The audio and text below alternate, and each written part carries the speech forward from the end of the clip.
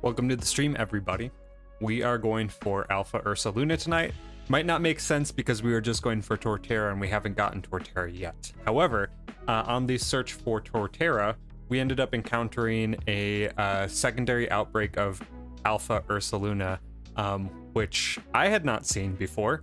So it turned out to be a 10 spawner, which means that we have 93 potential combinations to go through and a very high likelihood of finding a shiny somewhere in that stack. So that's what we'll be doing tonight. Wasn't on yesterday due to a very severe case of food poisoning.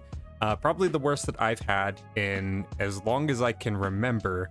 I pretty much was just bedridden, drinking fluids, and trying not to die. But I'm feeling better today. Very thankful that I'm feeling better today. And very excited to be streaming tonight and hanging out with you guys. What's up, Alex? Welcome to the stream. Champion Cynthia, thank you for being here. And Chevy, thank you for being here early. Appreciate you guys. I'm really excited to dive into this hunt. And then if we end up getting lucky, with, like we have been prior, I mean, I'm not going to make any assumptions, but if we end up getting lucky early on in the stream, then we'll, of course, use Torterra as a backup and go for that until it shines or until we find an alpha spawn of that. So no expectations whatsoever. You guys feel free to make your guesses, numbers between 1 and 93 as to what encounter we might encounter the shiny Alpha Ursaluna on. Fisher, welcome to the stream. Thank you so much. I am very thankful that I'm feeling better today.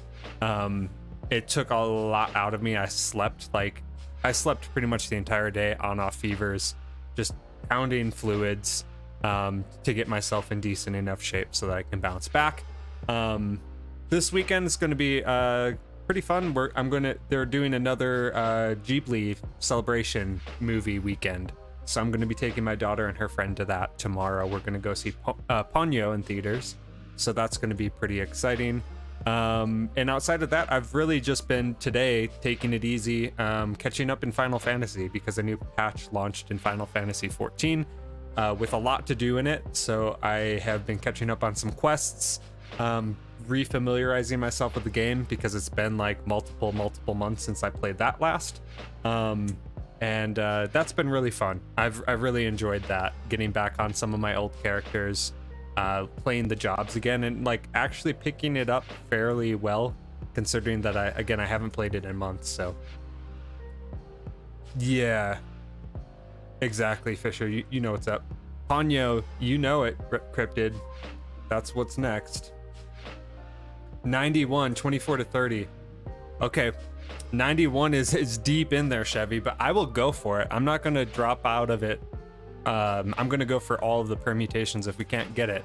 If it doesn't shine, it would be terrible luck, but I mean, we've got 93 rolls to do to try and get it to shine. So 24 to 30, I think is fair. I think that's a fair a roll, Fisher. I mean, we need Chase in here. That dude has been within one every single time that he's made a guess. So we'll see what Chase says.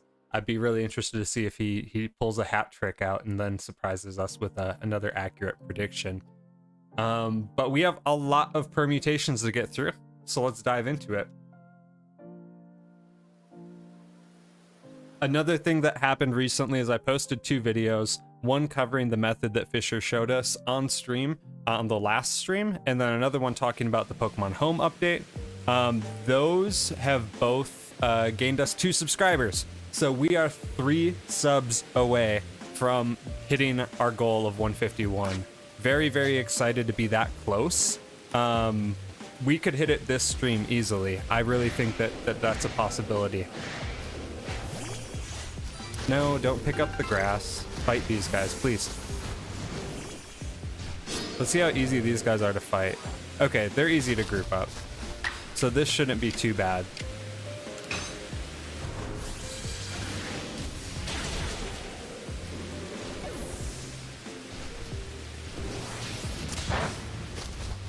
Best way to get something is keep trying. Chevy knows what's up. I mean, that's the whole theory behind shiny hunting, right?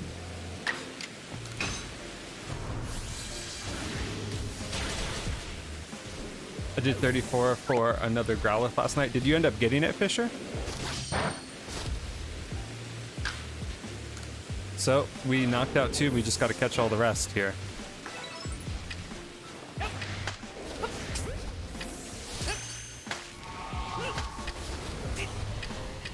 Trying to give me some bear hugs.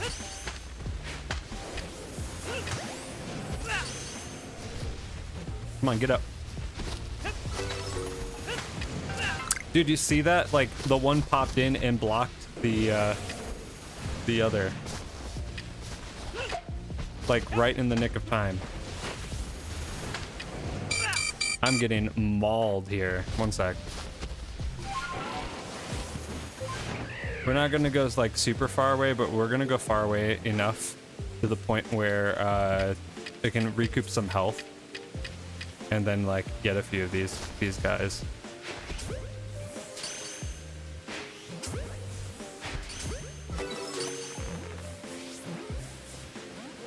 You're good. I don't even know if that was loud enough to pick up on the mic.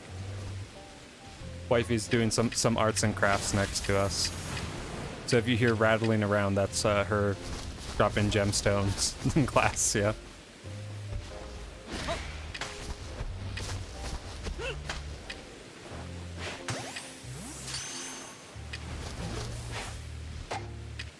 He's just like standing there.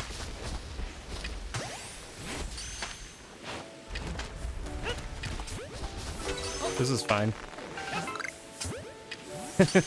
I'll just snipe him from up here. That's perfectly fine. This is a much safer route.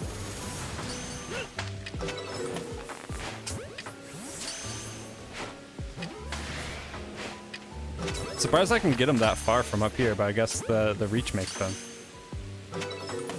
When they charge, it's genuinely terrifying. It totally is. Like, imagine just being crushed in that. I mean, it's basically like just getting mauled by a grizzly bear, really. That's what it comes down to.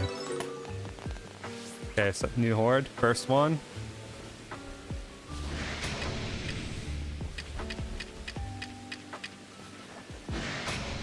Dang, they all saw me right away. I mean, this works.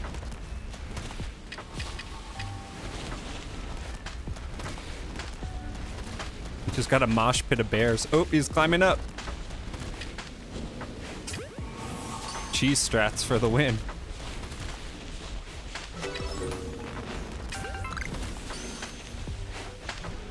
Yeah, exactly. Like it would not feel great.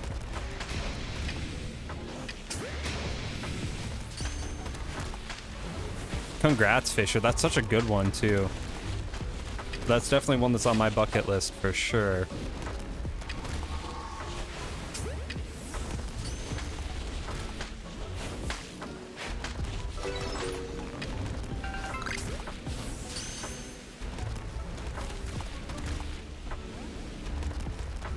So it would seem that was permutation numero uno.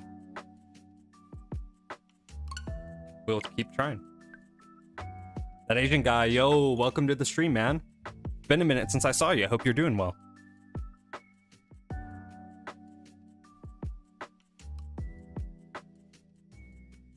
Yeah, I didn't know. So, like, I knew that they spawn in outbreaks, but I've never seen a second permutation spawn of Alpha Ursaluna cryptid. So this is new territory for me.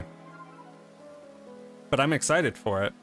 I mean, like, if it was any other Pokemon, I'd kind of have my doubts and probably still be hunting Torterra. But the fact that it's a Hisuian and, like, one that, I mean, I haven't seen hunted before is pretty exciting to me.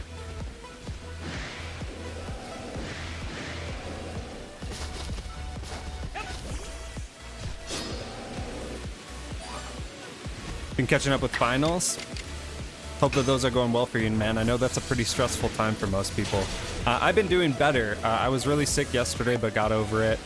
For the most part, I'm feeling a lot better today, hence why we're streaming.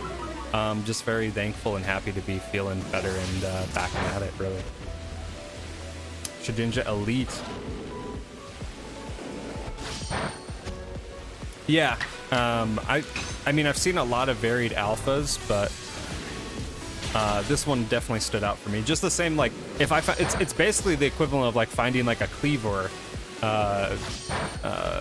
second wave, like an alpha cleaver wave. Like, you'd have to hunt it, you know? Smoxy, bleh. Welcome to the stream. You're gonna get that. You're gonna beat it, Cynthia. Good luck on the Primal Kyogre, but I think you got it.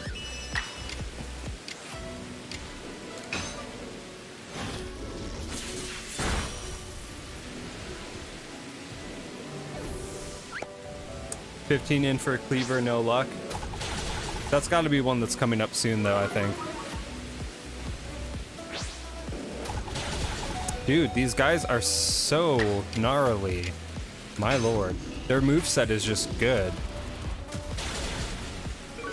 Luckily, we only have to KO 3 of them.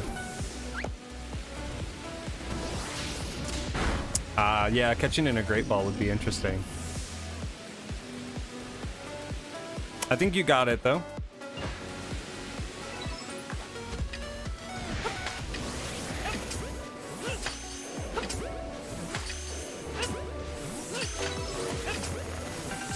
Looks good. Are you gonna put it back on it?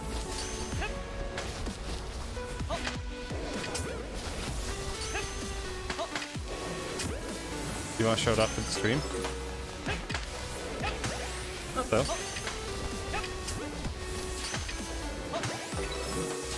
Okay. Yeah, that's the one good thing about like Wonder Guard Shedinja.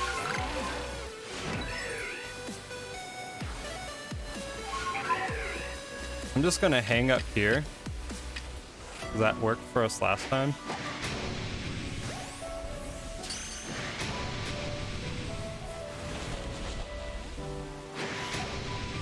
It's fine.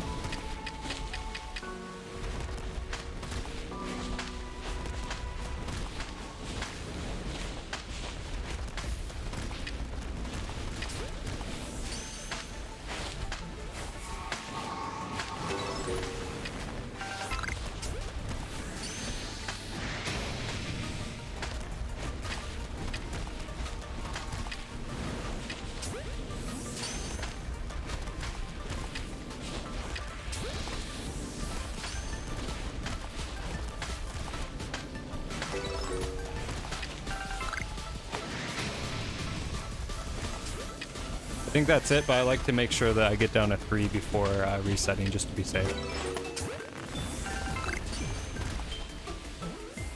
Glowing eyes in the misty night. It is kind of spooky, isn't it?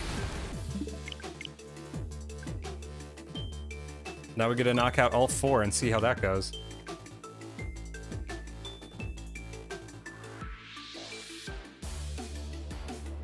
Hopefully it charges up for you soon, Smoxy. That way you can get to the creativity and strike while the iron's hot.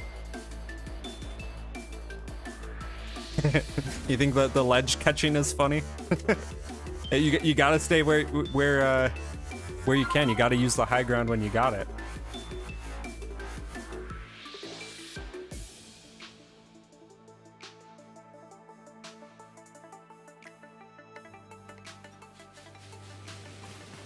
All right, now we gotta knock out 4 of these boys. I think we can do it. We got a lot of fighting types on the team, so.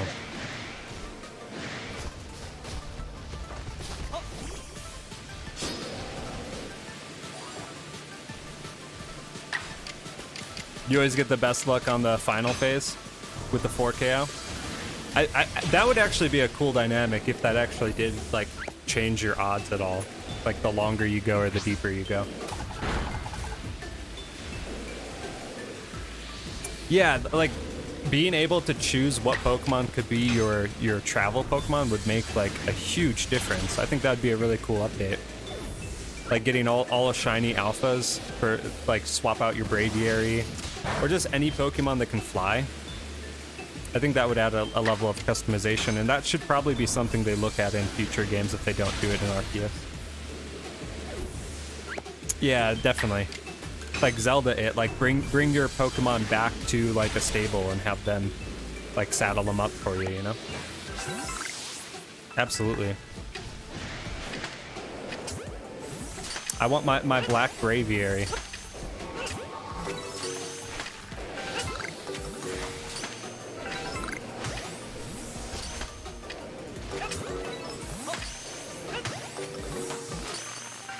I really like that about Let's Go, at least. Like, there was just certain Pokemon that you could ride when you would take them out of the Pokeball, like Starmie. Riding on the back of a Starmie was really cool.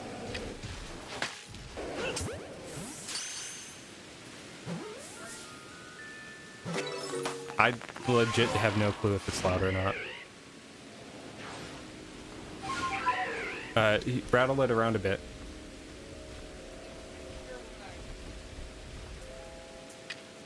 But no, like, rattle it around a bit. I can see if the mic's picking it up or... Yeah, it's not picking up at all. You're good.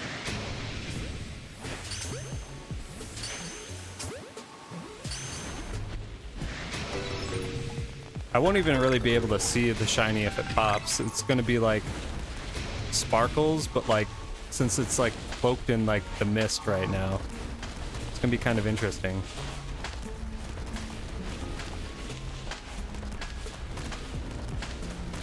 Just chucking down globs, see where they stick.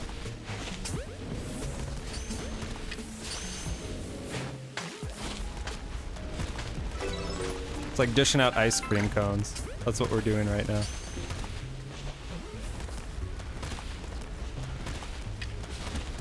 Okay, there's only 3 on the screen.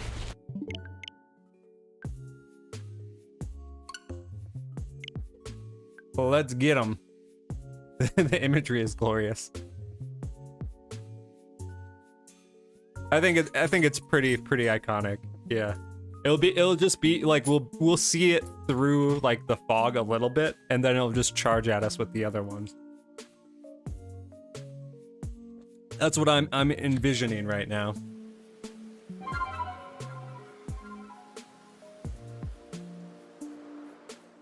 I mean, we'll know when the color changes, but you get up there and you can only really see their eyes, though.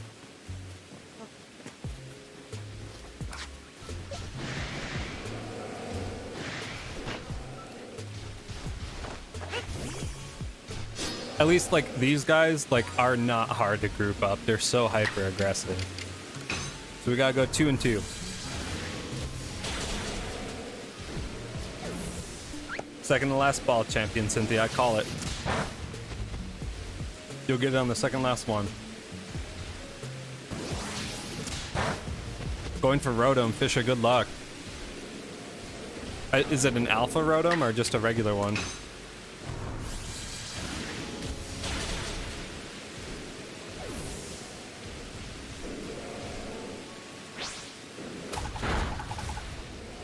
Yeah, anything with Aqua Ring is a bad time for sure. I feel the exact same way. That's why I'm kind of worried about hunting Palkia in BDSP.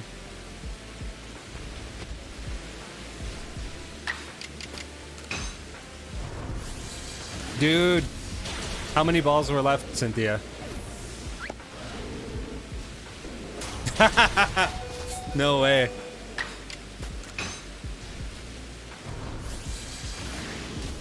Called it.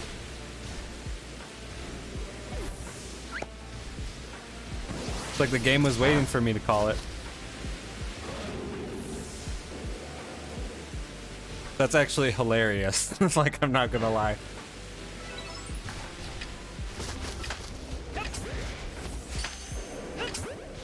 Oh, Fisher, you got it. If you got a perfect dex, absolutely, you got it. I'm calling it right now. We'll just make all the calls tonight.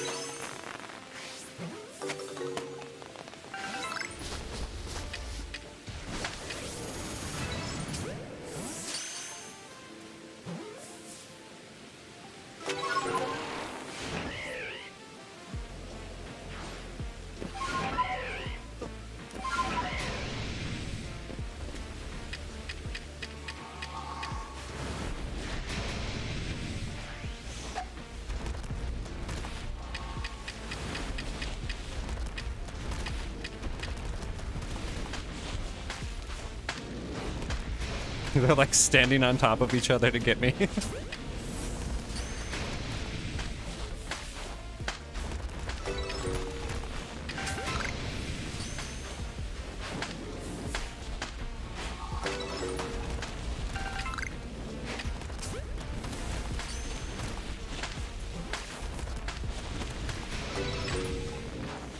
Yeah, congrats, Cynthia.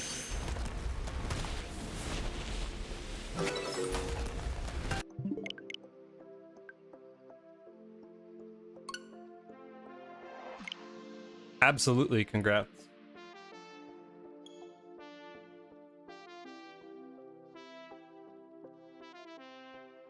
Yeah, I'm definitely gonna have to start taking more time to do perfect dex entries for alpha hunts, I think. I might end up... I need to do that for Gardevoir, for sure. And then that one I'll do the reset hunt method on.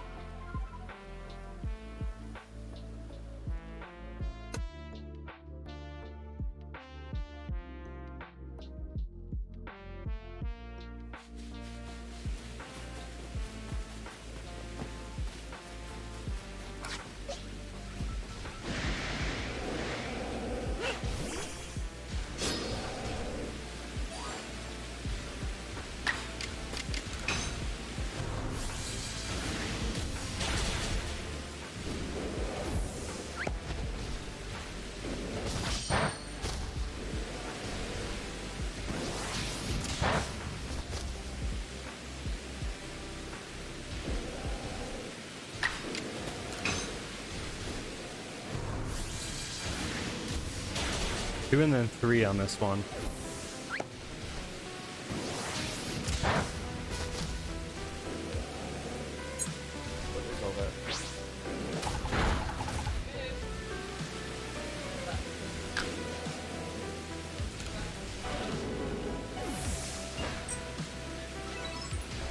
Did you have to like tie that?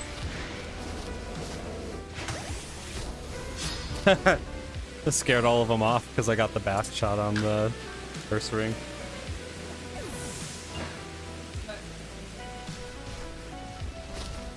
Come on.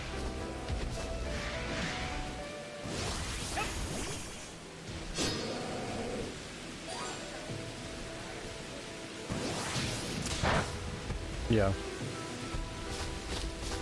Oh, I'm sure it softens it too a little bit.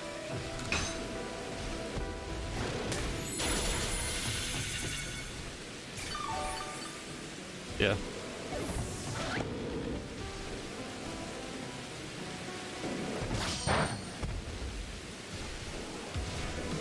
Keep forgetting that we've got Drain Punch, so we're going to be making a lot better use of that. That's actually kind of perfect for this hunt. Are you making a big mess?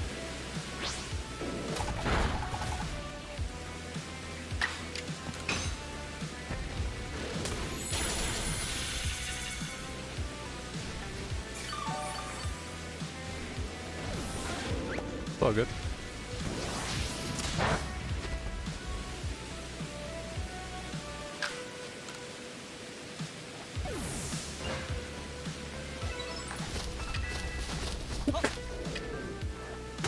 I mean, yes.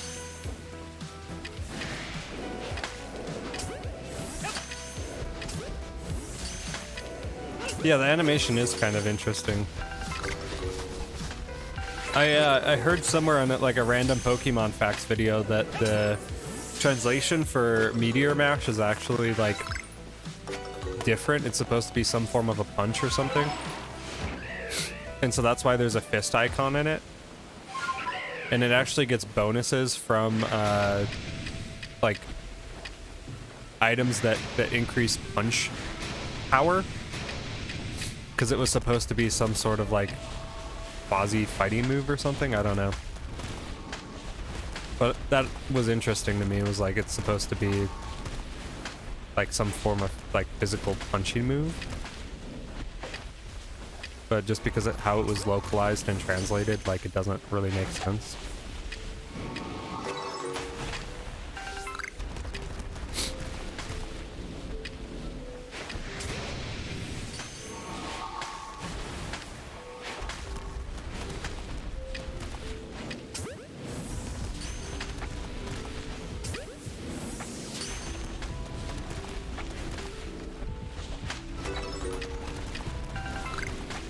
Well, I can bring it with when I go see her.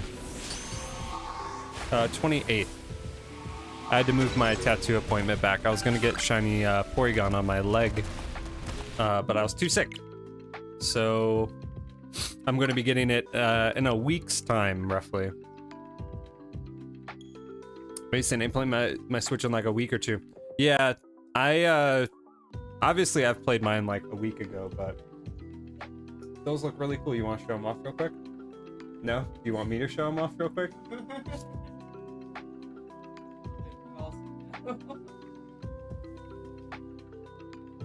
My wife is making resin, so it's got like a runic symbols on the resin part, and then she's got like broken glass in it, and she's gonna put another layer of back on it. And then there's this one with all these little gemstones in it. So if you hear stuff rattling around, shaking, breaking, we're not getting broken into. It is not a robbery. She's just doing crafts. She likes doing resin stuff. Yeah, it does look like Jello, except it does not taste good. Looks like the best you've ever had. It's death candy. You're not wrong. It's delicious. We keep the kids and the dogs away.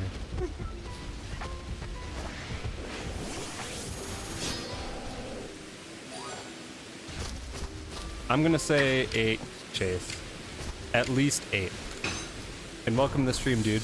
You've got to give us a number, my friend. Fisher said 24 to 30. Chevy said like 91. Numerical value between 7 and 93. 16. Good call. We'll remember that number.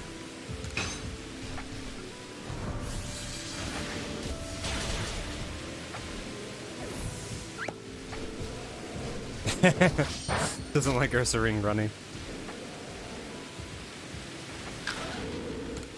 I mean, it's just a big, scary, intimidating dude.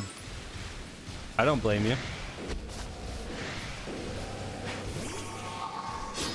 These numbers are how many different combinations we have to get a shiny alpha. We have a total of 93 different combinations, and we are on number 7 right now.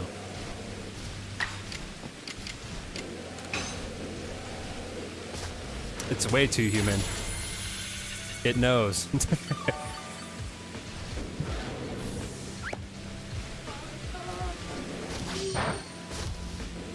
okay. You can take a hit.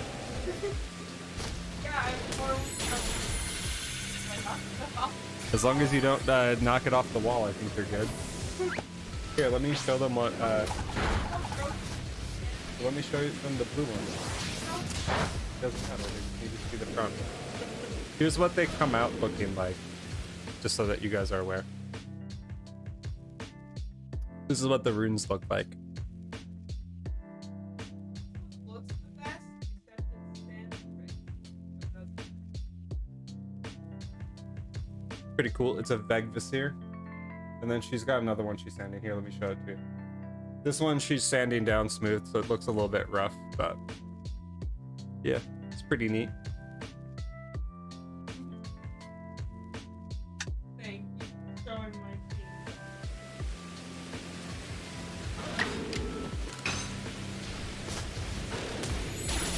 Yeah, she's been getting way, like each one that she does comes out better than the last one, so it's been pretty fun seeing her work on all that fun stuff.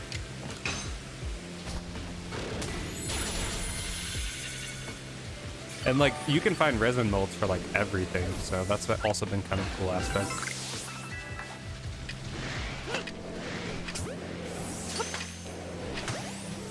She's gonna be like doing some experiments with like Pokemon cards and turning them into like candle holders and votives and such.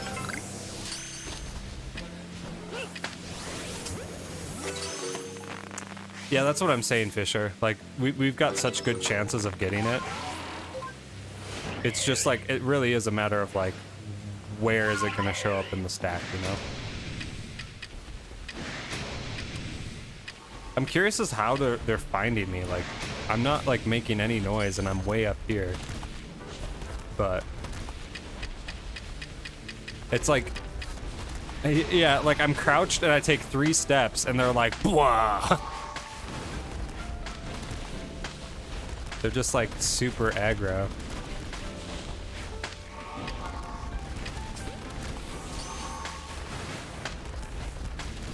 Seven to 93. Good guess, Mason. We'll see if you're right. And then I just don't get it. Oh no. What up, Sam? Welcome to the stream, man. How are you doing today? I mean, I don't really need the stealth sprays. I don't really pack those too much, but you're right. I probably should have a few on me. I still think that they would pick up pretty quick.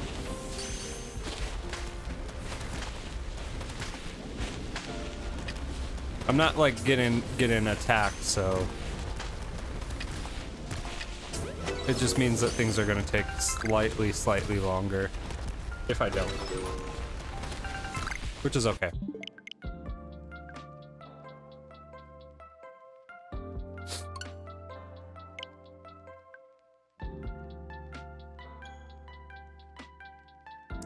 Hey man, that's as much as we can ask for some days, so I'm glad you're here. I'm glad you're doing all right.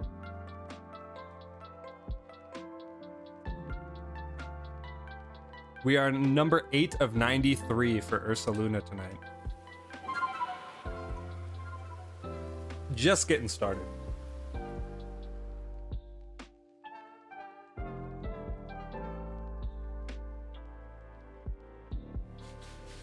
It looks like such a big number, but then you look at it at the chart and it's like so small. It feels like it's like nothing.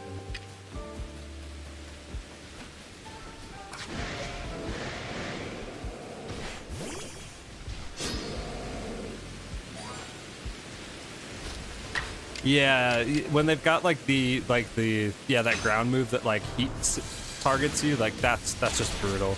If I was like down there on the ground having to take all those hits, I would be going crazy. For sure. Just saying 56 now. So he's got 2 guesses down. 16 and 56. He's been right before, ladies and gents.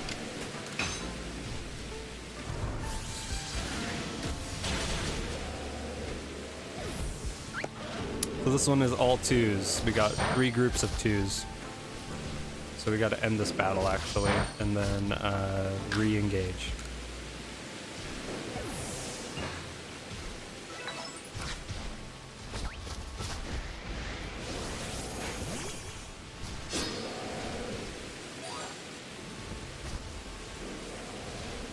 Oh, you have 16 shiny Ursalunas. Wow.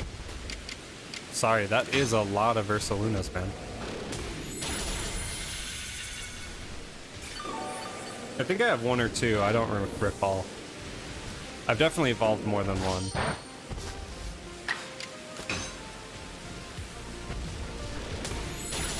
Yeah.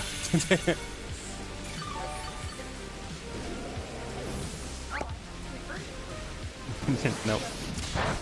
Yeah, the sounds are like slightly different, but it's enough to trip people up, especially if it's a late night hunt.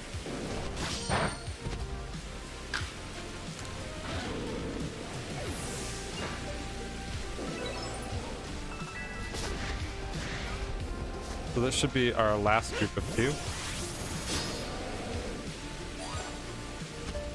Seriously easy if you know the method.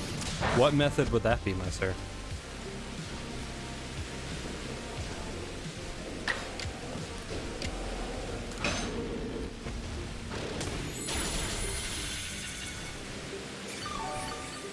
It's like I have the regular shinies, but like I'm still gonna go for the alphas if one pops up.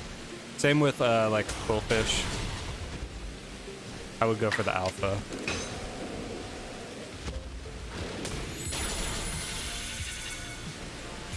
And Sneasel.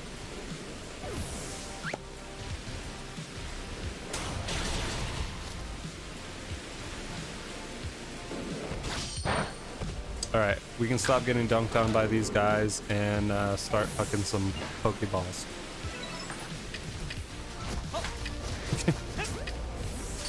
You're on one tonight.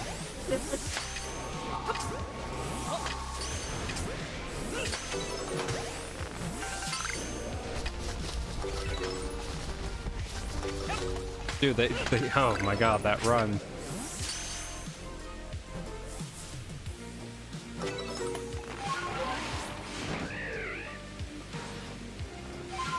They don't keep spawning infinitely. They spawn up to 10 in the first wave.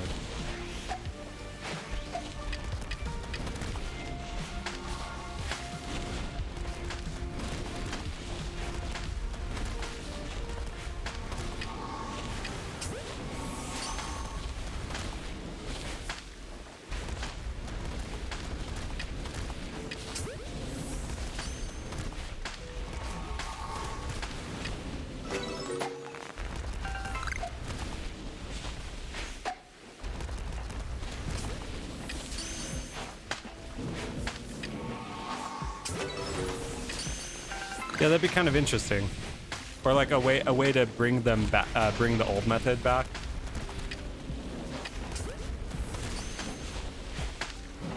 All good, Sam. That's what most people do. If it's not, if it's not also like shiny hunting or playing a different game, it's basically drawing or doing some form of art and craft while on stream. So that's what the stream is there for, my man. I heard Zeke picked up Arceus today, so he texted me and let me know that he was playing that. Maybe he will make an appearance tonight. I don't know.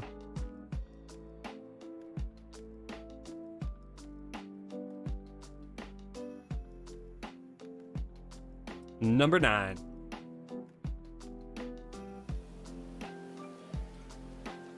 Yeah, I haven't talked to him in a hot minute either. But he just hit me up out of the blue, as he tends to do, and let me know that he got the game. So I was like, dude, if you need any tips, help, you know who to call. Oh no, Mason. That's a horrible way to start off your playthrough. I'm sorry, dude. And then they made it even harder to get them too, because you can't just chain the outbreaks anymore. That is a tragic story, my friend. Huge F.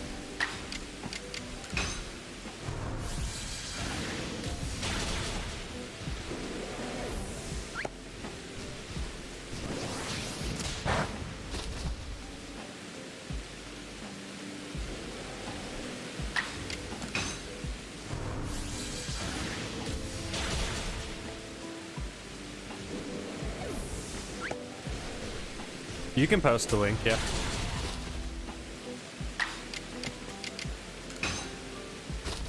If you're in the Discord, you can post it there too. I don't think the stream will let you post links. I actually did 3 that time, so that's fine. I'm gonna jump ahead a little bit. Yeah, you can still use the older version if you haven't updated, or if you don't have like auto updates enabled. That is right, Fred.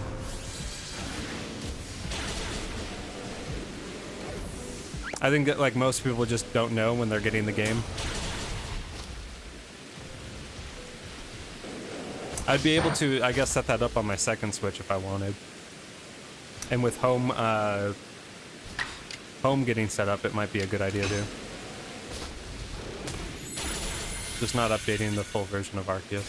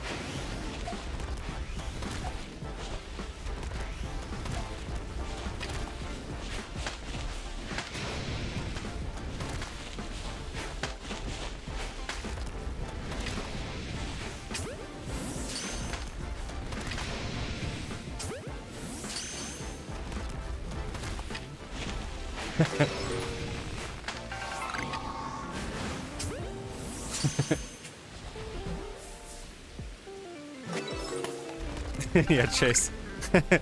No, I was just laughing at Cryptid question Chase if he copied and pasted supercalifragilisticexpialidocious. Answer the question, please.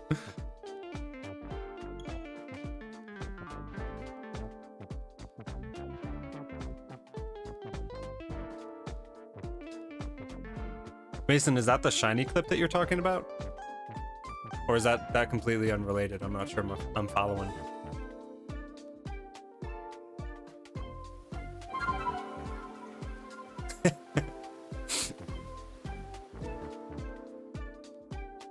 We won't know until we get a clip.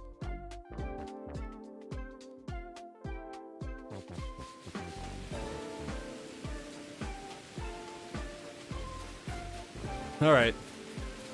So I completely spaced it and knocked out all of the first wave. I only needed to knock out 2 of them. So we skipped ahead to the 14th wave and did not get the shiny there. So we just knocked one out. It's a little bit further along. So this one will be 2-2-3. The last one that we just did was 3-2. So we cut ahead a small bit.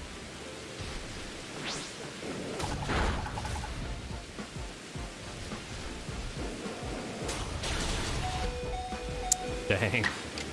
They hit so hard.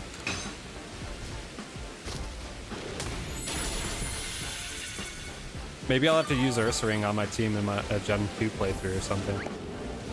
I definitely like don't use it very much at all, but it's got like such a good moveset.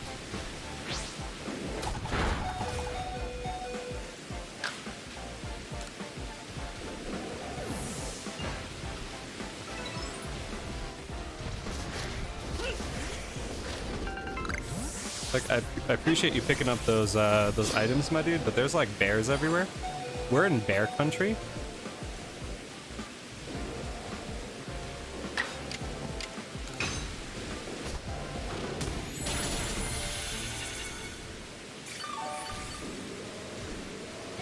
If not, Mason, you can post it in the Shinyplex Discord channel. And we can check it out there. I can pull it up on the stream.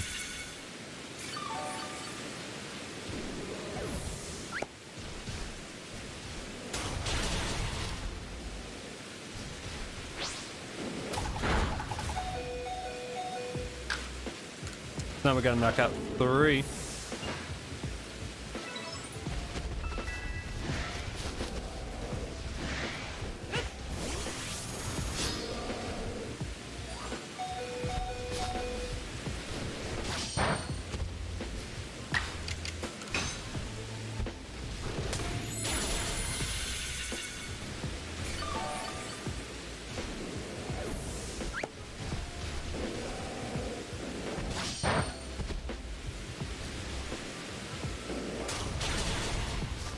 Lucario down.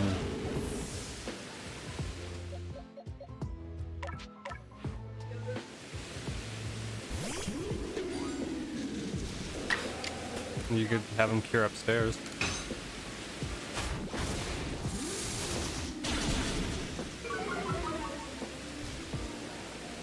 Yeah.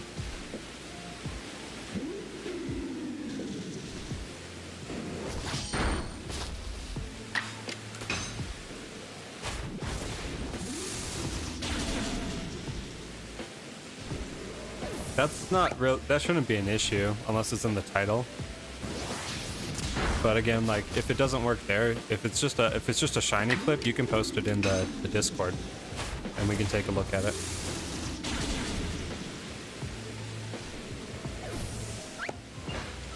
Dude.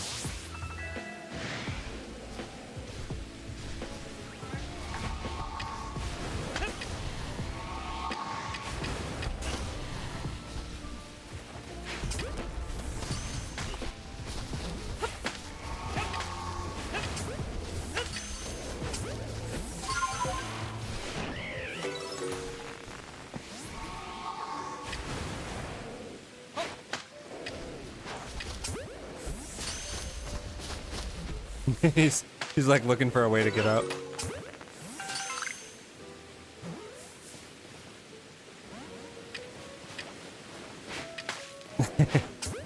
Like the way he just stares up at me, it's just so funny looking. All right.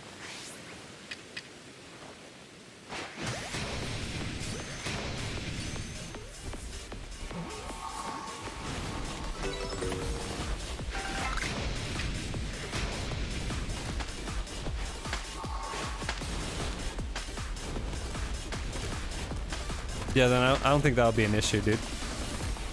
If it's just the nickname.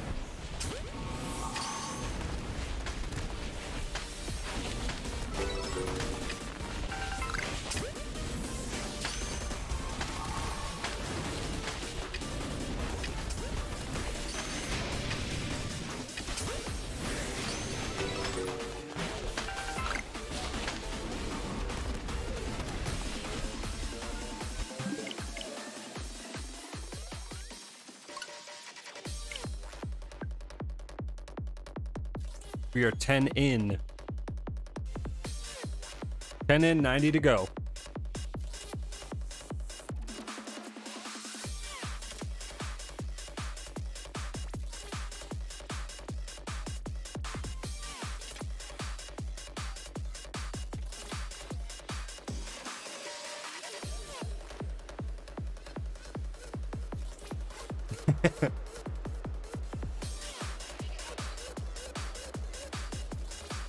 Fishy, if you are watching us on the stream, welcome to the Discord.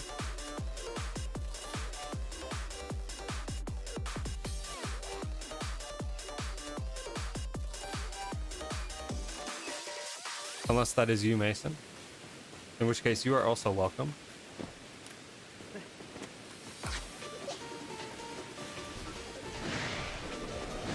Good luck on Roselia, Elite Red. That's going to be a really good one. And you got the 10 horde, so bring it on. You got the best chances that you can really get outside of perfect. Got it. I thought you were already in there. I was like, that's odd. I don't think anybody is new here.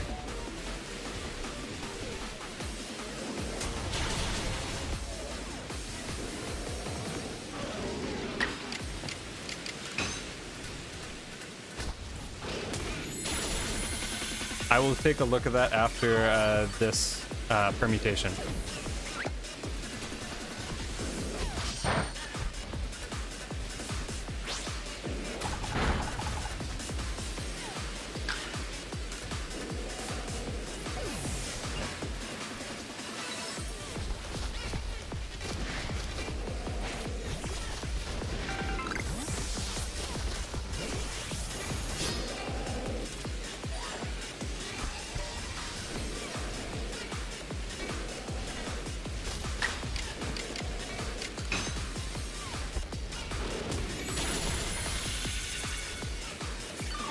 Yeah, I thought that you were in there, but I could have been confusing you with someone else for sure.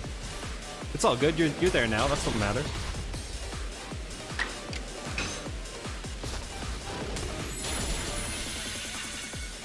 Oh no, Sam. I'm so sorry, man.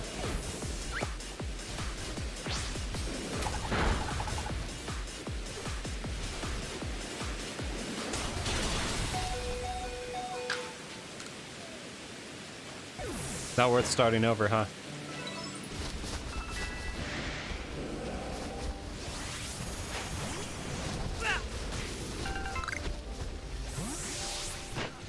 Not yet, Smoxy, but we're going at it. We are on our 11th permutation.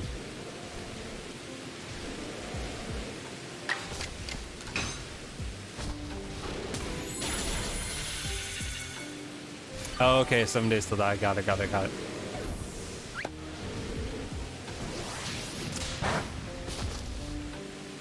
I feel that, man. It's totally discouraging when you come back and your save isn't there. Or like you thought that you had more progress than you did. And then like you have to gauge whether or not you want to try and remake all that progress up. And know that it's like a multi-hour investment to even get to a semblance of where you were before. I know that feeling all too well. What's up, Calms? How you doing? Glad to see you here, man.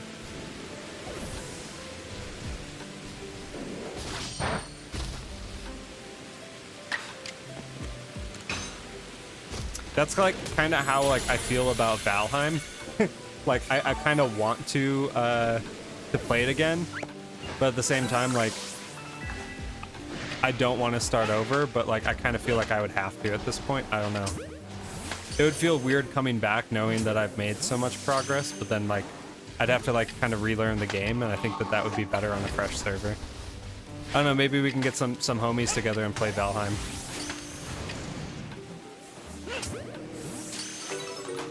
Yeah, I have literally not seen any of the updates other than the base game, Sam, so. Hello, Miko. Welcome, welcome, welcome. We're on our 11th permutation out of 93. We got a lot to go through tonight.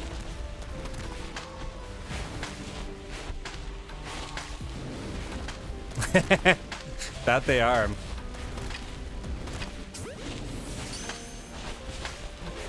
Plus, it's really rainy, so I'm sure they smell great.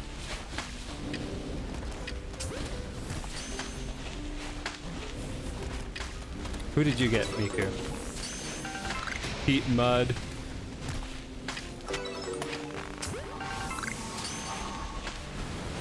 Yeah, absolutely.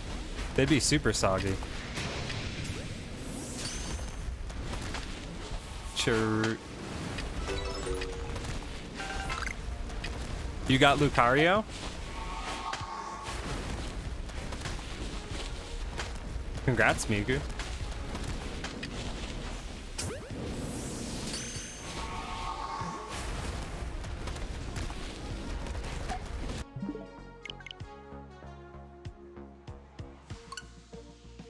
That's awesome.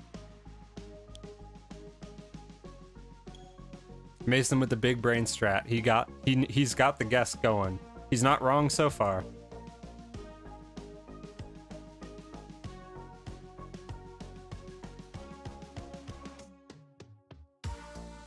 I'm saying 27. We are listening, Miku. Tell us about it. Yeah, I would imagine they don't smell great.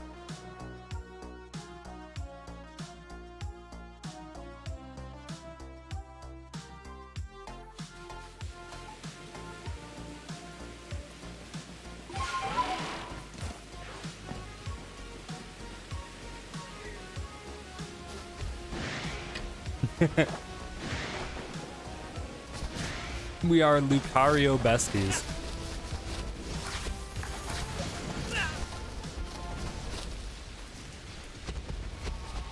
All right. We gotta check out the Discord real quick.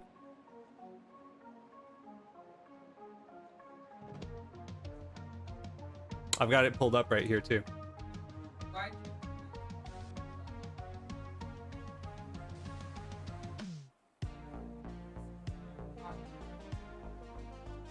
I know.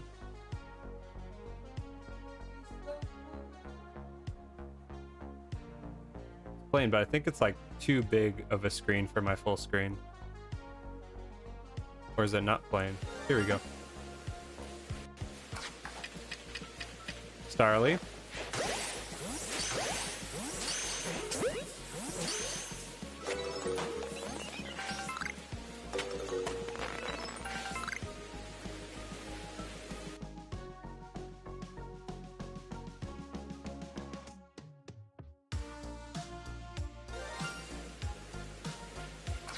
Was it 2?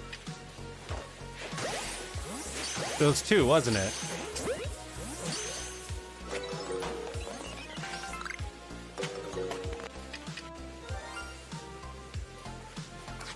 It was this one and this one. They both look shiny. Dude, congrats. That's always a good feeling.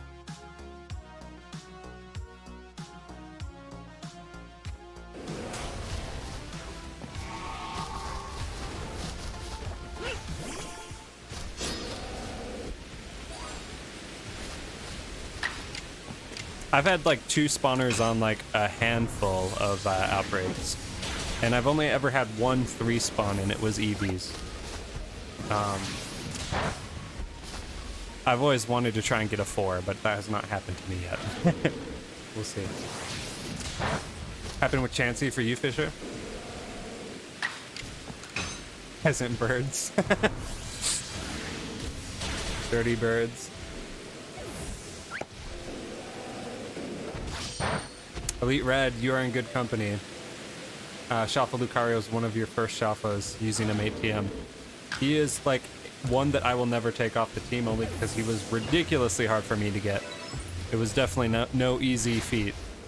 I got mine as a Riolu.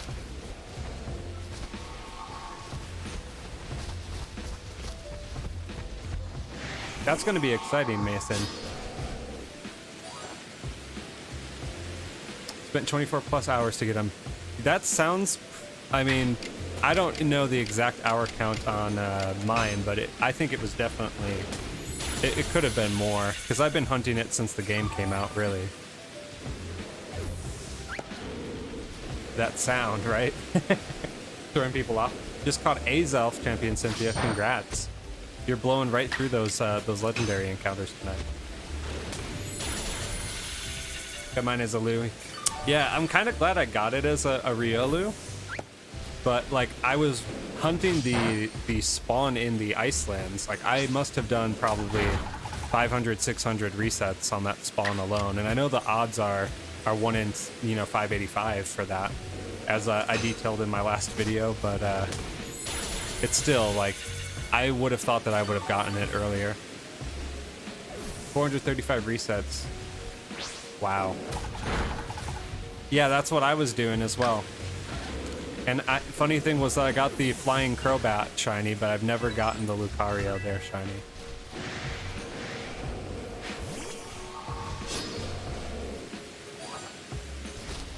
You stayed up 2 days to do it, Miku? Oh my.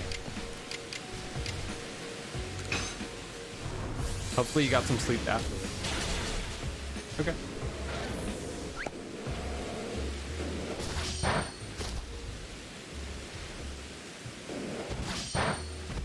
And Sam, that's basically exactly how it works. There's different combinations, and every time we battle a different combination, the second wave, the Alpha Ursalunas, are going to be completely different every time.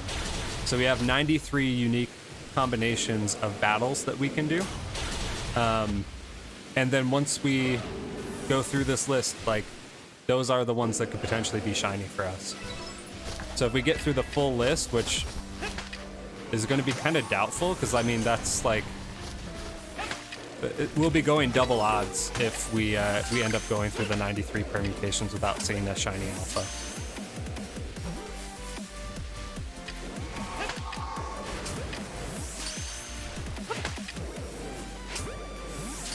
I don't think so.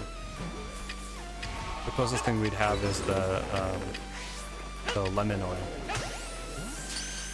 24 hours, that's nothing. Shaman Home BDSP. Converted to hours. 41,000 or 44,000 hours. I just more so mean like staying up like 24 hours is pretty insane. If you're staying up like 2 days shiny hunting something, that's some pretty strong commitment.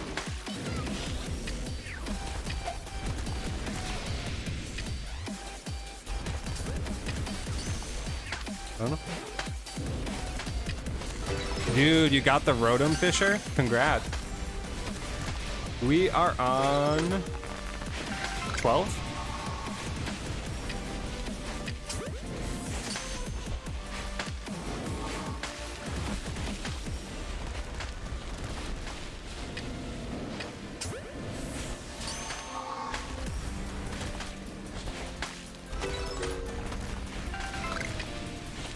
That's dedication, Miku, for sure.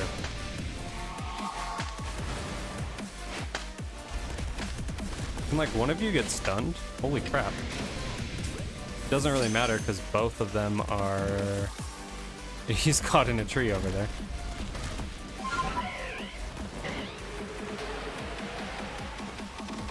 Okay, just making sure that one isn't shiny.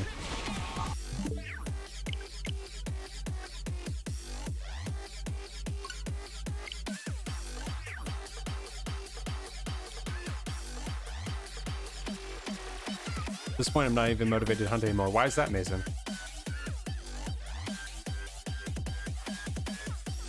That's an incredible amount, Fisher. I'm nowhere even close. I don't even think I've completed my first box yet, honestly. I mean, if you're burnt out from doing like a long hunt like that, that totally makes sense.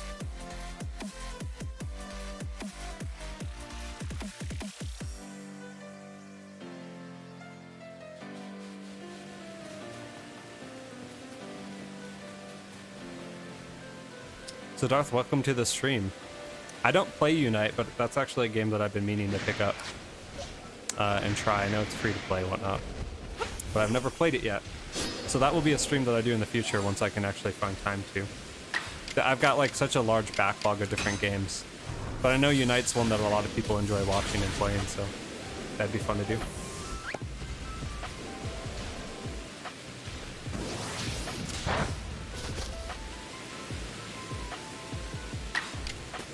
Well, welcome to the stream, sir. Appreciate you being here.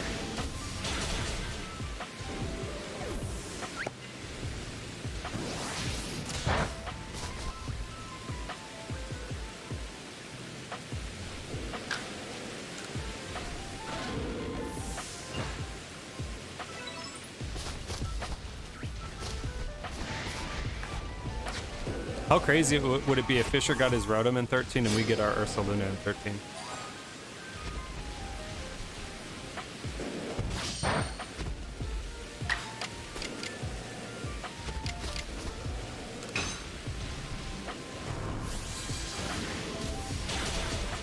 Ah, you're saying it's boring? Have you been playing it for a long time?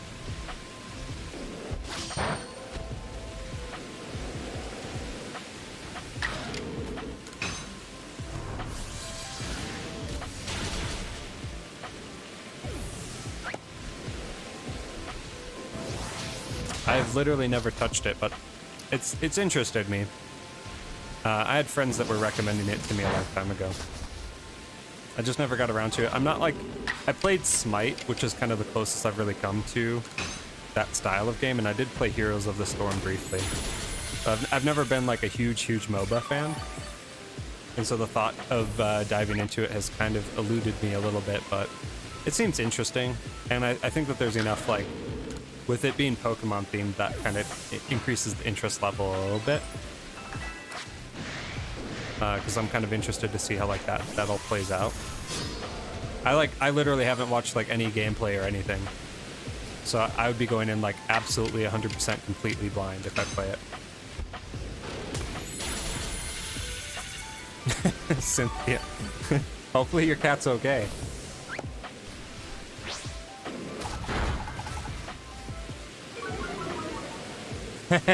Yeah, Fisher, like when it syncs up like that, it syncs up like that. So maybe this will be the one. We'll see.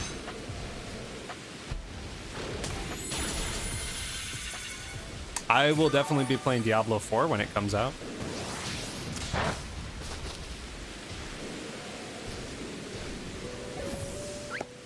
I do not know if I'll be streaming it. Maybe. We shall see. Yeah, she's got another 8 lives, right?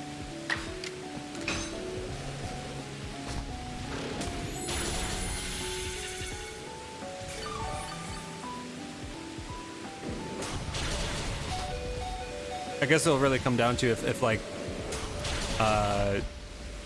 if you guys have any interest in watching Diablo play gameplay, and also making sure it's like adult or channel appropriate and such. Yeah, and I'd have to play it with my wife too, of course.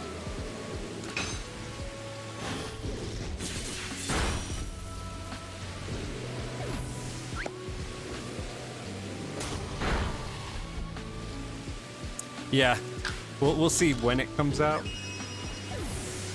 But yeah, that is another thing. We've talked about that a little bit on the stream before, just the whole situation. Did I mess this up somehow? Okay, no, that was the 3rd. Okay. I don't know if I did this 100% correctly. I think I did, because there's only 2 left.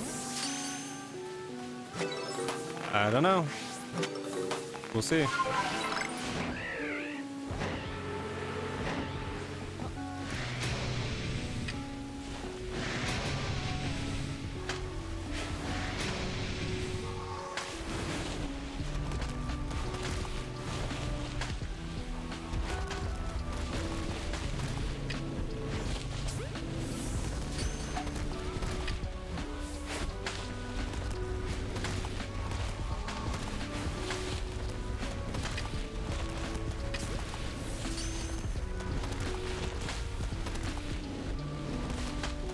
Yeah, my wife has played Baldur's Gate. I've never touched it though. In that it's isometric and it has loot.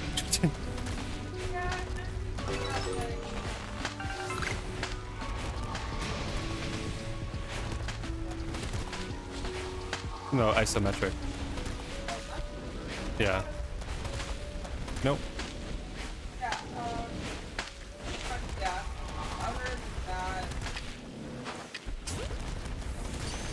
I don't know, like, I still like Diablo 3. I think it's worth picking up if you haven't played it.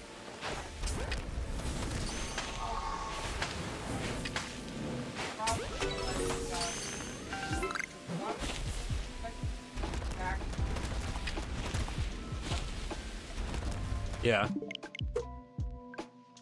They've got similar aspects for sure.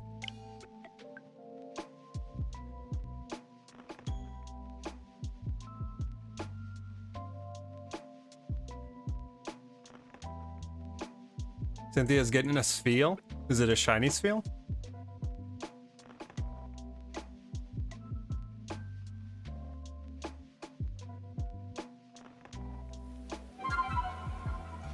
Yeah, I mean, I saw like Josh, I watch a lot of Josh Strife Hayes, and he was doing was it good series on Baldur's Gate? And that made me severely question why I've never played it before, because he's saying its praises quite repeatedly, and it seemed like it would have been right up my alley. I don't know, I just never, for some reason, never stumbled into it.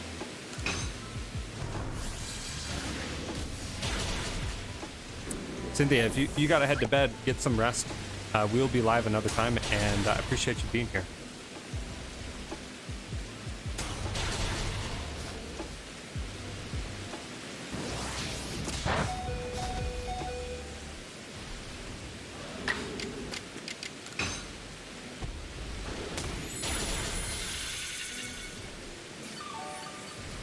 Yeah, I think that there's a pretty good likelihood it'll come to Switch. But I don't know how, like, the whole Microsoft thing is going to play out with that.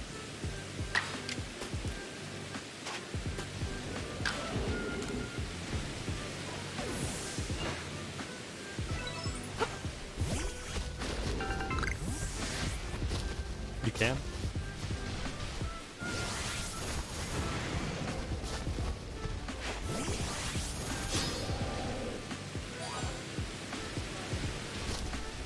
Oh, you can?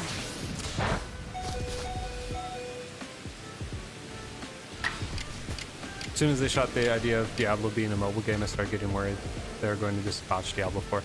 Yeah, I mean, like, it makes sense. Like, you would think that would be what they would announce after Diablo 4 or something. I don't know. It was weird. Yeah, I think that you can't go wrong, Fisher. I think you'll have a good time with it. And maybe, I don't know, maybe to prep, if we get like a hard announcement date of Diablo 4, maybe I'll play a few streams of that with people.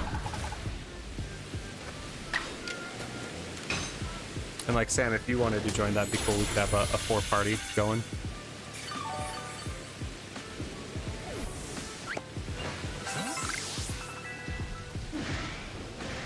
Your new lasers? Oh, yeah, sorceress.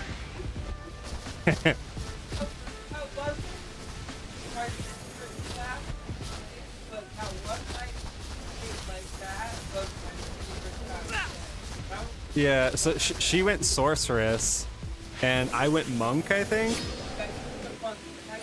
Yeah. She spec'd herself to get like a death laser, and she just killed everything before I could even run up to it. So it was a constant battle of me like hauling, you know what, across the battlefield to get up to the enemies, and they just explode in front of me. And then like something else comes in, and I'm like, and then it just blows up in front of me and dies. Yeah. Yeah, that was the trade-off. It was like, you kill everything, I get the EXP buffs though.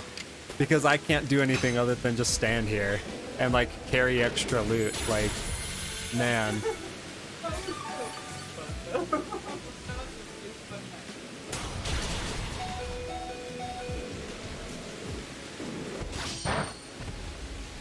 Yeah, I get a lot of I have like a lot of moments where I want to jump into that game again. So like if and when 4 comes out, I'll definitely be putting some time into it. But I'm just hoping that it's good. Like knowing that like 3, I enjoyed 3. I don't think that I'm going to not enjoy 4, but we'll have to see.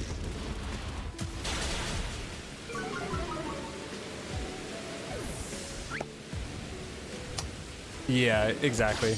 It takes some time to get used to. I don't know if I'm supposed to knock out all 4 of these or not. I'm just gonna roll with it, and if it doesn't work, then I'll reset. I think I'm supposed to because I grouped up 4, so.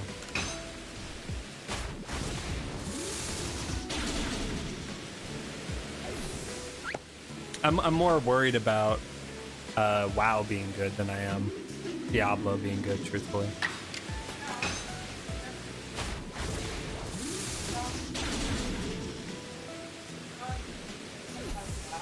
Not as bad. Okay, so that was the correct combination there. Yes, it was.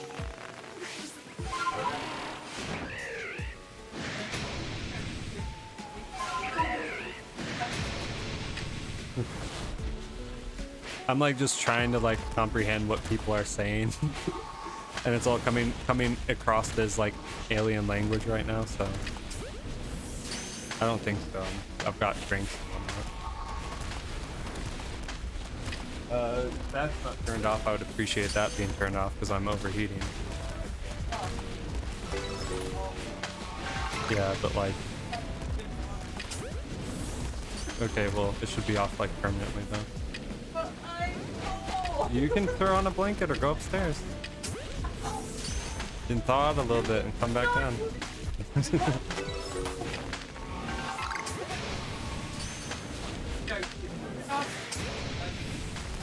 Okay.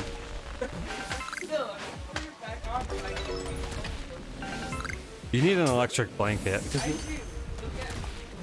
Because you're having to make the whole room hot because you're cold. You're the only one. I mean... He doesn't, like, what if he could? He's always cold. Lucence, huh, Miku? That's an interesting name. We did not play Diablo 2 at all. And we did not play 3 when the auction house was a thing. We came into 3 kind of late.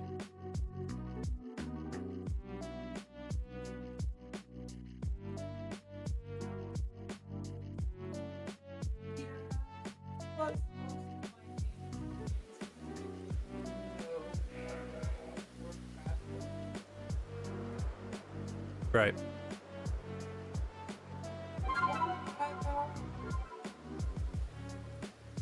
Oh wow, so that was fairly recently, Miku.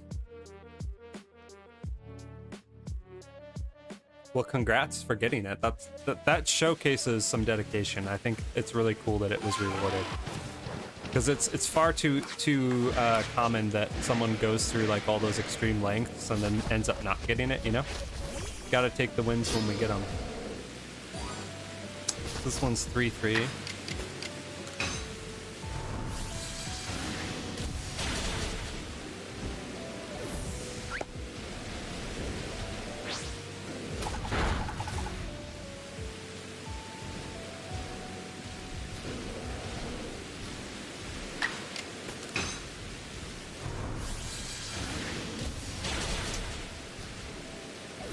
Yeah, we just gotta grab like a electric blanket off Amazon or something.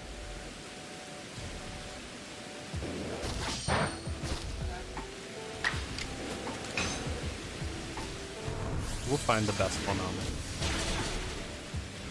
Only the best. For my staff. And then you can throw the other blanket on the top of it. I did not get that point. You just need to pull the seat up. There you go. I can't hit it. We're fine. I guess I just have to put like a less expensive guitar there.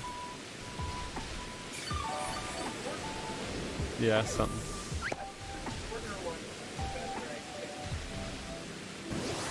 I don't know. The Telecaster, maybe?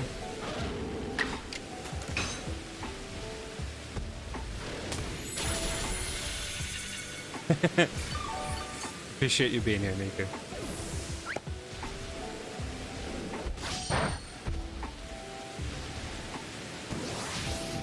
No clue.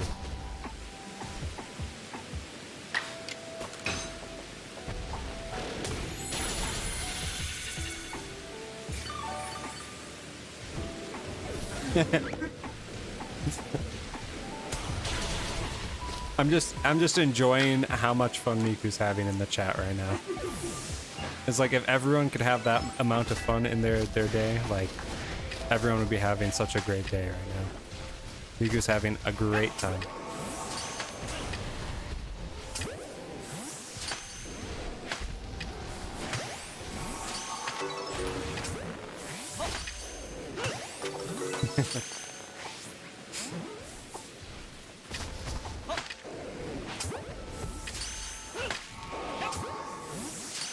Yeah, if I was having half as good of a time.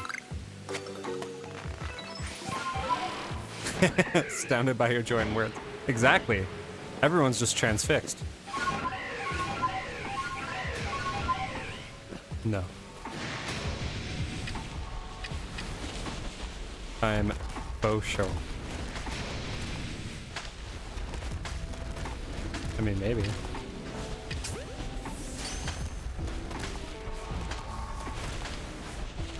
Take them in a smaller resin. Oh.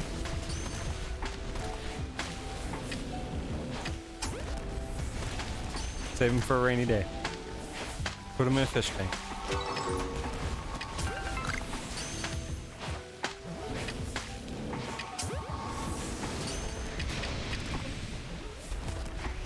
I mean, we still have the one that's in the closet, actually. Full of resin. You turn it into a light.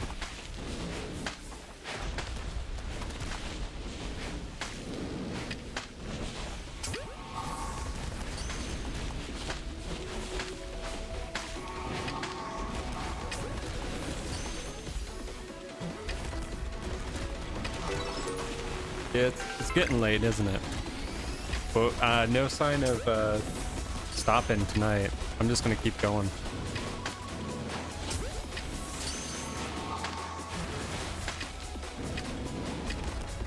What am I doing? We've got 3 on the screen right now. We can just go to the next one. Number 16.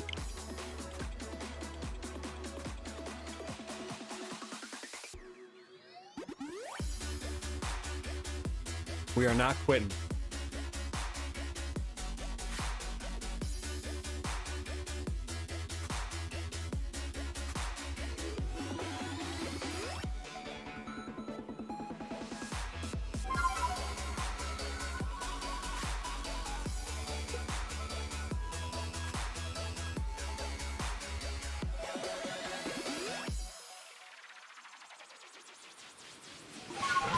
So 3 and 4 on this one.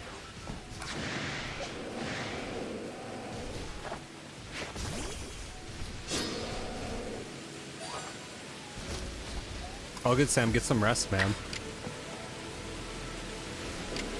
That sounds like a cozy Saturday, my dude. And I hope that you have a great Sunday as well. Hit me up. You know what to do. Text me. We'll set something up and we'll hang out soon.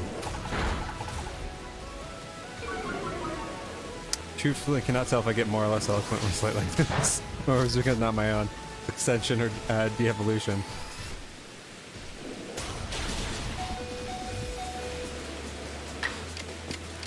I think that, like, there's definitely an impairment as I go later and later, but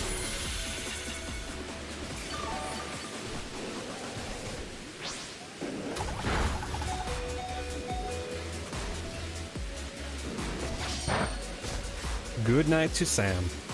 Sleep well, brother.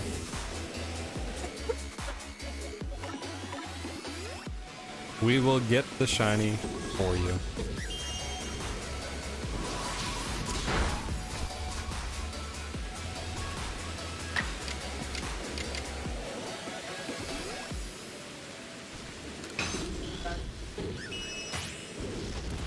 Hmm?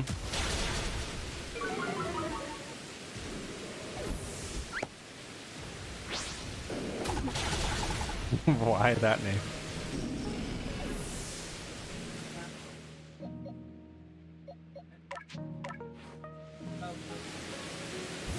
Mary and Pippin are the ones that deal with the tree, though.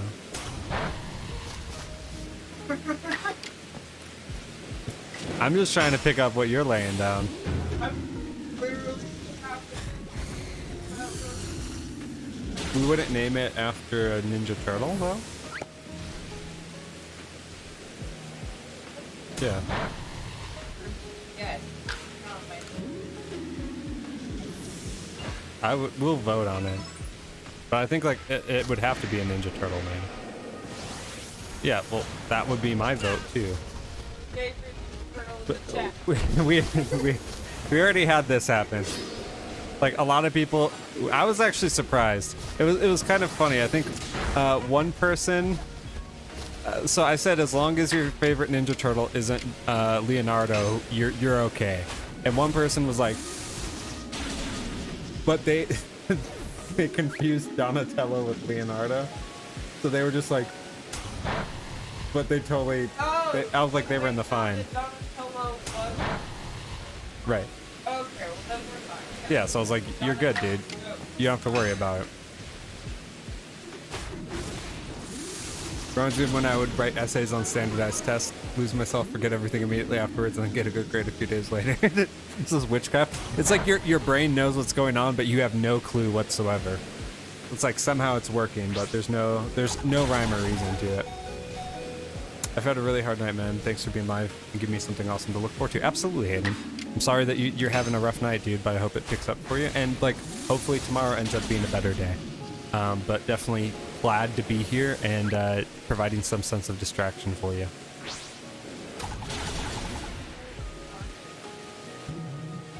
Yeah, absolutely. Leonardo's down. Absolutely the worst.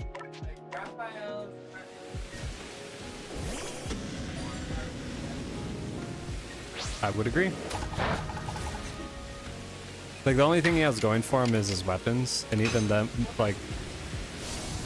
No, Leonardo has 2 katanas. Yeah, he has, like, dual katanas.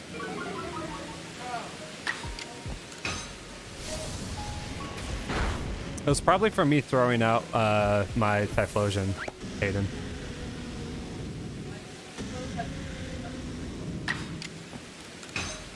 Yes.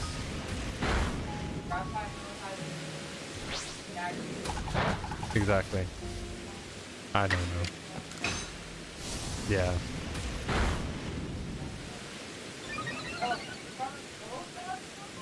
Yeah. Donatello has the staff. Yep. Yeah, Leonardo has the dual katana.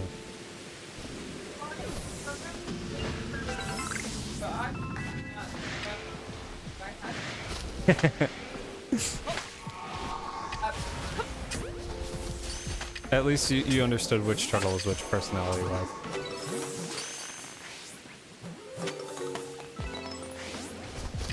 Yeah, it'd be like that, Hayden, for sure. It definitely sucks that it got away. But, like, I'm the same way. Like, I'm hypersensitive to any sound that's in near to that register.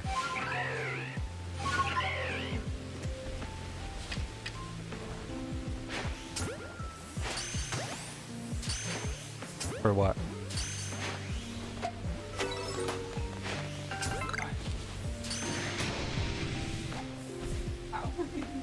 We covered that too. No, like, a lot of people, we talked about it, because, like, liking Leonardo is like liking the Red Ranger, when everyone knows green, black, and white are the best ones. Yeah. I mean, yellow was high on the list, too. Fair.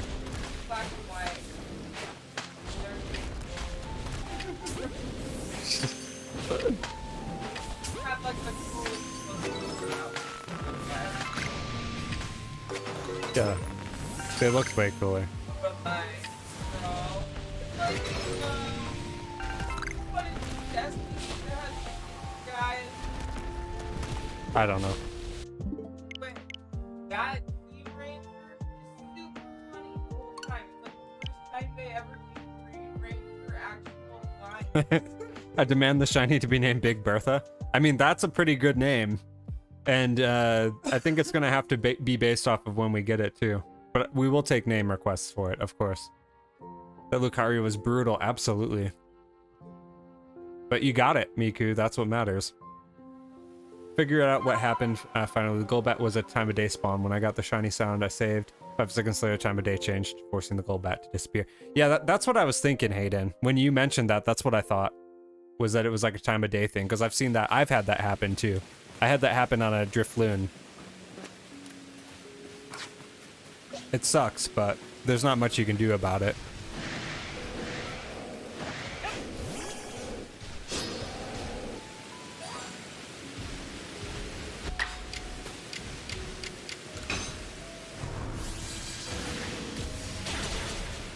Big Bertha? Yeah, I think that's the name already. I don't think we'll find a better name than Big Bertha. Shadow Wolfman just subscribed. Thank you so much, man. I appreciate that wholeheartedly. We are on a quest for 151 subs. We are 2 away now. At 151, we will be doing a full playthrough of all the Gen 1 games simultaneously on one screen. So thank you for helping us towards that goal. Really excited to be doing that. I've been prepping for it, getting the thumbnail and ready and everything. Appreciate you being here. Absolutely. Are you also shiny hunting? A lot of us are tonight. Some of us have already gotten shiny alphas. Fisher picked up a shiny alpha Rotom. So we are just going for this alpha Ursaluna with everything we got. Yeah, Big Bertha is a glorious name.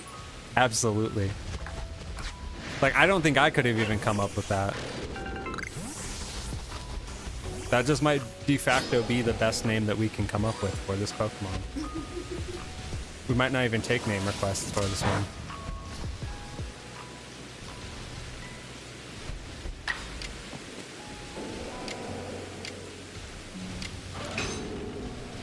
Full outs hunting in my Pokemon Y on Route 2 for a shiny playthrough in Darkrai and Shiny Pearl. Nice, dual hunting it. I always love doing that with multiple games. It's like, I always like having like a really quick hunt going, and then I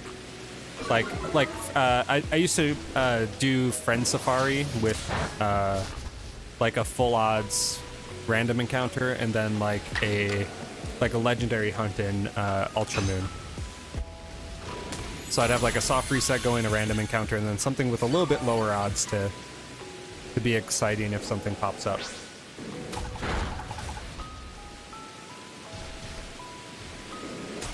Existential poetry occurs best between 12 and 4:52 a.m. Truth. Anything creative, really. There's like scientific reasoning for that, and I don't recall why. But there's like something scientific that states that our brains are more active in a creative sense. Maybe it's because, I mean, like, of REM cycles and sleep. My wife says it's because she has ADHD, but I mean, that makes sense too.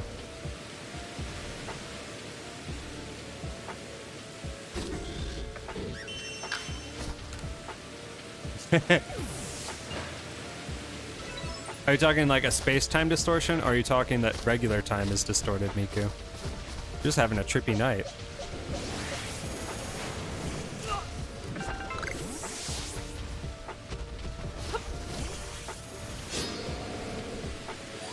Dude, chat is tripping out tonight.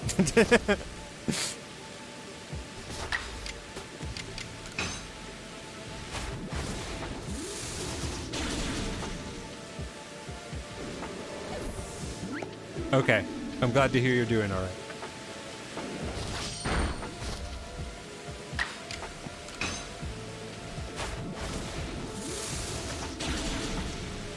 It's like we got cryptids, like it's late, I'm weird. Cryptids tripping out, Miku's tripping out, and like I'm like my brain is like, wait, am I like just not comprehending like what's being said? Am I like having issues? Because like still a little out of it from being sick and whatnot, but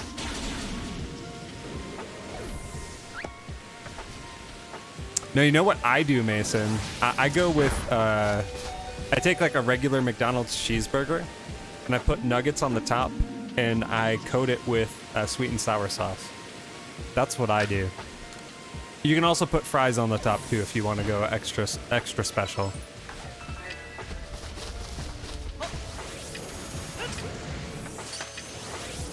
So that's like my McDonald's hack food.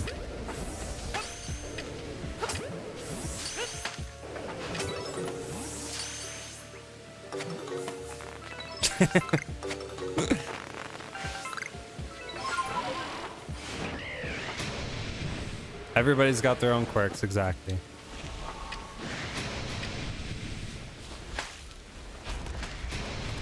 Ranch? I like ranch. It'd be interesting how that would play out with the sweet and sour. They are all stacked up right here, and they're just gonna keep blocking.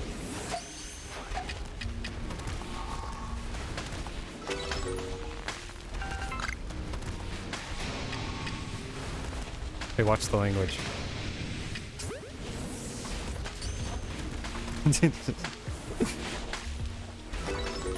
You can't control that though.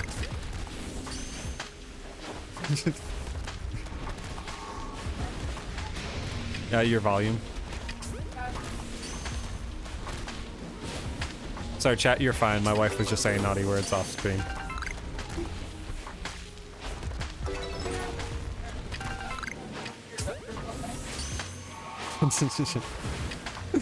Son of a meow meow, exactly. That's exactly what she said, Wolfman. I'm surprised you heard that.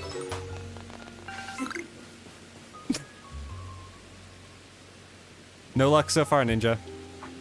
We are 17 in.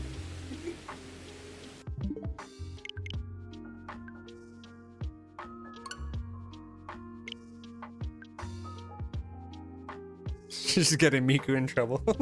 Yeah, no, Miku's fine. I mean, it was kind of ironic though that I said watch language. Miku's in chat saying poo poo head.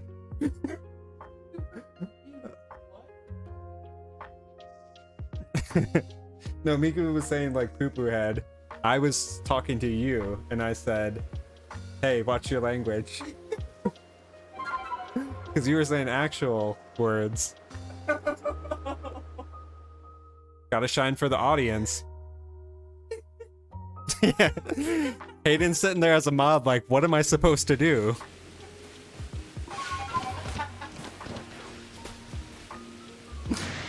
Like, I thought that was fine.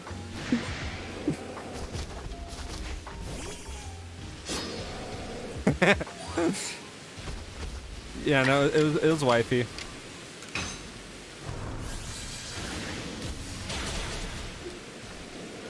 No. Yeah, no, she was talking quiet enough to where the mic wouldn't pick it up. But I was like, hey, you don't always know your volume level. So like, it'd probably be in your best interest not to say anything of that variety. Yeah. Because sugar honey tea. Exactly. Son of a biscuit.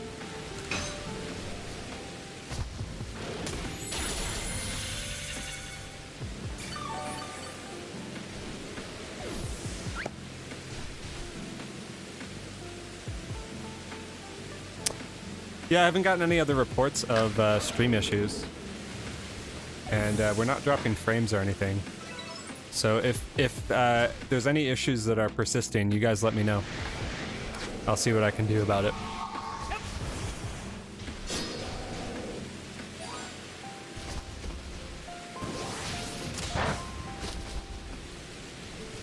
I cannot translate the word R. Cryptid's on a whole nother level.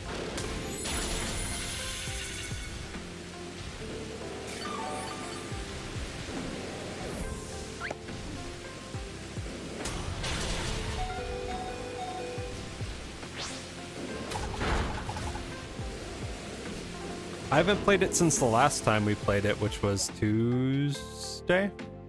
Tuesday? Yeah, it was Tuesday. I can feel that. Like, that's why, like, I tried to like, vary it up a little bit and play other games, either off stream or even on stream. Like, playing Legend of Zelda was a little bit different, changed things up a bit, and then playing Coliseum. Even though I haven't the last 2 Fridays, and my wife was probably about to remind me. That has also been helpful to kind of break things up. More than I normally would have if I was just playing myself. I would have just gone like hard in PLA like the entire time, but and gotten burned out by it by now.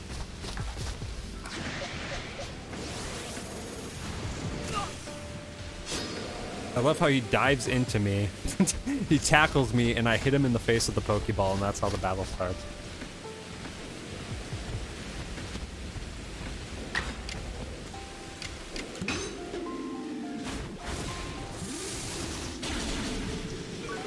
Get it, ninja. We don't talk about Bruno. I guess if it's a boy, we wouldn't call it Big Bertha if it was a boy. I mean, we might, but maybe we'd call it Bruno instead. All good, ninja. Yes, Smoxy was here earlier. She might still be here, just drawing in the backdrop. But she was here tonight. Big Bertos. Los Bertos. Name it Yogi. Yogi would be good too. We'll throw like, we'll either throw a poll up, we'll get like names going, we'll throw a poll up, or we will get like, we'll do a wheel spin for it if there's enough of them. No, Miku, your loose story wasn't bad at all.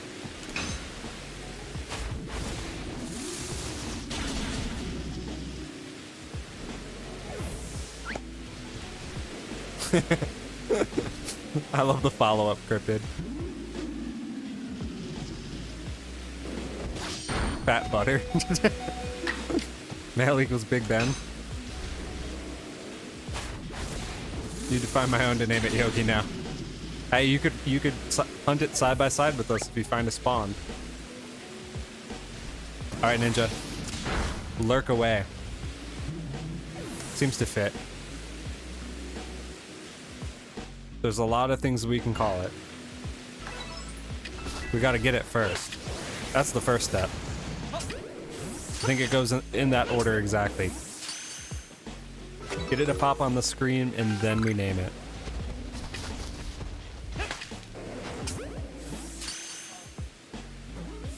Bjorn? Troll Hunter, best movie ever?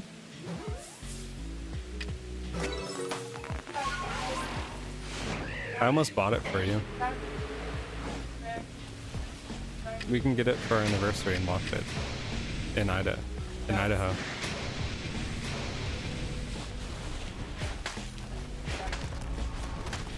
I'm pretty sure I did at one point because I was gonna buy it for like Christmas or something.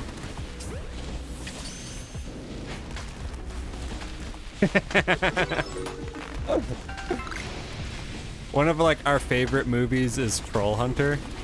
And it's a Norwegian movie with English subtitles, and they say bear like 90 times in the movie.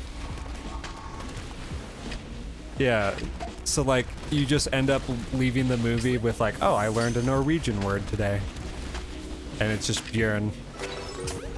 Björn, Björn, Björn, Björn, Björn, Björn, Björn.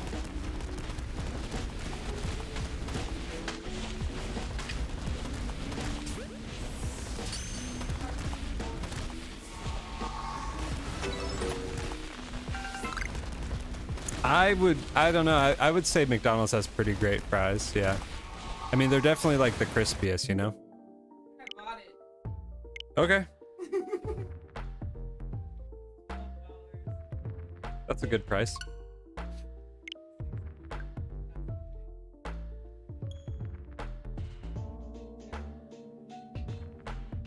Share it away, Hayden. What do you got as far as info for BDSP?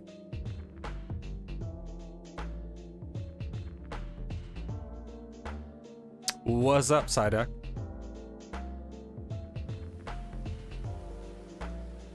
Chevy, it's all good. There is no obligation to talk. We got plenty of chatty Cathys in the stream tonight.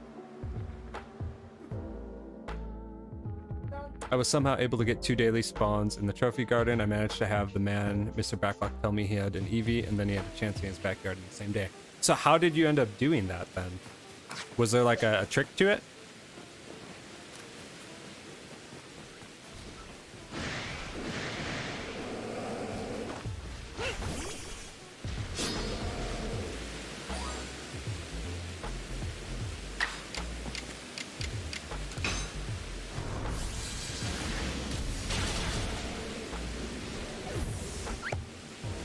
Are you talking like Happy Meal, Miku? Had something to do with not claiming my daily mass spawn. Interesting. I haven't even gotten that far in the game, man.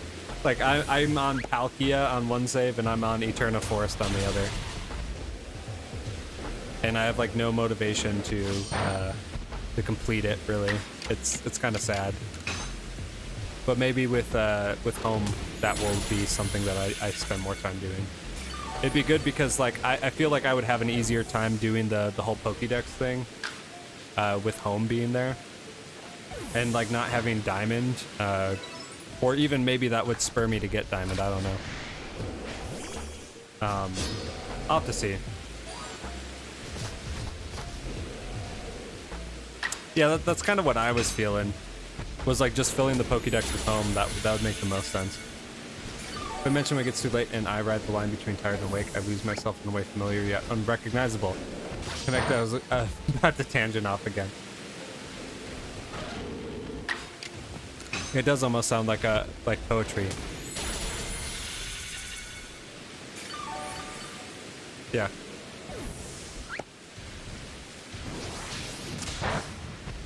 PokeRadar on new account for shiny playthrough?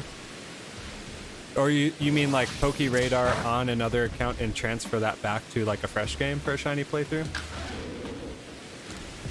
Because you get the PokeRadar once you complete the get the national dex, right?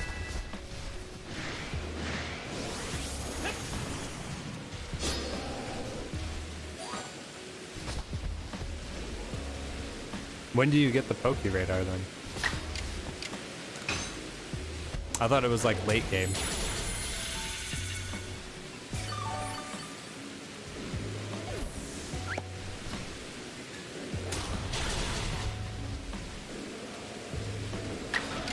Oh, got it. So you're saying that you would just get the PokeRadar, like you'd fill out the dex immediately, and then get the PokeRadar like right away, right?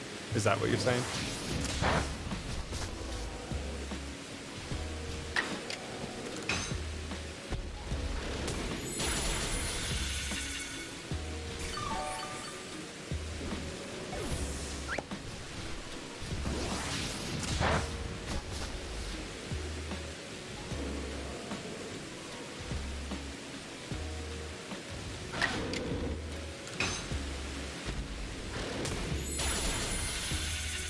Hopefully dead as in battery, not dead as in inability to actually function.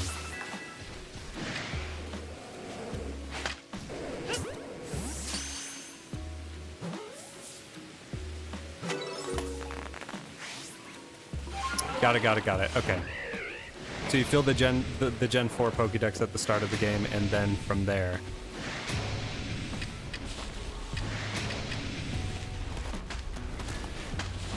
PokeRadar your way to a shiny. Yeah, that sounds like a way more fun time. Maybe that's the way we go. And then I start streaming like the rest of my shiny lock or something. Because I've legit only done one gym, I think.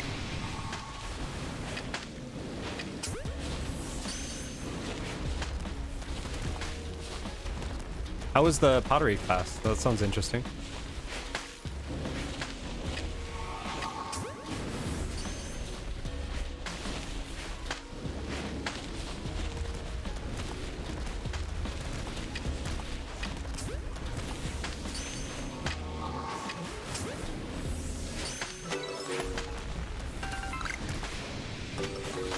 Migu, I don't think you're blocked.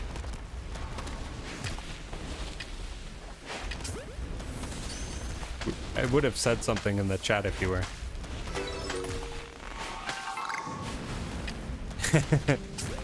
I'm just trying to bait Smoxy out.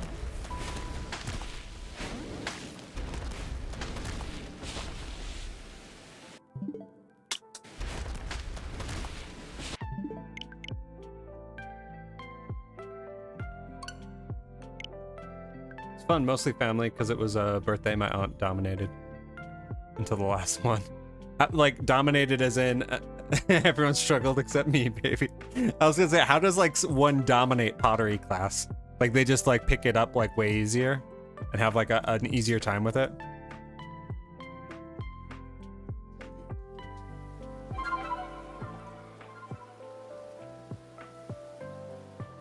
Dominated the last piece, nice. Ended strong at least, right?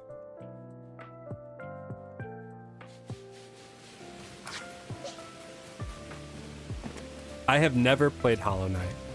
It's always been one that I've seen and been like, that looks aesthetically awesome and like something I would really enjoy.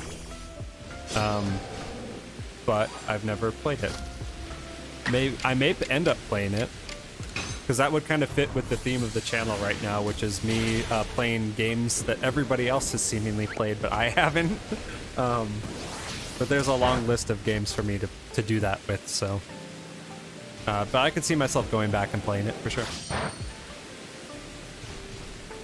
Yeah, they're all different types. Pinch pottery, slab work, and corded rings. Interesting, okay. So it wasn't just like everybody makes cups or something. It was like a variety of different things. And your aunt just was the natural potterier. I don't know what the word would be. Potter?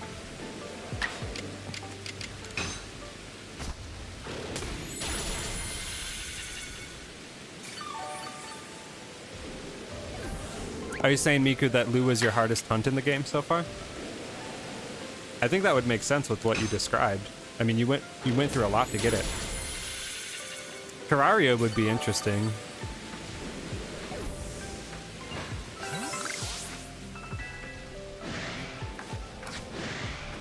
I haven't put like any time into that either, truthfully.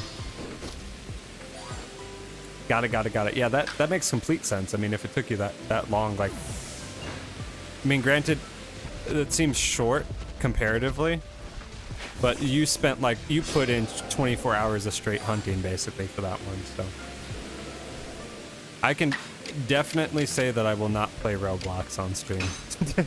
My daughter like played that a lot when she was very little, and like that game, I've seen far too much of that game to have any desire of playing it myself.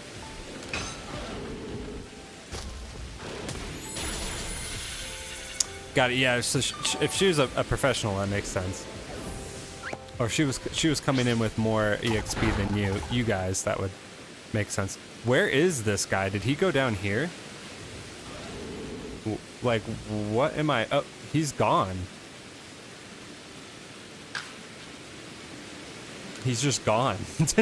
He's invisible.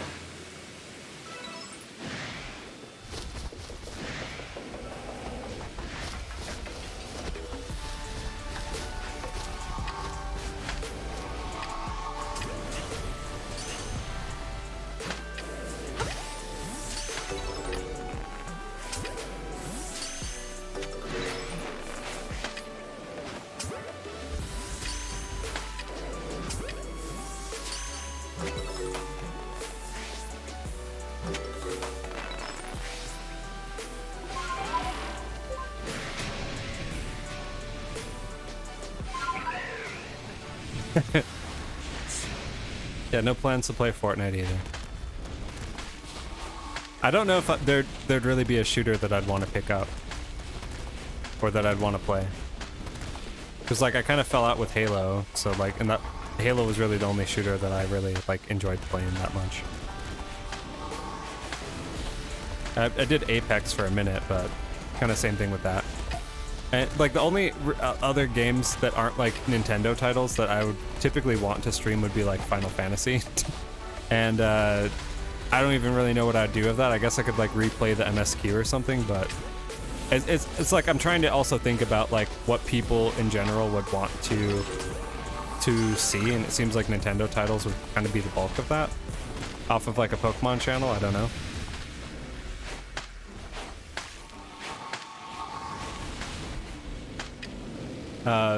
And then I'm also trying to also make like sense out of like if I do play like more mature titles, age restricting certain ones and such.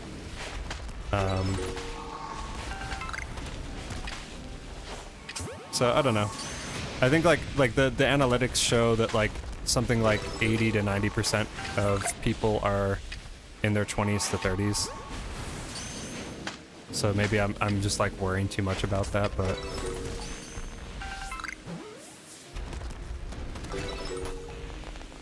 I already have like a backlog of games that I will stream, and then probably another backlog of games that I would want to buy and stream, so.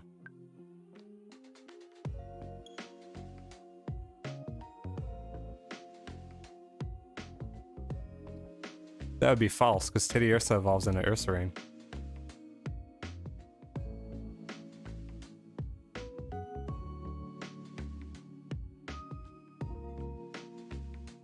Party Place was a part of a whole collection of building. It's where the gift shop was freaky. It went too far in it. Weird. Maybe it's just a strange layout that's starting off weird vibes.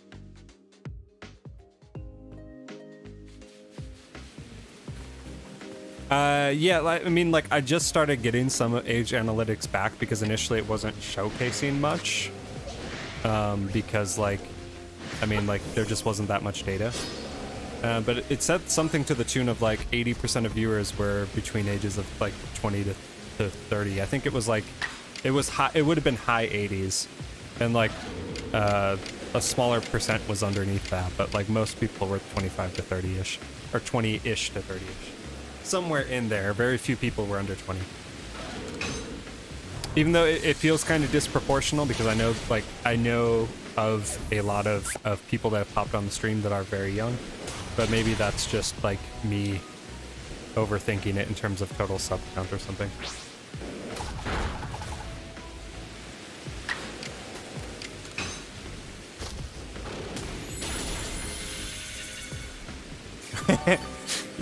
Yeah, I didn't know how accurate that would be because I'm sure it's basing it off of whatever people enter when they create their accounts. And like if I was a kid that was on YouTube, I would not say my actual age. So,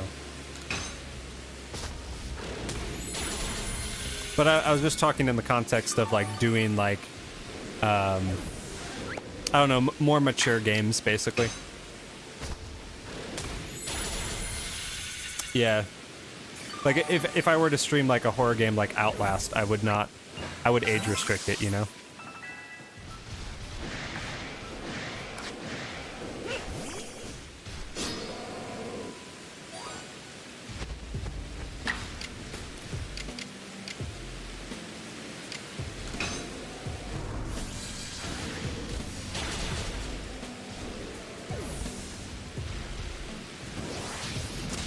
That actual gator head's not model or fake. They're farmed and you can see the remnants of dried fish. Weird. Yeah, that's what I'm saying.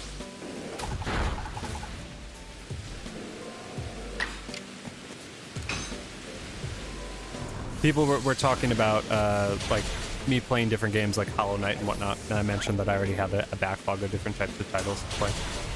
So we'll see. We'll see. I think like after Breath of the Wild or Colosseum, we'll end up doing Wind Waker. That's definitely next. And then from there, we'll see where it goes. I know.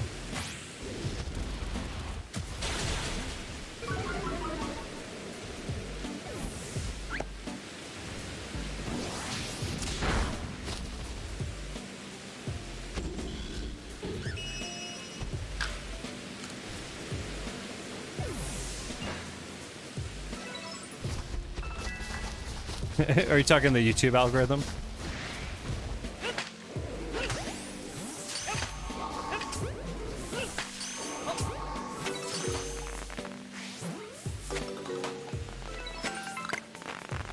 Interesting. What does it show for you? Like, what comes up the most if you were just like pick up, like if you were to open up your YouTube, what would it show you? Or what does it think you are, I guess? Maybe I'll regret that question, but...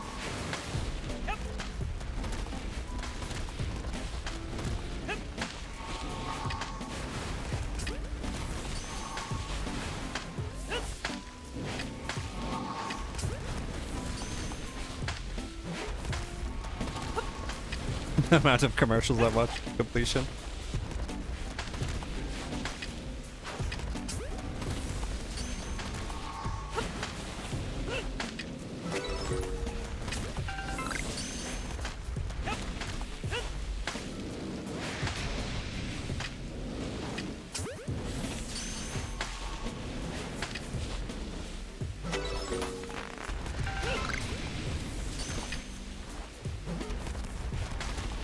Yeah, absolutely. It makes sense. Interesting. So you probably get like a wide variety of stuff.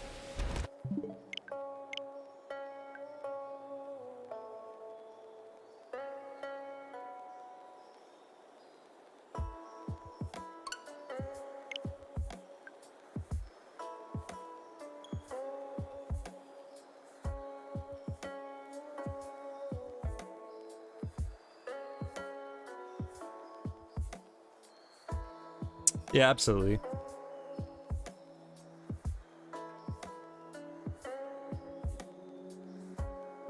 We shall see. I don't know, I just kind of figure that I'll just play whatever sounds fun and whatever I enjoy playing, and we'll go from there. Like I'm not focused on like targeting like a specific game or anything outside of Scarlet and Violet, because those are just games that I'm naturally going to be playing anyways. But like my thought and focus is just like what would make an enjoying experience for me to play and for like people to watch. And I would like to put some thought into like games that I can do with you guys and different viewers and whatnot. So like there is some thought into like Unite and some thought into like games like that where I've had a curiosity to play them before. Or like Dynamax Adventures or whatever. I've talked with a few people about doing stuff like that. So, we shall see.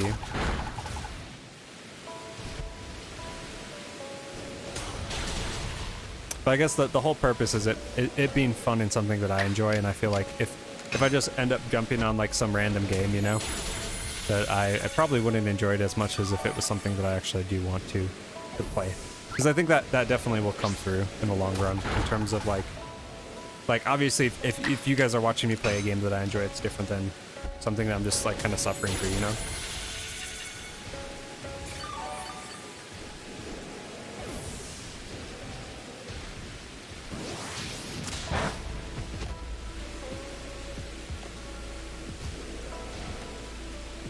Brawl Stars? I've never even heard of that, truthfully.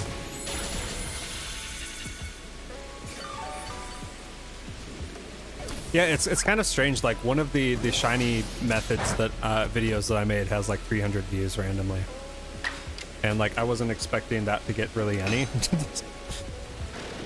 But like that's still getting views now, so for what it's worth.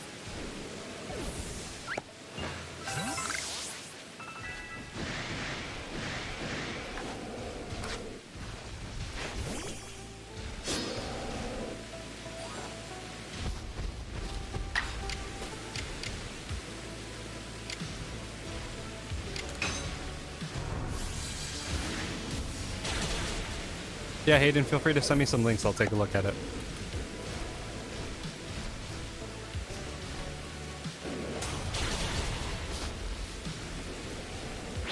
Hey, Ender Friend 43 has just subscribed to the channel. We might be one away, folks. Notification came in a little late here, but...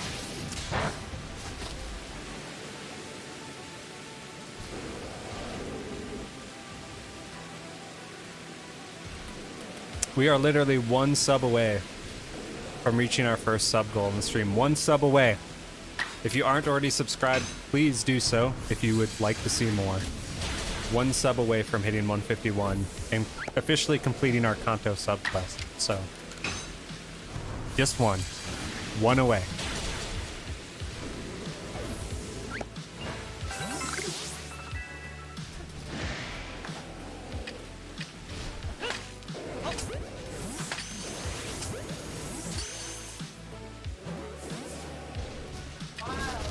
Yeah, you guys are wild in tonight, straight up.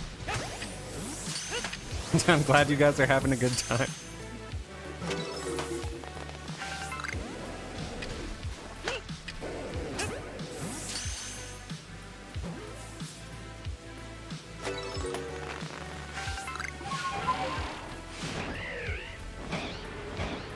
Yeah, it just came in, Hayden, so I refreshed it and saw it.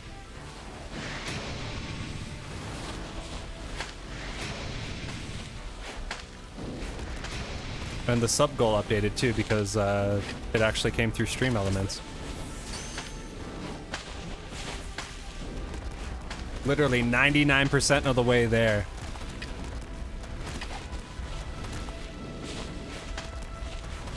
Can't get any closer, folks.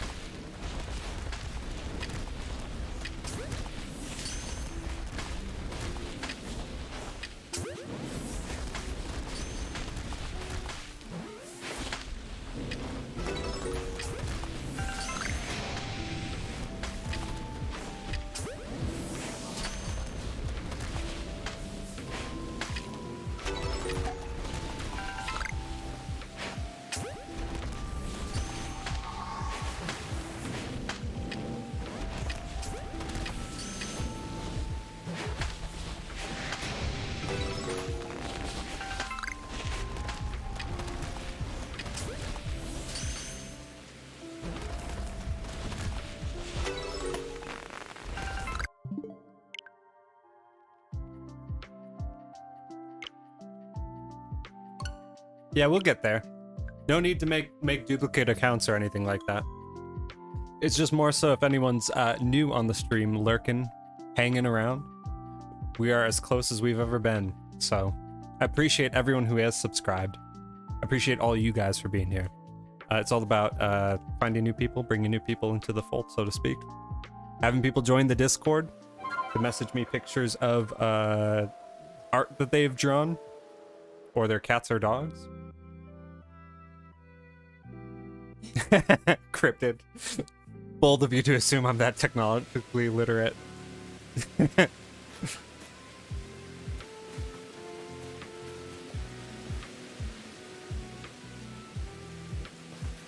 It has come up before.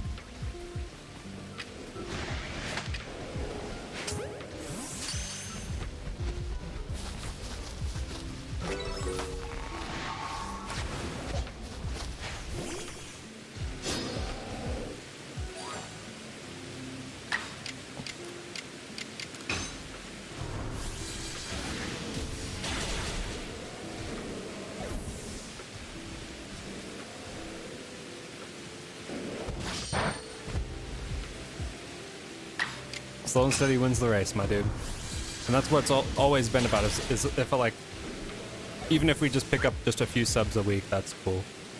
I'm definitely not like sweating sub counts at all.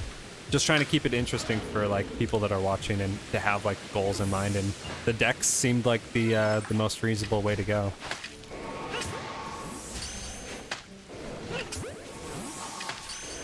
Plus, it then gives me content in the sense of doing all the Pokemon playthroughs, which I want to do anyway, so.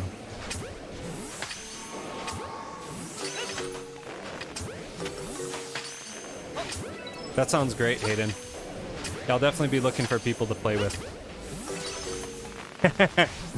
I don't, like, I tend to get, like, decent at games fairly quickly. So I think that's going to be kind of an interesting part of when we do play Pokemon Unite.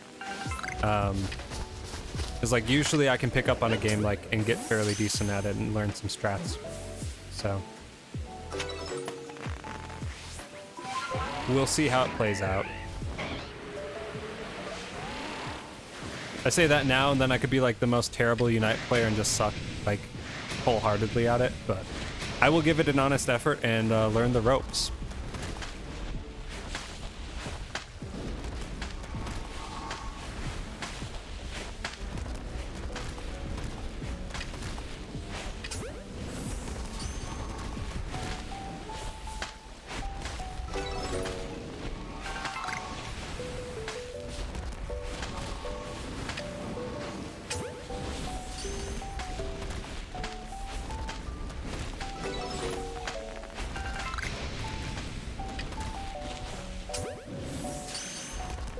Used to be pro at Absol. Miku, you can ask me a question. I mean, that's the whole point of the stream, right? Just to remember what number I was, so I can cross it with Pokemon. What number do you mean, Cryptid?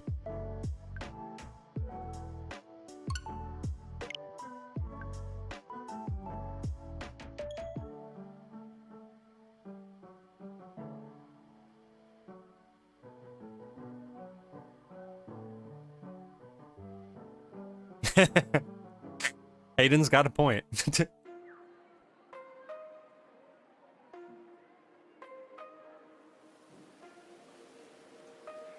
Oh yeah. I don't know if it shows me that, because I've been interested to see if it like shows me a list of what like number people were, or if it shows me like who unsubbed or something, but I don't think it does. If it does, then I'm just completely ignorant to that. Because like I thought it would be cool to like thank everybody individually and go back and like assign them like Pokemon based off of when they sub, or give like I don't know, maybe even make like custom Pokemon emotes. But I don't know, we'll see.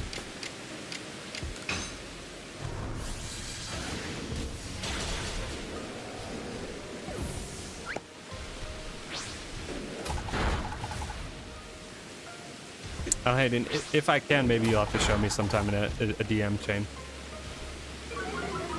Nope.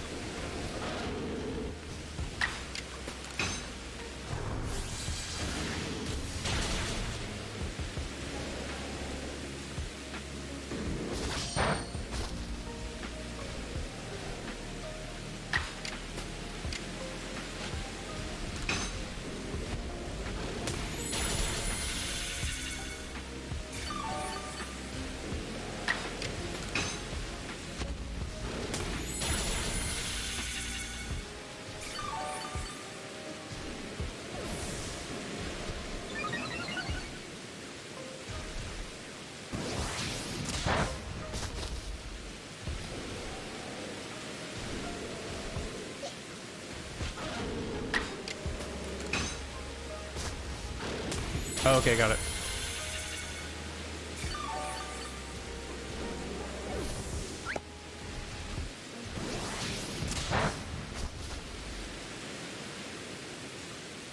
Yeah, like I don't think it like gives me a readout or a report of like each subscriber by name, if I wasn't keeping track of that myself.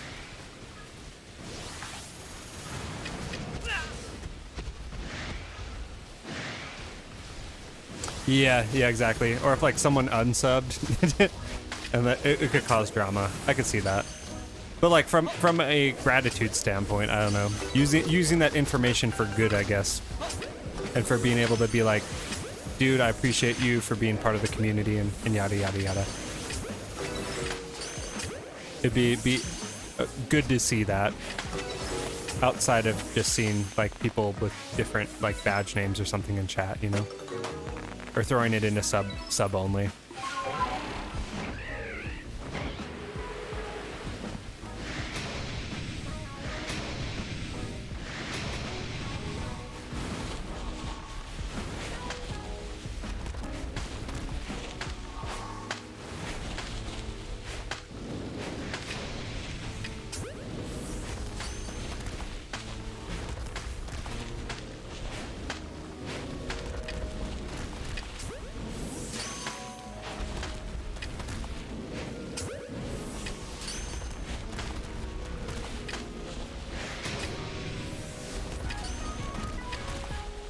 They really do not want to be caught right now.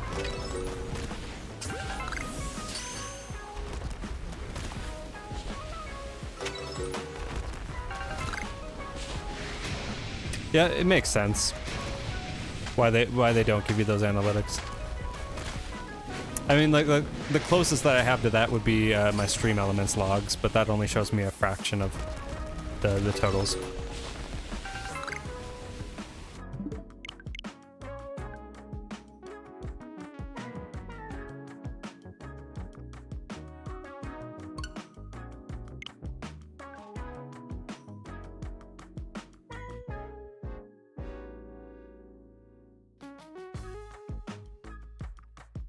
Cool.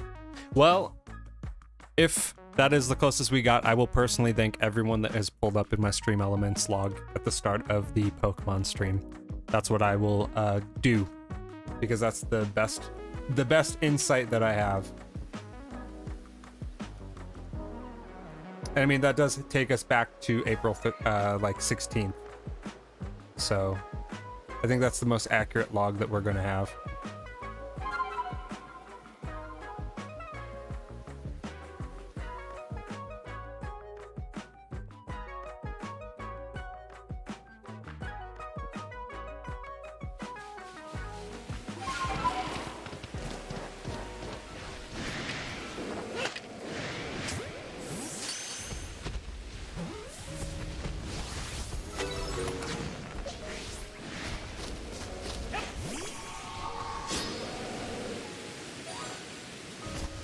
I need to get all 4, and that one just dashed right past me. Remember me when you hit 1,000. Dude, you're still gonna be here. What are you talking about? You better be here if we hit 1,000.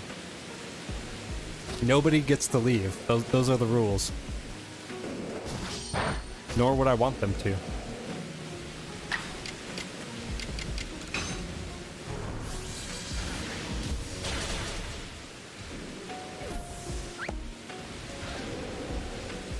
What are you talking about, Migu? We're all friends here.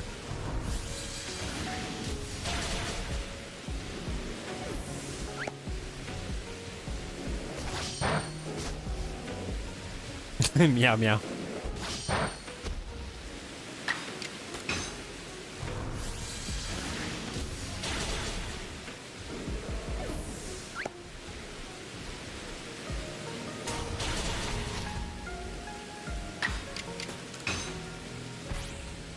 I don't know why I hit close combat, but it's gonna do it. No one goes meow meow meow. So because no one goes meow meow meow, that's why we're not friends? Or are you saying that you want people to meow with you?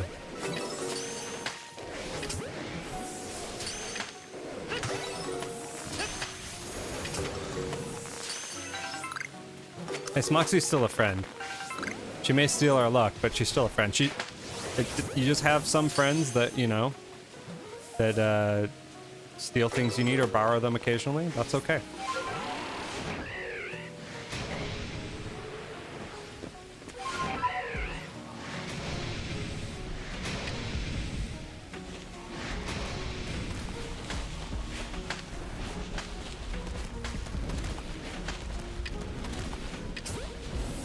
So I just need to pay a little bit better attention to what I'm actually catching here.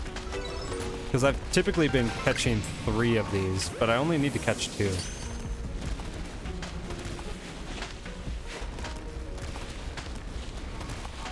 And that could save a little bit of time. Not much, but just a little bit of time that it would save would help make these a little bit quicker.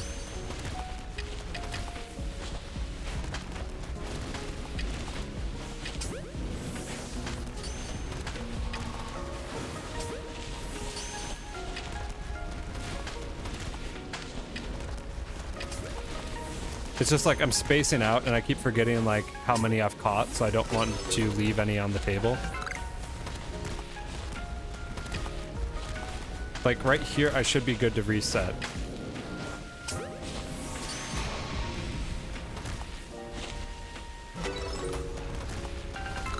And that is the case.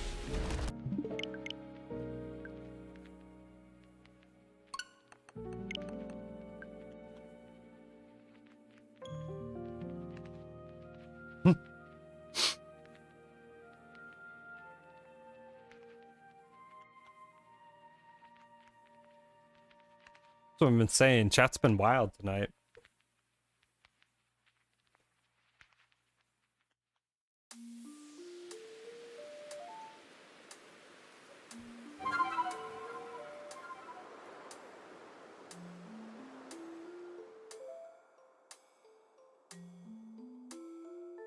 I mean, I'm looking at my Insta DMs right now. I'm not seeing anything. Oh, I thought you meant that you just messaged me something.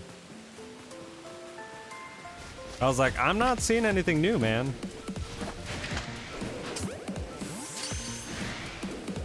It's like anytime that I have to actually type something without editing it the first time.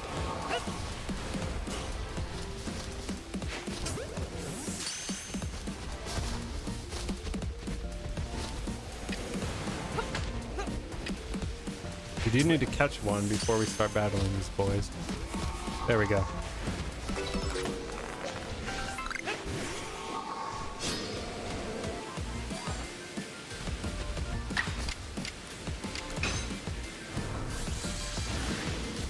We are on 26, Chevy. So we're about a third of the way done.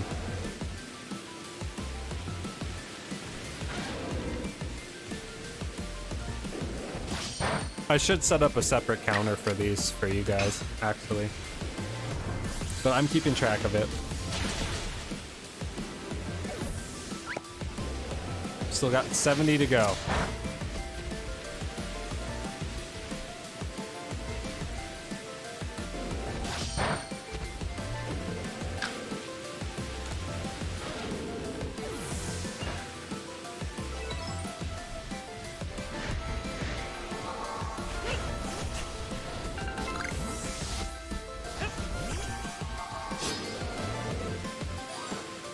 We gotta check him.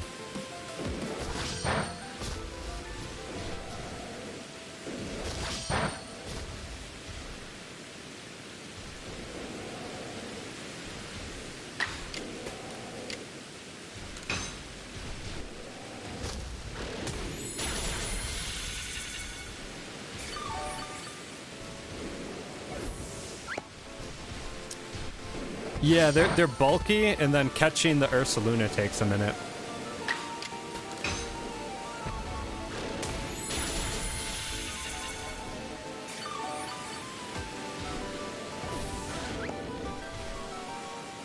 You going to bed? Okay.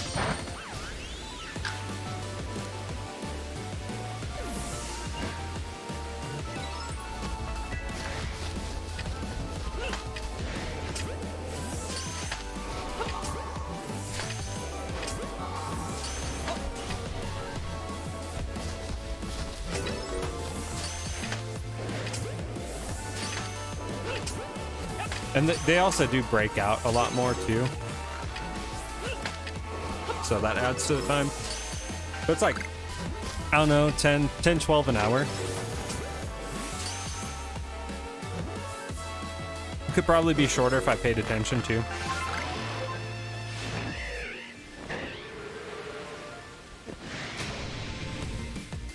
I just need to like focus in on catching like 2 of these and then moving on to the next one is really what it comes down to.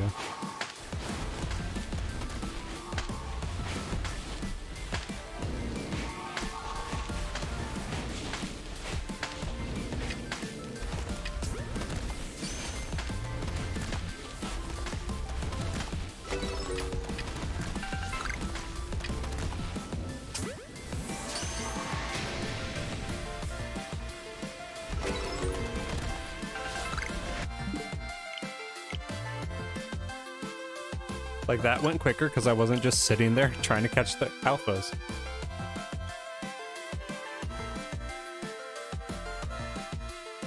There we go.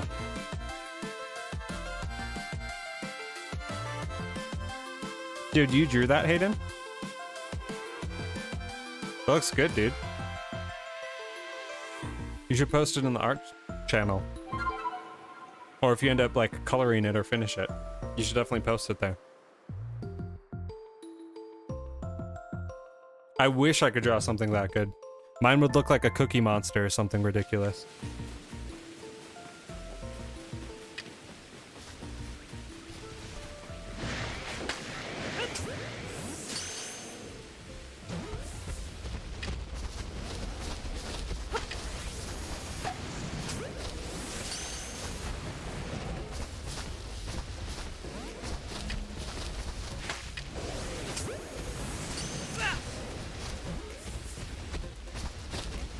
Dude, I just need to catch one.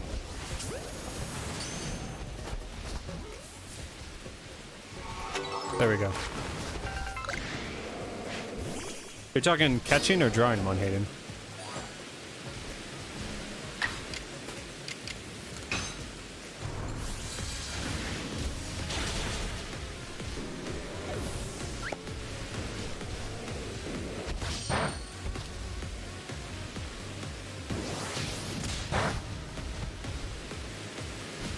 Got it. That one's got like a lot of different shapes on it. So it makes sense that that would kind of be difficult. Because you have like all the facial stuff and then you have like the bands on the arms and I don't know, the fur and the stuff on the back too.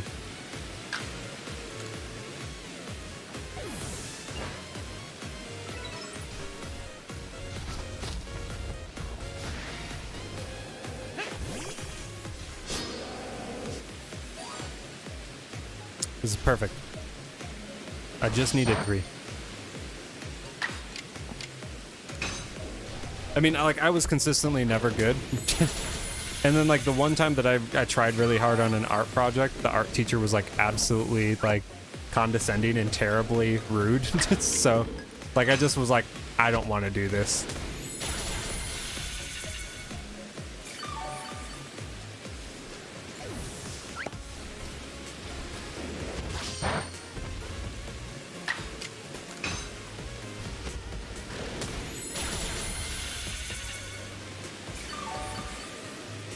It was like, we were supposed to draw something photorealistic or attempt to.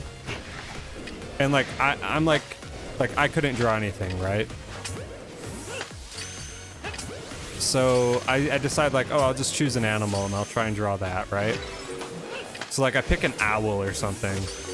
And I actually put like a lot of time into like trying to draw it correctly.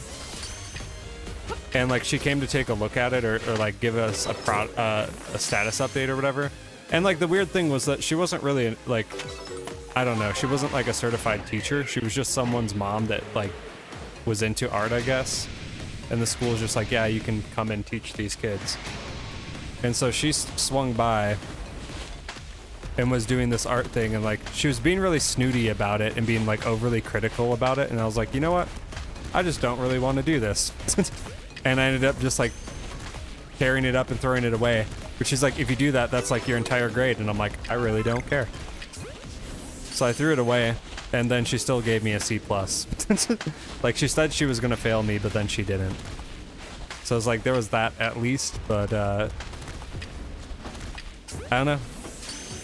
Just never really got into art as a, not as a direct result of just that interaction, but just like, I guess being discouraged and then also just not being very good.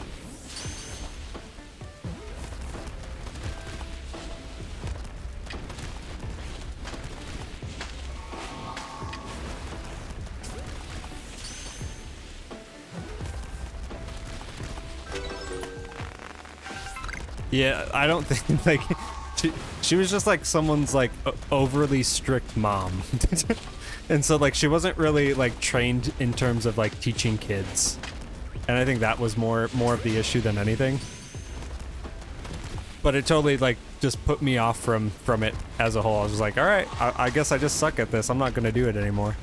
I'm not going to try. And furthermore, like, if this is bad, then I guess I'll just throw it away. And she's like, wait, and I'm like, no, it's bad. We're dunking this. This is gone.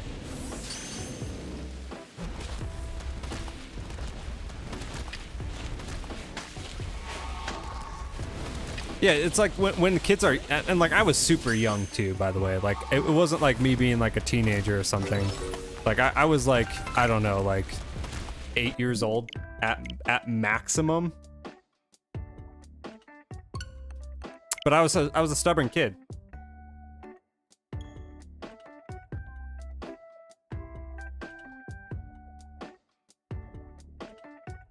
But it's like when kids like, and granted, like with my own kids, I try to do this as much as I can.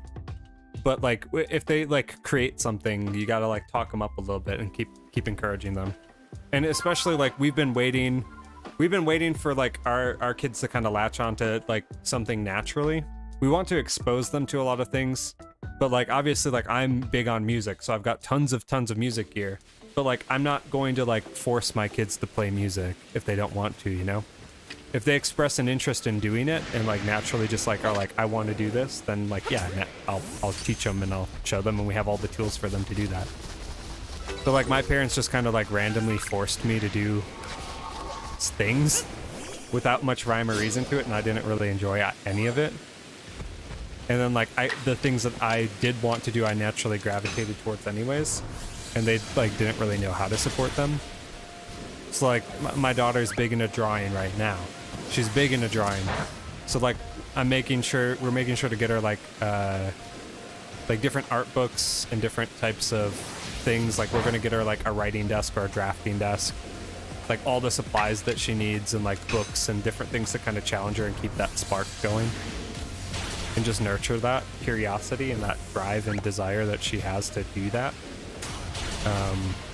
and make sure not to discourage it in any way, shape, or form.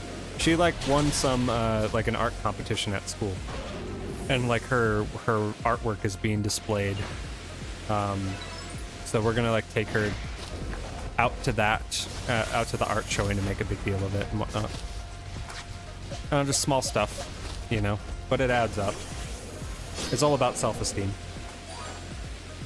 and like building up that self-confidence.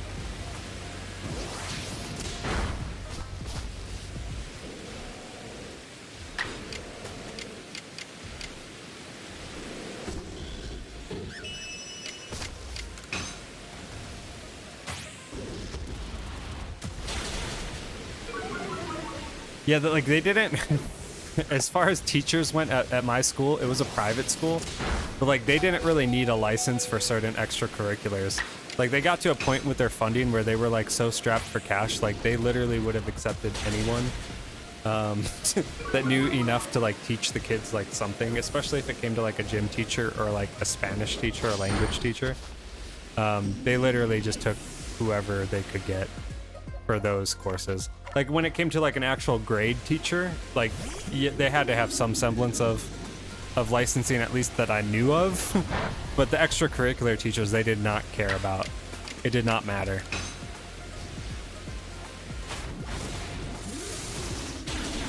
I have a donation through Stream Elements. There's a link in the description. But I don't have Streamlabs.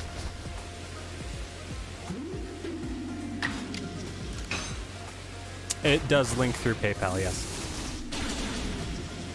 But I'm pretty sure anyone can donate through the Stream Elements link. And I think that you can I think you can put a credit card in. I don't know.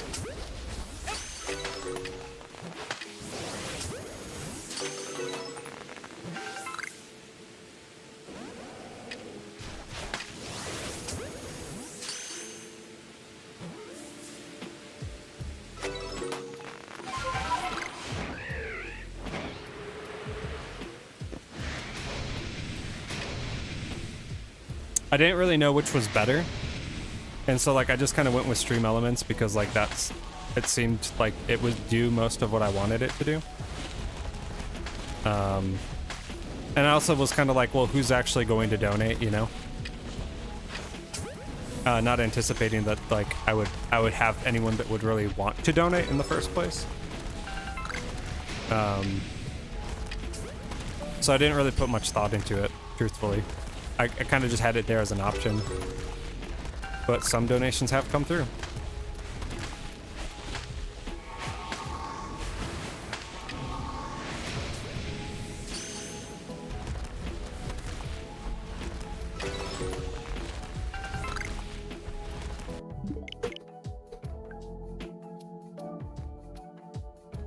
I don't know, let me take a look at the donation link real quick.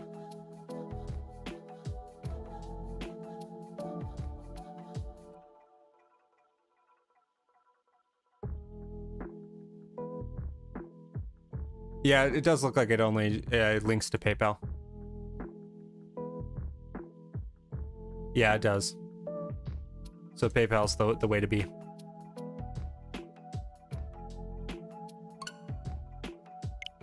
That's just what Stream Elements does, what their default link does.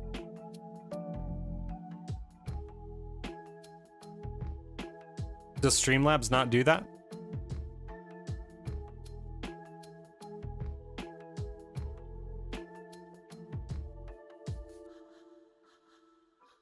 I just kind of assumed that most people, if they were donating, would be doing it through PayPal, I guess.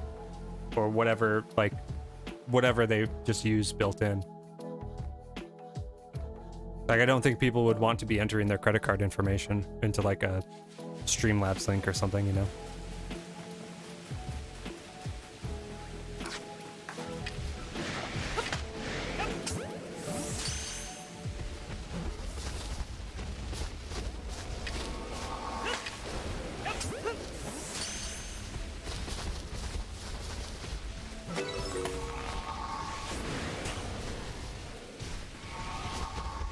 Yeah, I don't know how, I mean, other places would do it, you know? And I'm not, like, hip with Twitch to understand how their bits thing works. If you'd have to, like, tie payment to your account or something. Maybe someone else in the chat does.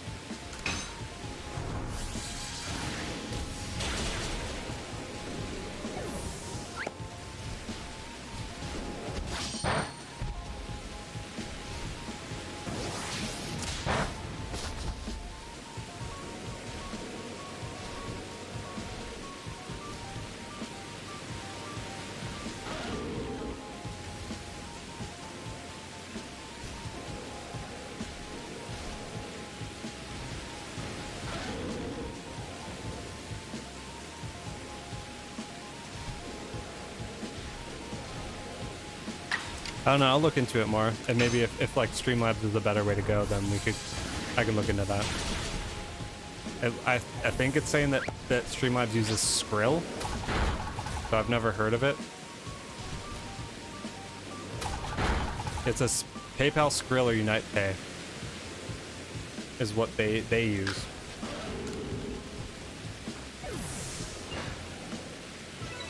I've never heard of Skrill or Unite Pay.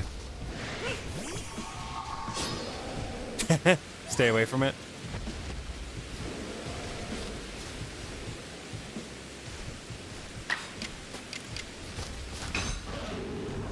PayPal's how it be, I guess.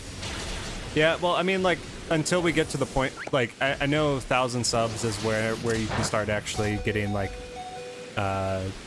donations directly through YouTube, so I think that's kind of the way to go. It seems like they hold back a lot of features until you get to a certain point of sub count, so if that's how it be, that's how it be. I'm not sweating it. We'll get there eventually.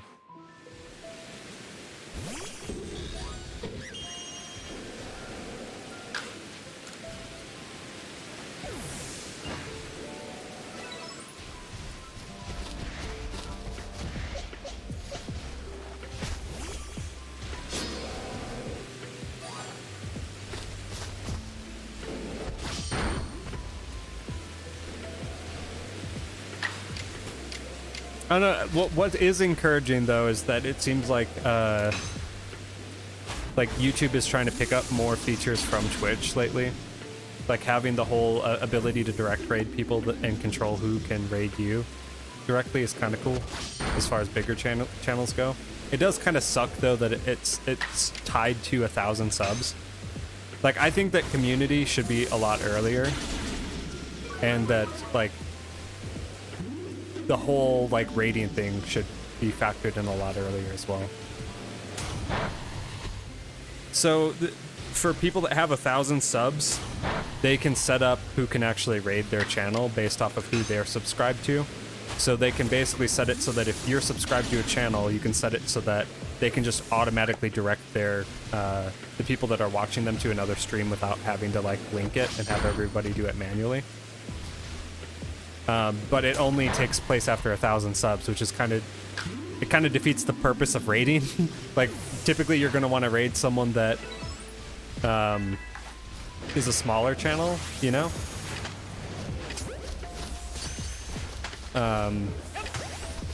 But I guess it's for the big streamers to be able to set who they're able to send their viewers directly to, which in and of itself is a good thing. I just think that it should be a feature that's like at maybe like 50 or 100 subs. Like maybe communities at 100 and then, I don't know, the other one's lower than that. Yeah. Yeah, I think it's just weird what features that they kind of like lock behind sub count. Like it's kind of annoying because it's like with community, like if I'm trying to post an update about a streamer that I'm changing like a stream time, I'm doing that via Discord where most of my subs aren't. Like there's a good deal of people in Discord, but it's like why don't I have the ability to do community if I'm at 100 subs? Like why does it have to be 1,000? It's literally just text posts on my channel. Like that doesn't make sense to me. Like I don't expect them to give me like a full-time YouTube person, you know? But like I would expect to be able to do community earlier. And rating shouldn't be locked behind a sub count either, in my opinion. But I digress. But they're starting to get more features like that, and I think they're trying to add in more feature sets to be more appealing to Twitch streamers. We've already seen like a big group of larger Twitch streamers move to YouTube as a platform. But I hope that they take more of a common sense approach to some of the features and make streaming more of a prominent thing on their channels. Yeah, and like monetization is really weird for streamers too.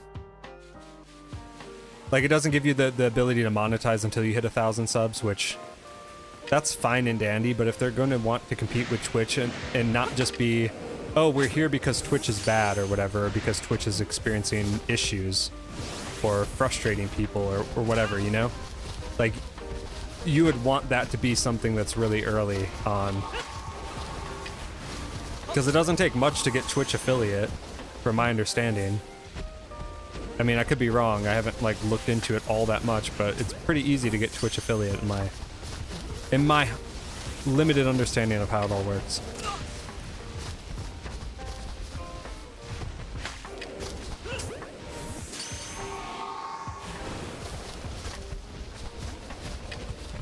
And it's just weird, like if someone wants to donate or provide financial support to a small streamer, I don't see why they wouldn't want to facilitate that in some way, especially if they're able to take a fee from it, you know?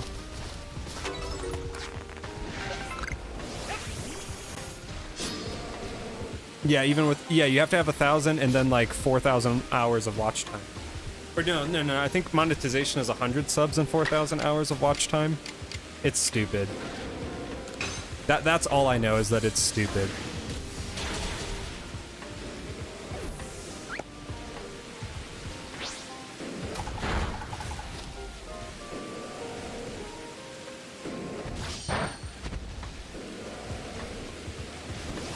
And I'll probably hit that at some point.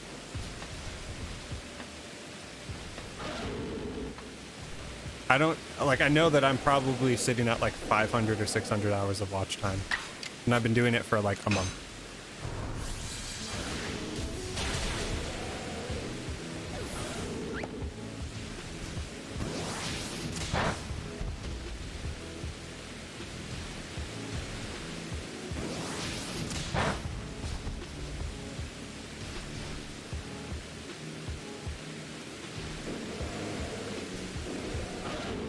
Yeah, I'm like 650 watch time right now.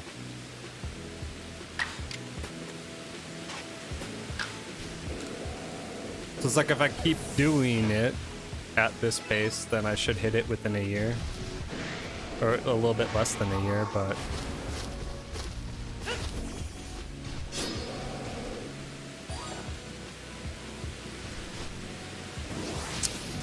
Yeah. It definitely makes sense. I mean, but like, they get a cut, you know? And like, if you're really going to be trying to bring creators over from other platforms, like that would be one way to do it, is to like make it just easy for people to dive in.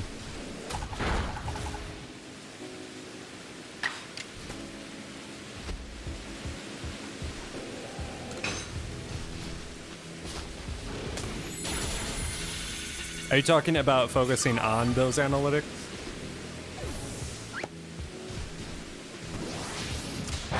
Because if that's the trap, I'm not worried about it.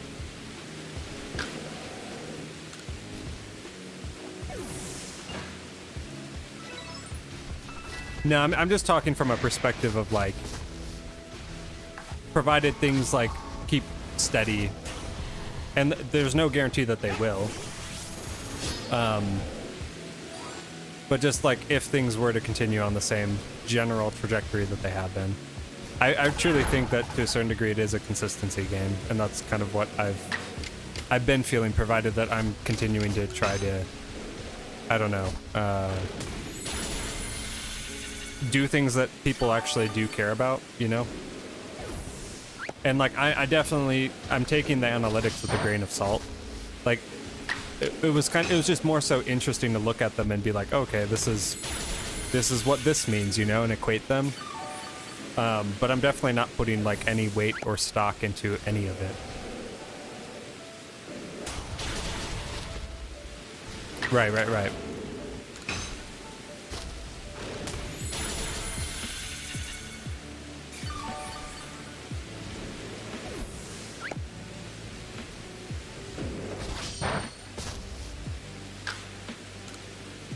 Yeah, I don't have expectations or anything. I'm just focused on like doing what I do and having a good time and continuing to try and improve my ability and skill sets and whatnot.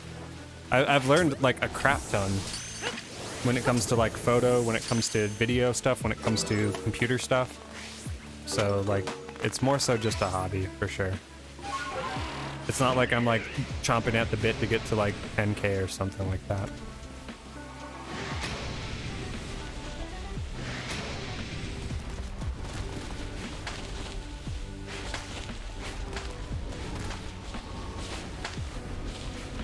That's something that I hope always stays front and center, my dude.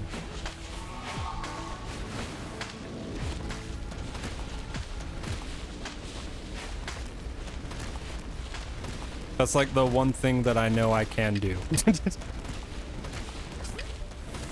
Unreservedly.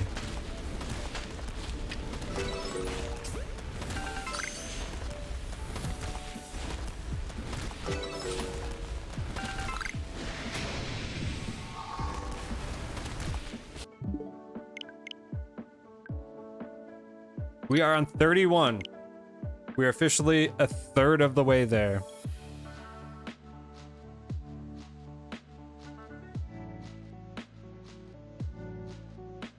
Went from uploading on YouTube almost daily to once every few months.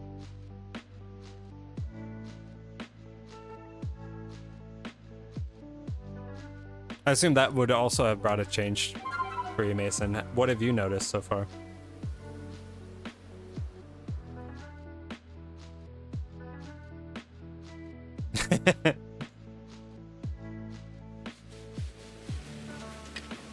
If that would help you, you'd probably just come back angrier. Meow, meow, meow.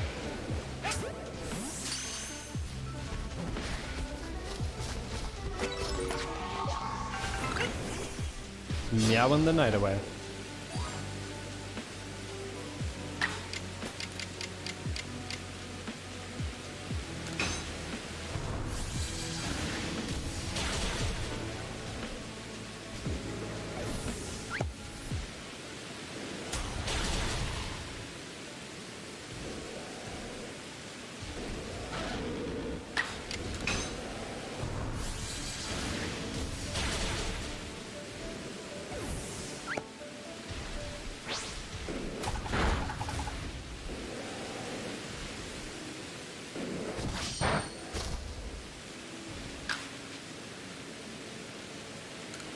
Yeah, like I've watched, I don't know, I've watched some of those videos where they were like talking about getting like channels to, I don't know, 1,000 subs in 24 hours or whatever. There was that one that Ludwig did. But like, I take those with a grain of salt too. Like his in was to get Mizkif to notice one of his the videos that he created, and like to his point, the video was well done.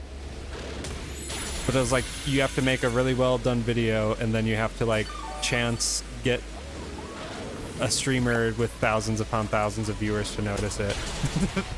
And like that was the secret strat, and I was like, I don't know if that's as much skill as it is luck and just knowing how these dudes work, you know? I don't know.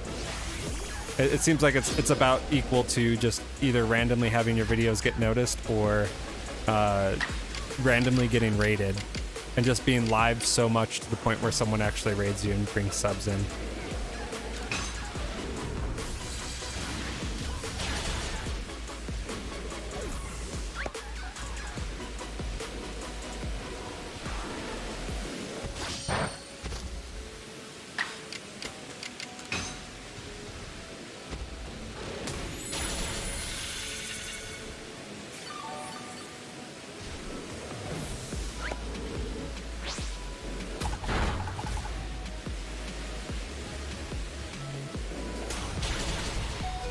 Interesting.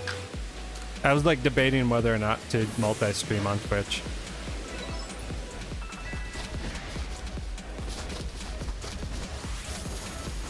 Oh crap, I screwed that one up. I was supposed to knock out all 4 on that one.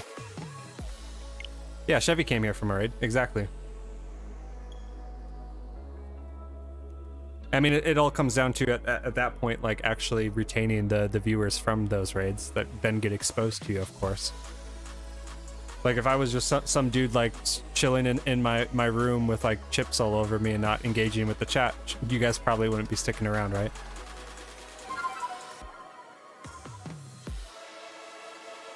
Yeah.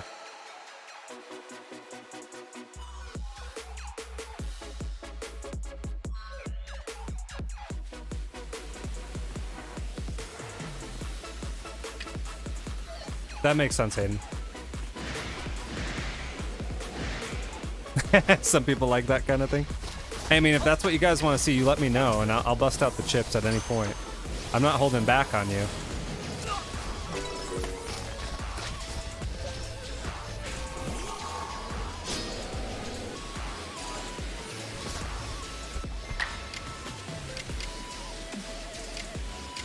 That would make it difficult, Mason, for sure. Like, I have 3 screens technically, and I still feel like I need more.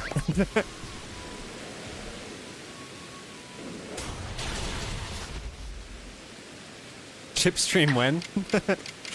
When we hit 200, we'll do a chip stream.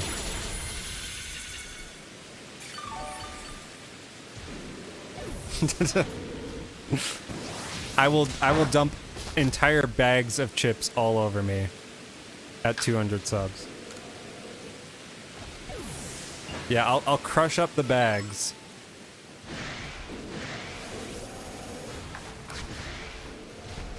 Clip it, dude. You guys can choose what chips they are, too. I'm in trouble now. More like my vacuum's gonna be in trouble. Dude, my dogs will be so stoked. Oh god. Like, if it was a different soda, maybe, but if it's anything caffeinated, that would literally kill me, Mason.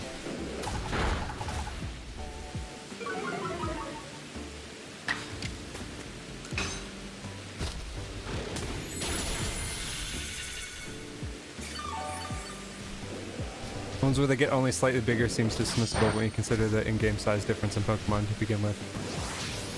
Like the Weasel mission. Yeah.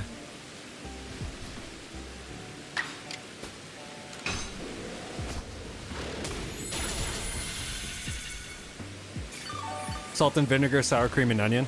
Straight into my eye sockets. 10 bottles of water in 5 minutes at 250. Yeah, if you guys want to come up with challenges to tie to it, then sure. We can do that. 10 bottles of sparkling water? What type of time frame are we talking about, though?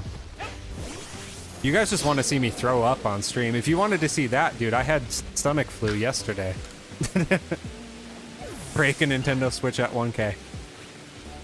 Wouldn't we want to, like, give one to someone? Some people just want to see the Switches burn, right?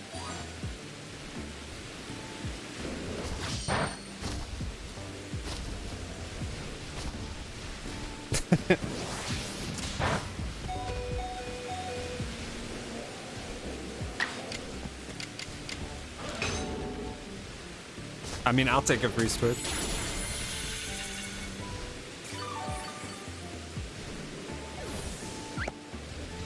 Hairline reveal at 10K. There's not really all that much to reveal.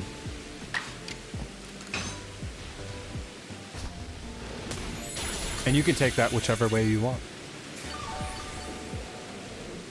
Why is Cryptid the voice of reason?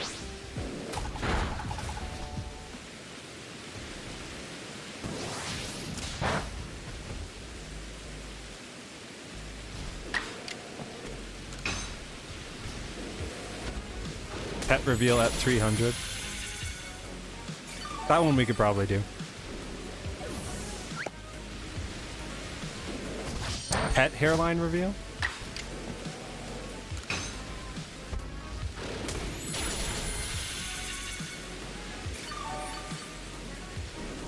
You guys are wild in.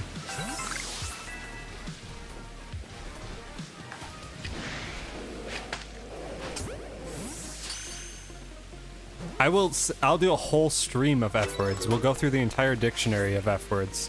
F5000. We don't have to stop at just one.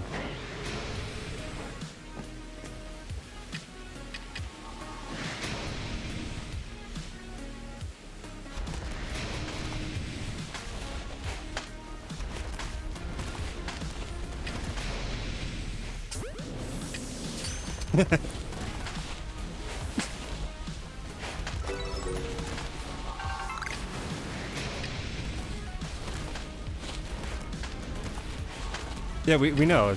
It's fun time fudge land, right?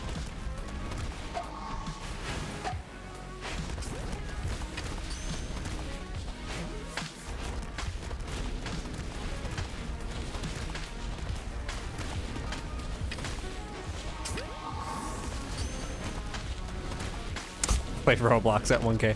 Why do you want to see Roblox so bad?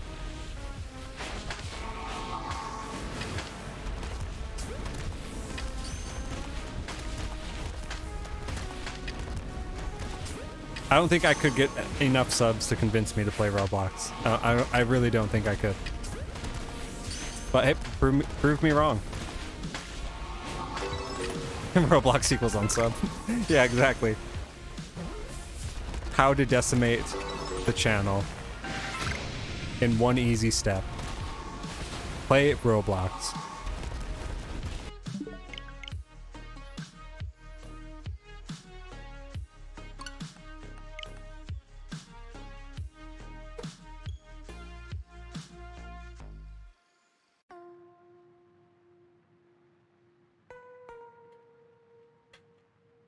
Oh, so you mean like keep it on the side while playing a different game?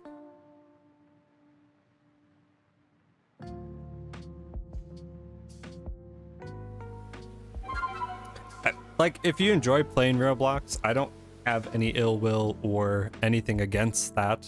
I will say that if I was like, if that game came out when I was growing up, I'd be playing it all the time.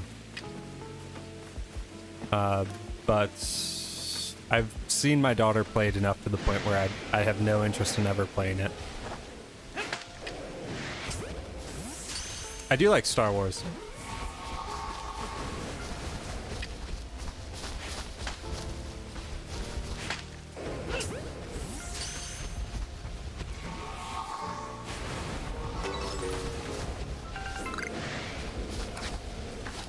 Like, the only thing that's even close to that I would consider probably streaming would be like OSRS.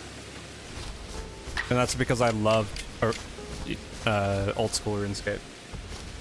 But that's not even like, that's not Roblox. That's just like, that's what Roblox was for me growing up.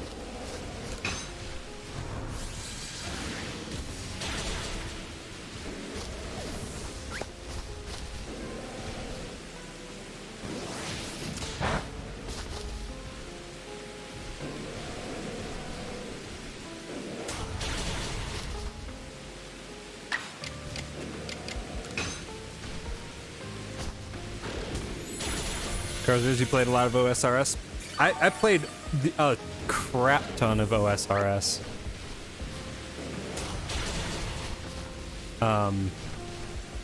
There was a kid down the street from me that was like, he came over to my house and he was like, he was kind of sketch. But he came over to my house and he heard that I played OSRS and he played it a lot. He was into like competitive wildy runs. And like he was in PvP guilds and such. Well, he caught wind that I had an account and I was like, I was mostly free to play, but then I started doing paid membership. And I got up to like level 83 combat, like myself, like, and I didn't really know what I was doing. I was just a kid playing the game, you know? But I got up to level 83 myself. He came over to my house and was like, hey, I heard you have a level 83. I'm like, I do. And he's like, do you want to like account share? He's like, if you account share with me, I'll get you an abyssal whip in a week. And I was like, I don't know if I should trust this dude. And he was giving me like all sorts of warning signs. Like just not to trust him. He seemed sketch. But I let him. Because I'm like, he lives down the street from me, like what's the worst that can happen, right? And to my surprise, he actually got the whip in a week. And then proceeded to lose it a total of like 15 to 20 times because he would always take it into the wildy with him PKing. Smoxy, welcome back. But yeah, I account shared with him for a long time and actually became like good friends with him. He was totally still sketch though, even when I was friends with him. But he kept playing RuneScape and then I started playing World of Warcraft and that's where our paths diverged. And I just let him have the account at that point. But I kind of like do miss that original account, and I've created a secondary one, and especially since like OSRS mobile and everything came out. Wait a second. Oops. I created an account and started playing on my phone. But yeah, that would be something that I would stream for sure.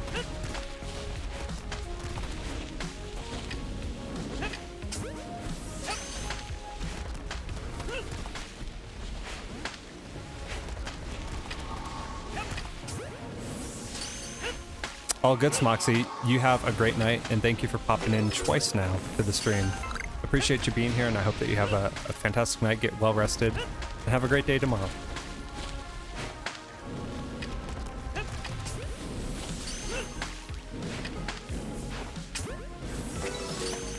Yeah, I never did any other like account sharing in any other game, but he was convincing. And I was like, you know what? I'll give him a shot. And what's the worst that can happen? Like, I recover the account. But this dude was like low-key using phishing scam emails to like hack other people's accounts and stuff. Like, he was doing all the shady business that you could do in OSRS. He was doing all of it. And I was like, all right, dude, you can share accounts with me.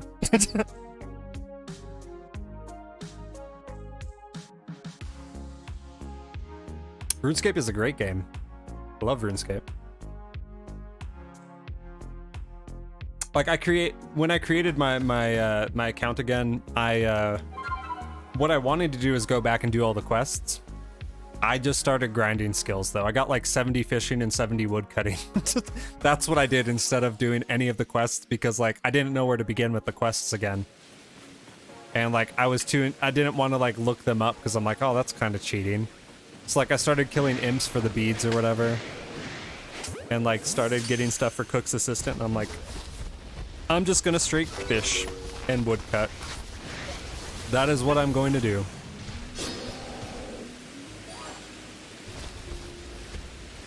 A legit cheater.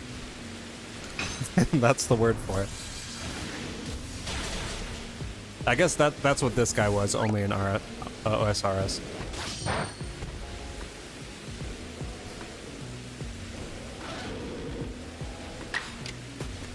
No, the items that he gave me. So what he would do is he would offload anything valuable from the accounts And he didn't ever really steal anything valuable through the fishing attempts. He would offload it for gold, and he would use that gold to buy wildy PvP items. And then he would get the whips from PvP drops. He would just like get loot from doing these runs with his guild. And he could earn anywhere from like 2 to 3 mil a week, which was enough to get a whip at the time. So like, was it shady? Like, absolutely. But like, I didn't really question it. I was just like, I just want an abyssal whip.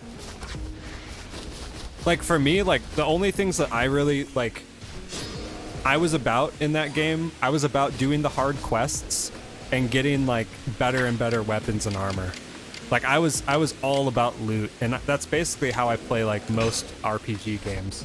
Is like, I want the best weapons and armor. And so like the things that I wanted to do when I became a member is I wanted to get dragon weapons and do all the quests for the dragon weapons. I wanted to do Monkey Madness. I wanted to get the Staff of Ivan. I wanted to do the Fremnik trials. So like those were my goals, right? And for him, he just wanted to KO people and get fat wildy drops. Like that was his adrenaline rush. So it kind of worked out because he gave me like items that helped me get those other items or those other milestones. And I gave him an account that he didn't really have to worry about getting hacked or like farming or doing anything on, because I would do all like the combat leveling and such. So it was a mutual relationship, symbiotic in a sense.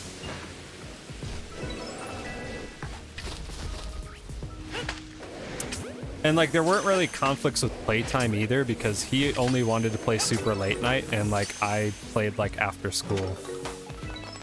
So there, I don't recall a single time that I wanted to log into the account and he was actually playing.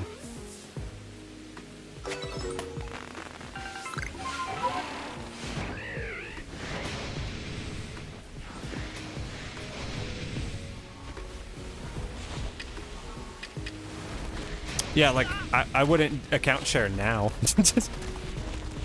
But back then, like, it made sense. Like, he's like, I will only play after, like, 10 p.m. And I'm like, I'm asleep then, dude. You can do whatever you want to do.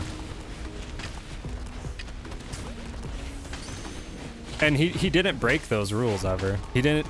The only times he did stuff sketch was when he would risk things. Like, he would get us, like, a bunch of really cool armor and weapons, and then he'd risk it in the wildy or risk it in duels and lose it.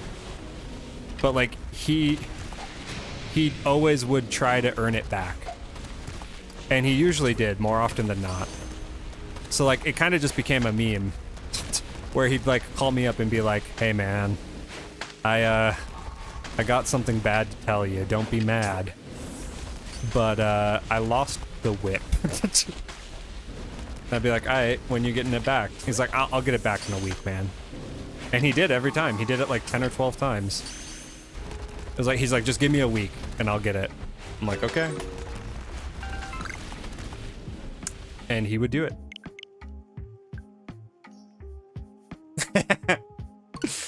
Yeah. All the newbies coming in and they're just like, "What is he talking about? Whips?" I didn't know they had those in Arceus. What does that have to do with Pokemon? This hunt is a bare necessity, Crozers. Progo, welcome to the stream. Noah, welcome.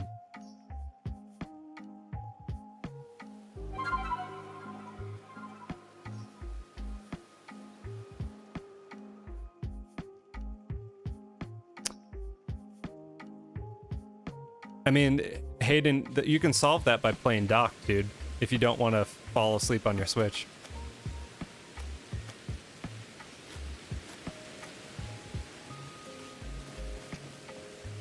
Dude, yeah, Mason, absolutely. He was a madman. He would get them. But it's like anything that I wanted item-wise, he would try and get. And so I started asking, like, for...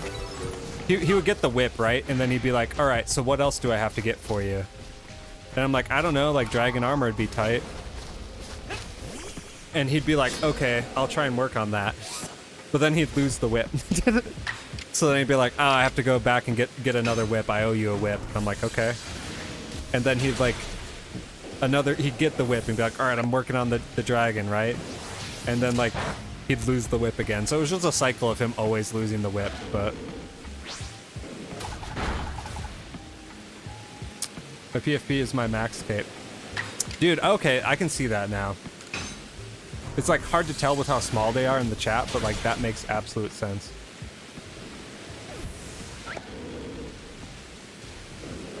Oh, that's right, switch light. That would do it. I keep forgetting.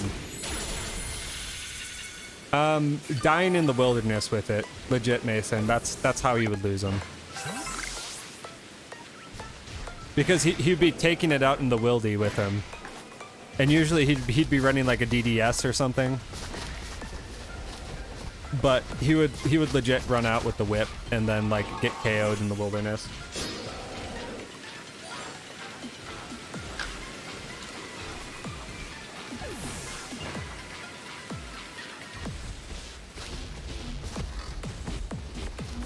Hey sir, can you aggro me please?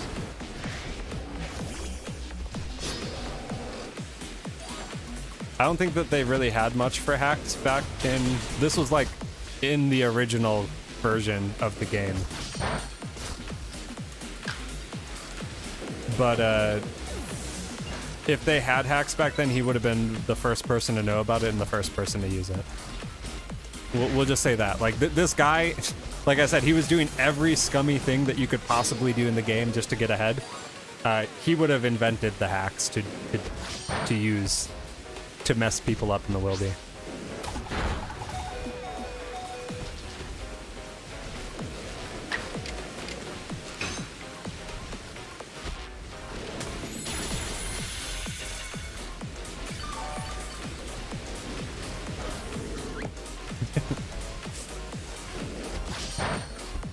Yeah, either Miku's casting a spell or sneezing.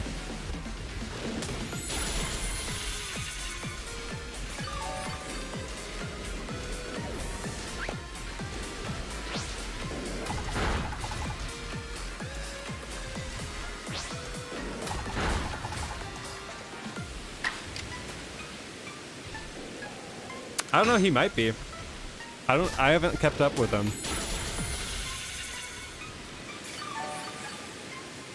He could absolutely be playing OSRS right now. He would have been like the perfect person to do so.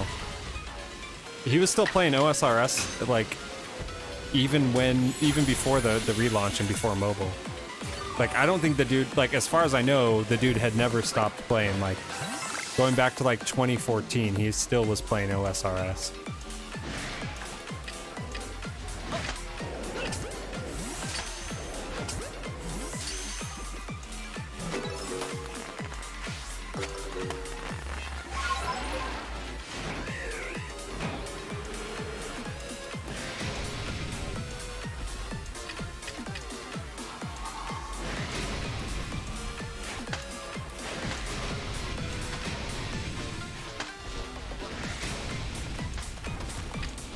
All the time.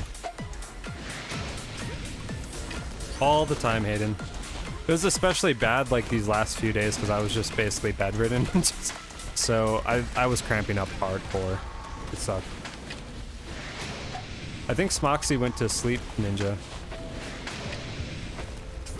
So if we're gonna get the shiny, now's the time to do it, right? Ghost of Tsushima. I watched that played, but I never actually played it myself. I'm not like, I'll be honest with you guys, I'm not good enough to like play Souls games or anything that's styled combat-wise similar to a Souls game.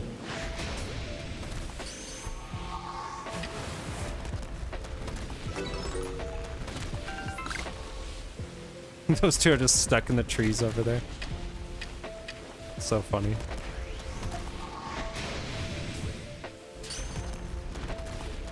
I'm glad to hear that, Noah. That's the goal, my man.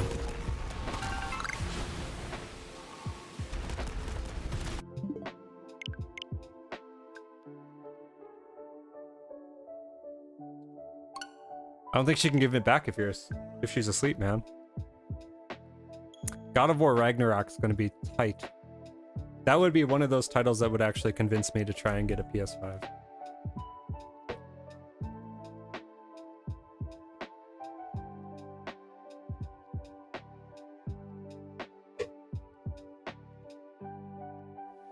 That sounds horrible, Mason. I've talked a little bit, like, I've had back issues and I have scoliosis. And so, like, I've had some pretty severe back pain moments. So I totally can relate. It's really ridiculously debilitating. I'm sorry you had to go through that, man.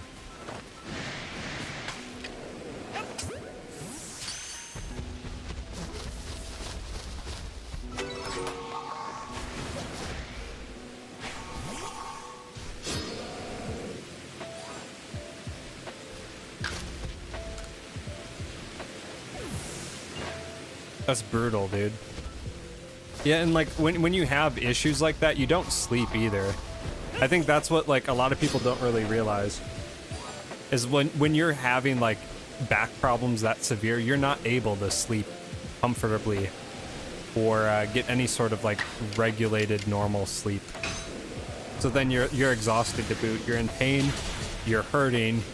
You can barely move, and then you're just you're not able to function like at all. Point of view, you doing Dialga raids and pick grass. Oh no. Are you talking Dynamax Adventures? Dude, I've been having the worst luck with Dynamax Adventures and Lugia. Like everyone's picking like fighting types, and I'm like, you realize it's psychic and it's got Aeroblast, right? Like,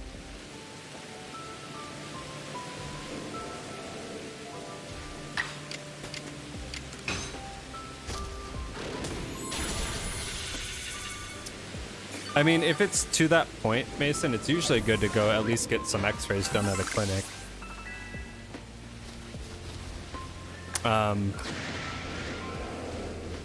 But like, I feel you, man. Like, I avoid doctors as much as I can. As much as the next guy, you know? But I've definitely been there, and it's a terrible place to be. It's super disorientating. Because if you get to that point of exhaustion where, like, you don't know, it feels like all the days are kind of blending together. And you're just miserable that whole time. Like, that is a miserable time, dude. But I'm glad that you're feeling better.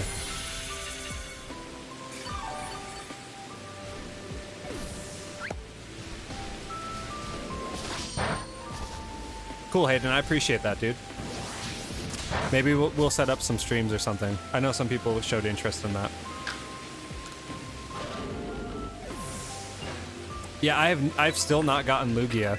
I did end up getting Raikou. Raikou was one of the ones that I had been going for longer than Lugia. And like I got that like a few weeks back.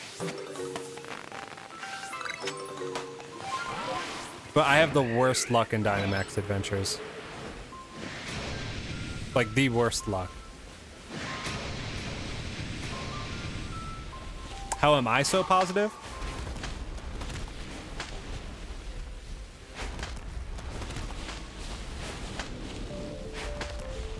Sounds good, Hayden. Thank you for being here, man. You take care, rest up, have a great day tomorrow for me, okay? I don't know, Progo. Like, I think it's a mix. Like, I'm not always positive, but I try to embody that where I can. Like, I'll be real with you. Like, I can be super cynical too. I don't know, but I've also been through like my share of bad things as well. And I know that like things tend to get better, and I try to stay as positive as I can be, especially for other people. It's a lot easier for me to you know, direct that and be that for other people than it is for me to remain positive for myself, I guess, is the answer.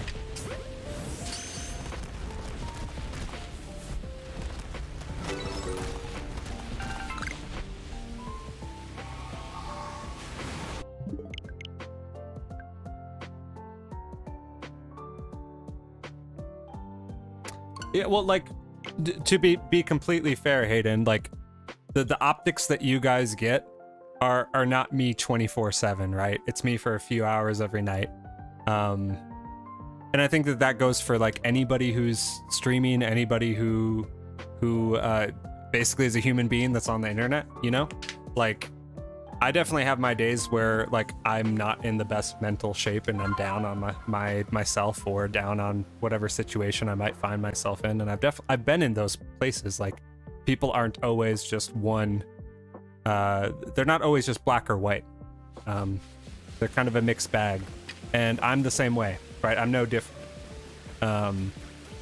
But the difference is that like I try to keep things in context to what I've experienced in the past, and you know, knowing what I've gone through, even just over the last few years, has been a lot, you know, and what my family has gone through, and it's a mixture of experience. It's a mixture of seeing positive outcomes generally happen and trying to support and provide that for other people wherever possible, because you know, there's definitely been times that I've been in that negative mental space and really needed someone to kind of pull me out of it, or at least shake me out of it a little bit, in the sense of like giving me some positive encouragement and reaffirming that what I'm doing is what I need to be doing. That means a lot. So I try to provide it, and especially here, I want you guys to feel encouraged, and I want you guys to feel that like this is a positive space to be in that sense. But I'm definitely not 100% sunshines, rainbows, and positivity in my personal life. I don't think anyone could be without going completely insane, you know?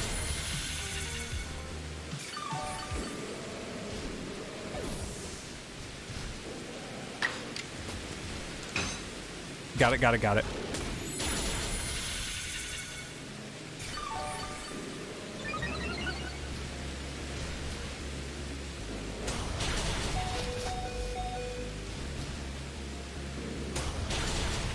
Interesting, Mason.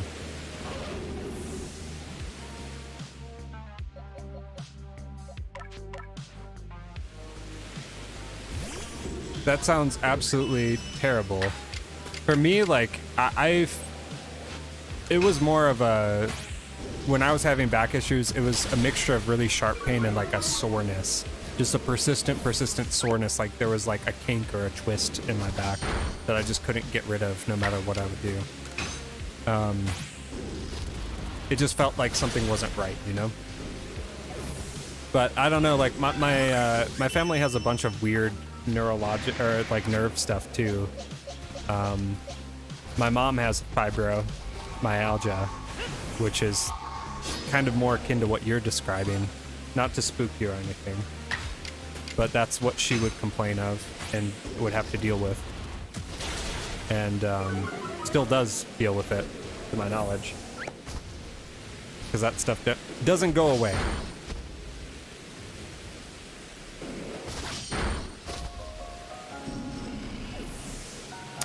A quote by Mother Teresa: spread love everywhere you go.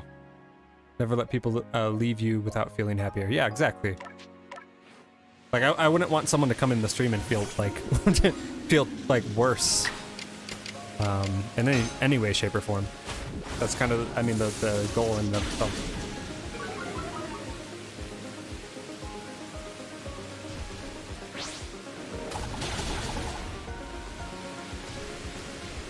It's kind of like a double-edged sword, Mason, for sure. I'm no stranger to trying to have to walk that line, you know? Where it's like, you know, you know something's up, or you're dealing with something that, like, you've had to deal with for a long time, but then you don't. You know, like, some people either don't have, like, the means, like, or it's just too freaking expensive, you know?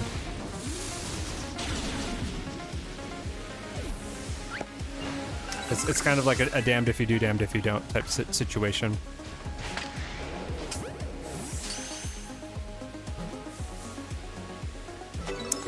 Yeah, they've got like a moveset that pretty much does everything to my team all at once. And it doesn't help that most of my team is fighting types, like that's good against a normal type. But they've got like play rough, and then they've got the high horsepower too. So like it takes out Lucario because he's steel, and then it takes out Gallade because he's fighting.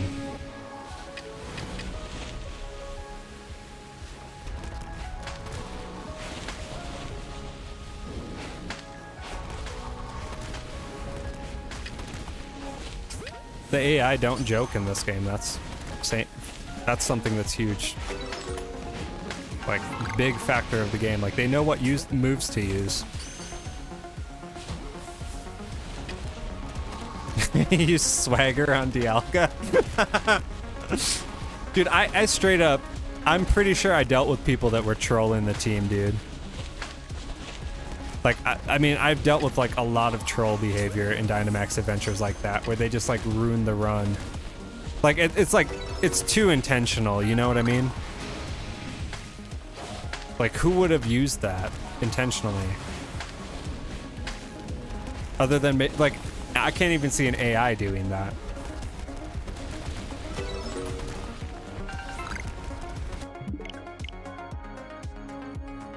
We are on 38.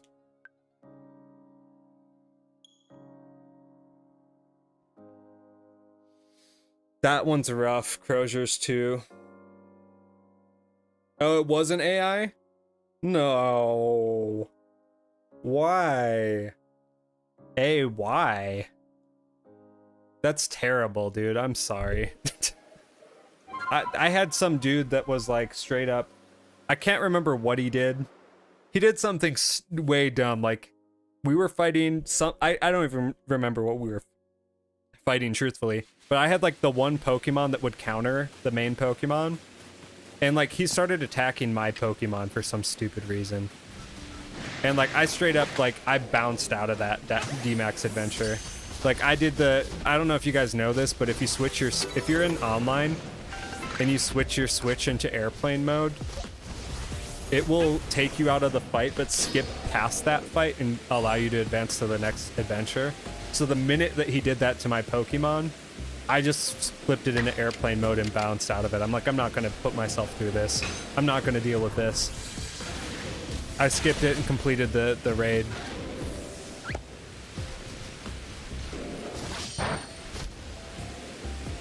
But like, if it's obvi troll behavior, like they're just like, they're straight up just trolling. Like, yeah, I'll straight up just go into offline mode and finish it with the AI.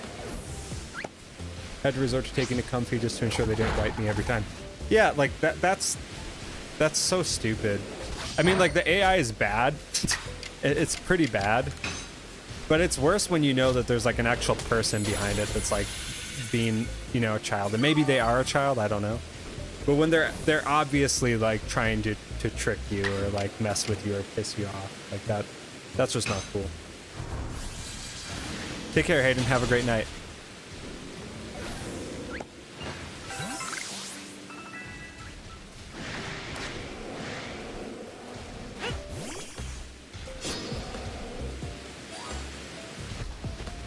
So one place I was sent to from a hospital back like 2-4 weeks for the release of Detective Pikachu movie. I hated it. Still have nightmares about it sometimes today. Like, my wife has a hospital thing too, and like, she had a bunch of like hospital related stuff go down when she was a kiddo, and so I think that like that could be part of it. But they stress her out for sure. I never really had anything big come up until I was like a teenager, and then had my back issues start to surface. And then like the fix was pretty simple. They had to get me a much better bed.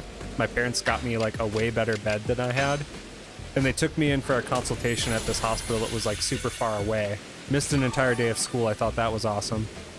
And then they did more x-rays, and the specialist basically looked at my back and was like, you're fully grown basically at this point. Like, you're not going to get much bigger, so we don't need to give you a brace. Like, you just have to manage it yourself and like not do stupid things with your back. And I'm like, okay, because I was worried that I'd have like a huge brace or something, or have to contend with like a big medical brace on my back. Because I had a friend that lived like down the street from me that his scoliosis was way worse, and he had to have a back brace, and he never wore it. He hated it. The Swaggraph was already confused from Water Pulse. Yeah, that's even dumber, man. Like, if you're trying to confuse it or something, then like, sure. But like, it doesn't even make sense. You're gonna boost its attack?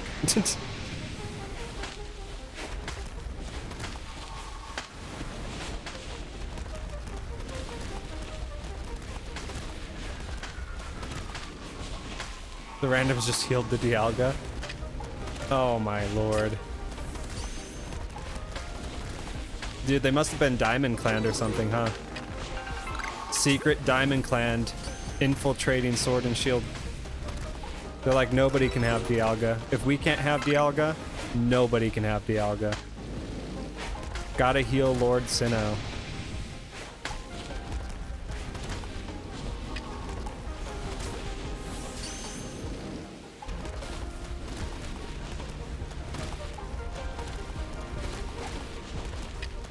This moment I had from that place was throwing a shoe at one of the staff's noses.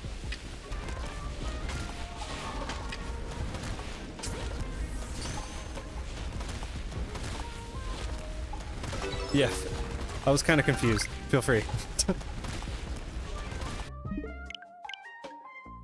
Pearl Clan is best?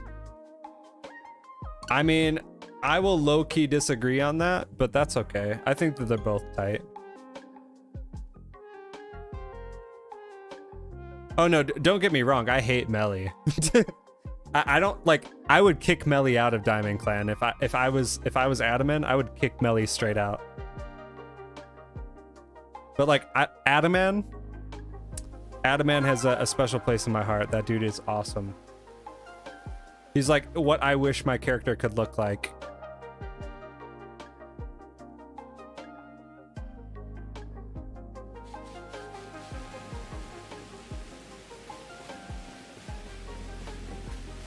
Yeah, that's still a plus.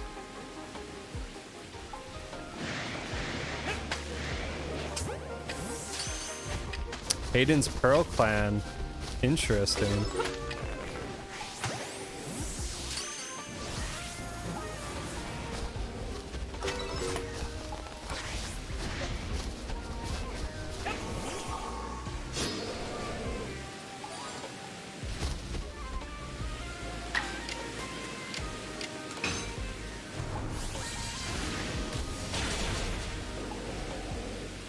Krogo's trying to draw Bulbasaur. That's actually my favorite starter ever, so.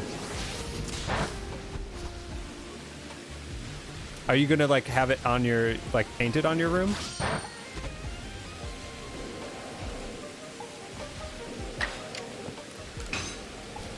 I ended up like going through an alternative program to finish up high school.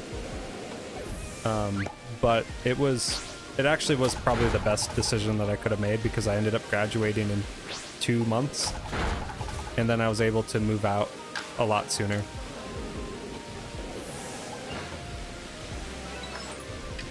I made up like the equivalent of like a year and a half of school. I pretty much made up in like just a few months. Like, I don't remember exactly when it started, but I was done like 2 or 3 months after the program started, pretty much. Didn't have to come in anymore. So a friend and I just like literally would stay at his house and play World of Warcraft. And that went on for about 3 or 4 months until I finally moved out.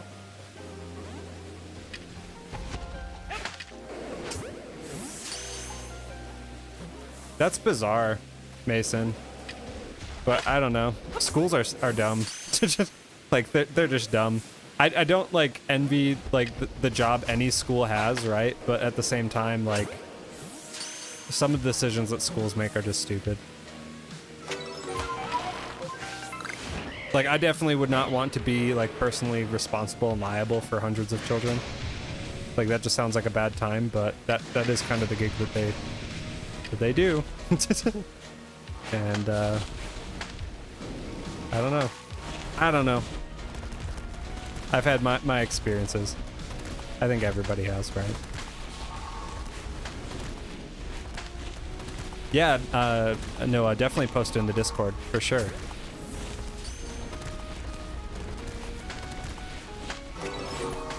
Alright, Hayden, take care. Much love, man.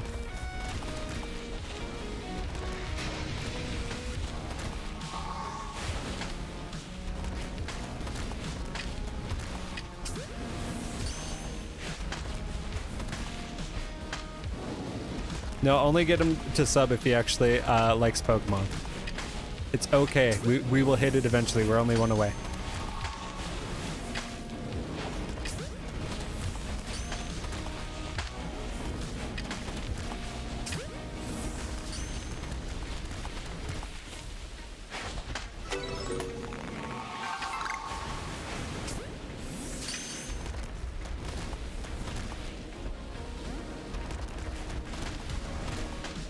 Oh, so like you ended school early and your dad was trying to find a way to get your brother out? We are on 38 right now.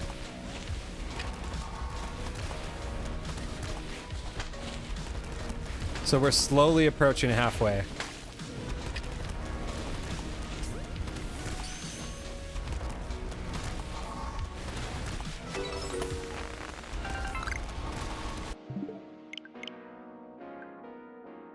I mean, but it's like a month, right? Like you got out like a month early. It's like the principal should be like, if I was the principal, I'd be like self-aware to the point where I'd be like, yeah, like they're not gonna learn really anything this last month anyways, you know? You are.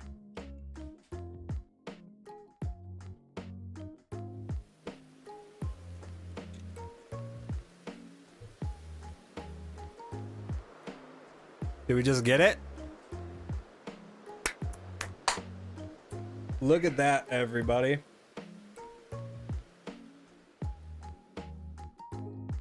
Right here.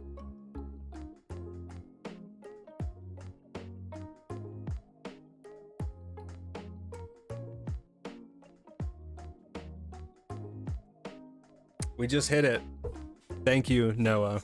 And thank you, Noah's dad, for subbing to the channel. Thank you all for subscribing. Paul Mac. Thank you. Thank you, Paul. Thank you, all of you.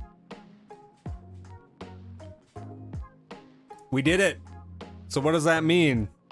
It means coming to a stream near you, we're going to do that all Gen 1 playthrough I've been typing and talking about for so many streams.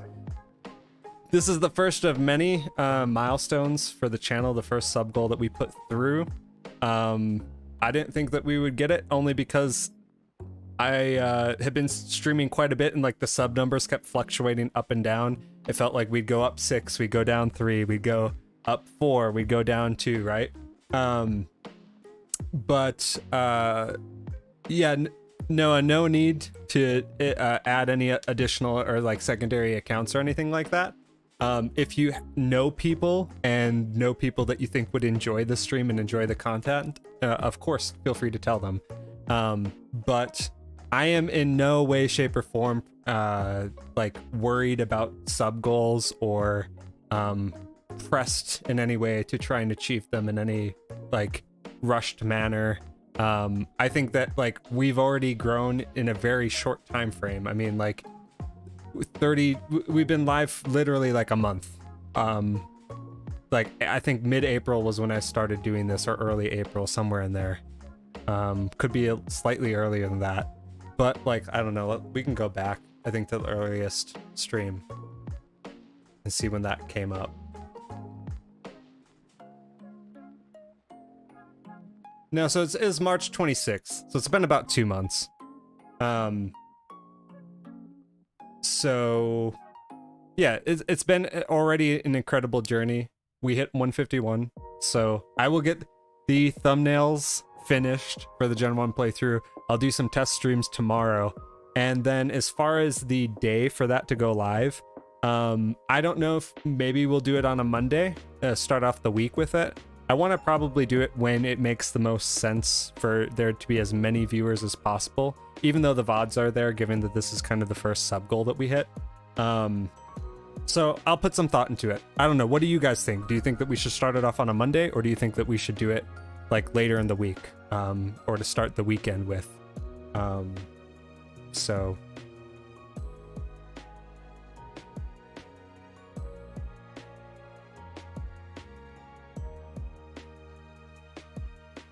because like I don't know, like it seems like we have a lot of people that pop in on Monday nights, so we could always do it on a Monday and then kind of go from there. But I guess I will tomorrow spend some time getting all the final details put together, because we're here.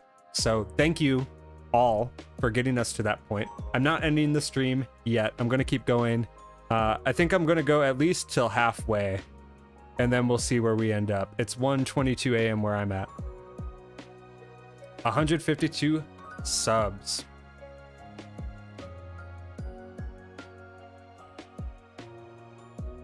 I mean, that's true in the Gen 1 anime. Absolutely true. If we were to count Togepi as that, I mean, we're at 153 now, you guys. So we're already there. Because of missing no, we're already there. Yeah, the number just keeps going up. I don't know particularly what's happening, but we're at 153 right now. So, but thank you guys. Like, regardless of what the sub number shows, we crossed the threshold. Sly King Brand, you just came on as we crossed the first sub goal this channel has ever had. We got the 151, so we're going to keep at it. The next sub goal is going to be 251 for the Johto playthrough. So we'll do Kanto playthrough. I'll start it this week. I'll get all the details finalized tomorrow. And then the next sub goal is going to be 100 from here. Or I should say 98 from here. So we'll just kick that to 251. Let me change that real quick.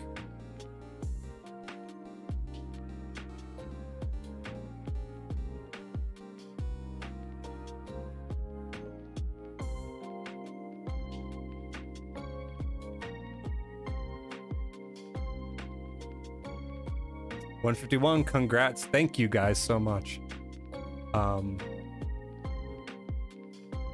I don't even know what to say. I really don't. I'm excited. I'm really excited. Yeah, Mason, Let's Go is going to be part of it. So we're going to be doing Pokemon Yellow, Fire Red, and Let's Go all simultaneously. So we're going to be playing all 3 games. I'll be doing Fire Red and Yellow via an emulator, and then Let's Go be played on my Switch, of course. Absolutely appreciate the support, guys. You are what made this all happen, after all.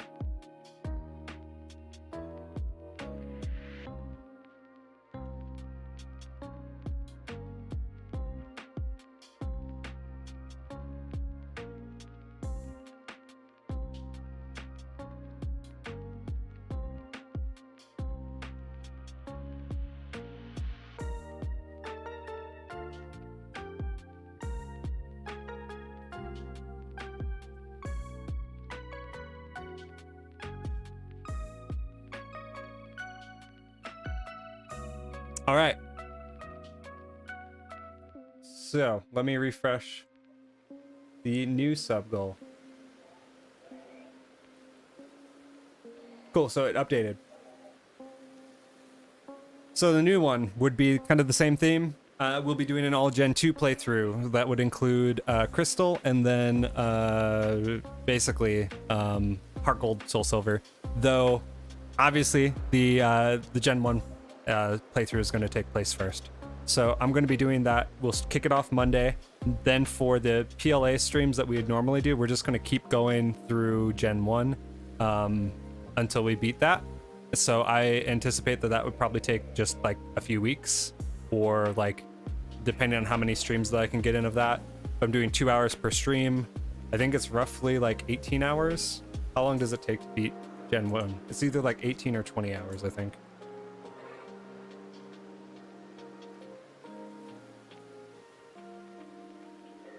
$27 hours in length.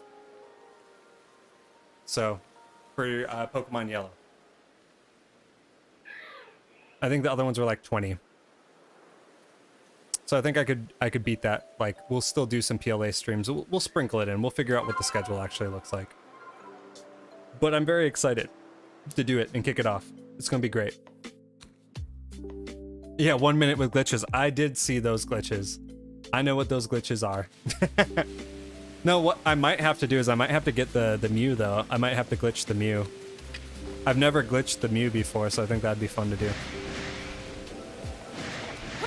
What's up, Aspen? You just came in as we reached our first sub goal.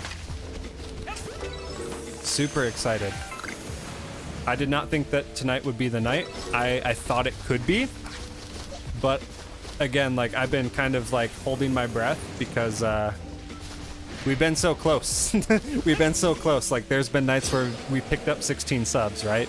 And then there's other nights where like we don't pick up any. So like, I knew we were only 3 away, but like that 3 could have taken like another couple streams or even longer, you know? So just thank you guys so much. I appreciate it.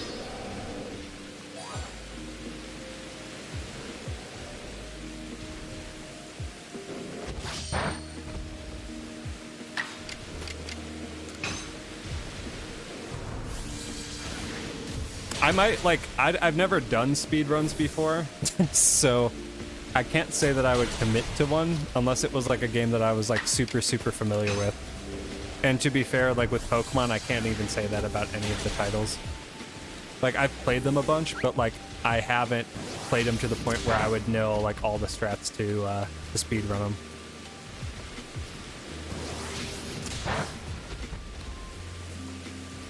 Thank you so much, Aspen. Yep, we totally hit it tonight. Tonight was the night.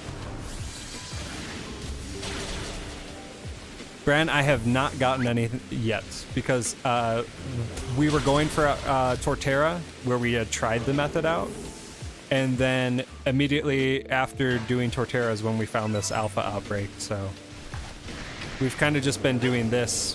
I haven't streamed at all since the last Torterra stream, so.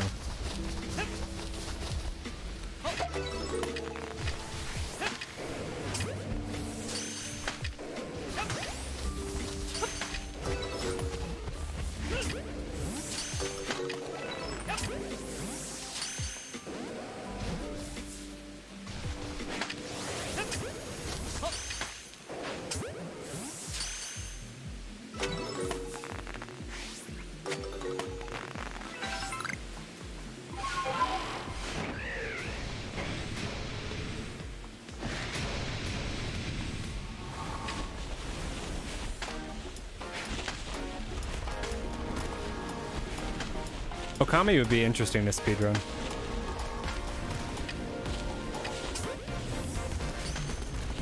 Dude, if you guys wanted to see some crazy speedruns, I'd have to get Sam on stream. Sam Luvatakis, like, that dude knows some pretty crazy strats to do some speedrun stuff. And he's actually beaten some world records on some 64 games. Guy's a champ.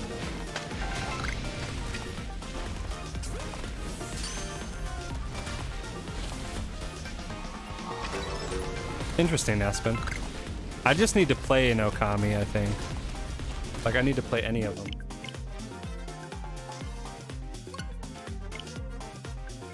If I'm thinking the right game.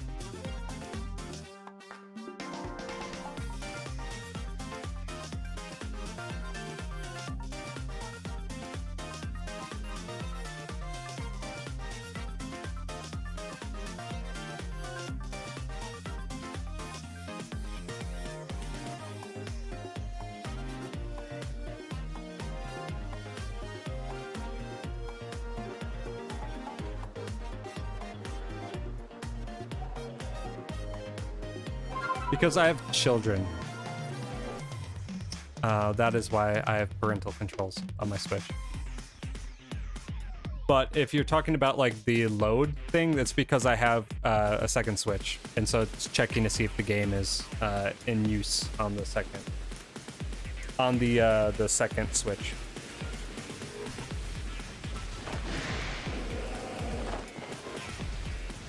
Yeah, that's the. I mean, like, I don't know if Sam's that crazy with N64, but when it comes to like Mario Kart, the dude's a wizard.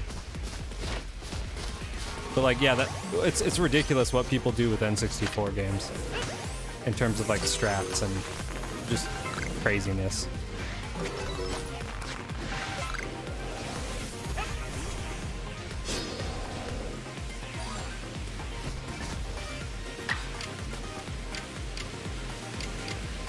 No, like, do not worry about anyone judging you, my man.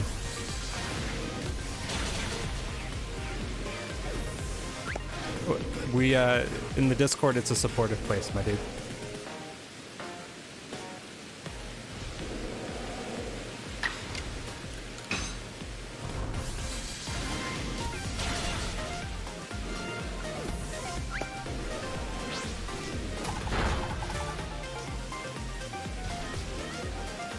Kami speed recipes is basically untouched and has been for years. Kind of want to get another authentic Kami and push the game that.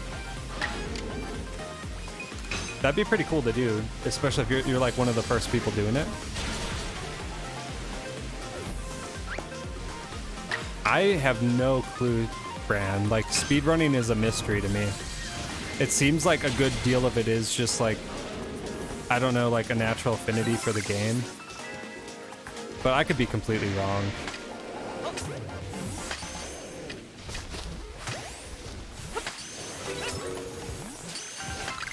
Just like, I don't know, like, just like shiny hunting is like non-appealing to a lot of different types of people. Like, speedrunning has never been too appealing to me. Only because it's less tangible. I don't know. Like the reward is the time and like having your name on the leaderboard, which makes sense.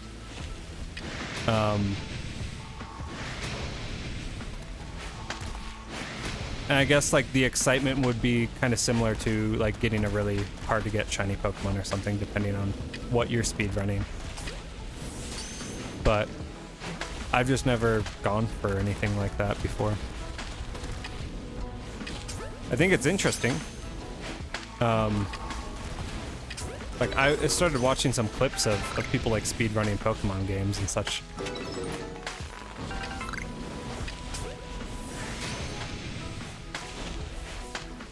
And I watched a lot of like Small Ant videos, and he does stuff like that.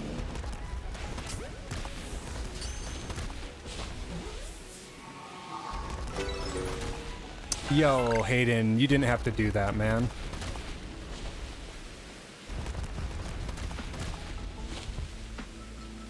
Let me actually pull up Stream Elements so I can actually read that.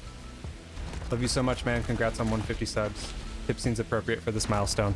Dude, I appreciate that so much, Hayden. And like you've been like pretty much one of my most fervent supporters throughout this entire journey, given that we met on Instagram. I appreciate you wholeheartedly. Thank you so much. Thank you for the tip. Totally did not need to by any means, but I appreciate it nonetheless. Thank you. You're awesome, dude. Appreciate you. Speedrun and beat Minecraft Bedrock in 10 to 20 minutes. That's insane, dude.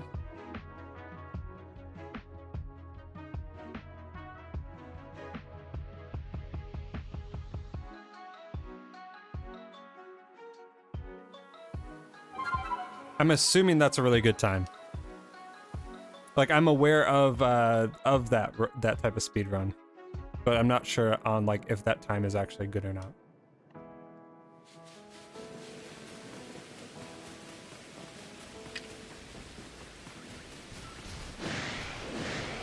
Appreciate you to the max, my dude. Every single color there is.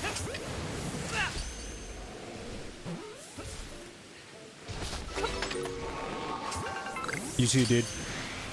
Take care. Rest up. And we'll see you when we're playing Gen 1.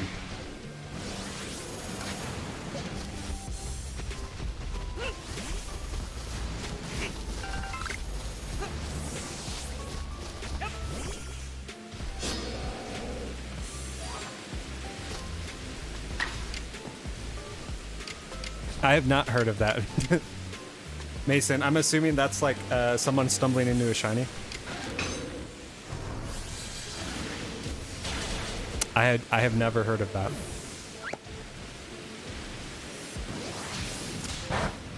I saw someone that like posted a picture of like a Latias that was like that. Like, why is it orange? And someone was like, oh, it's a glitch, kill it.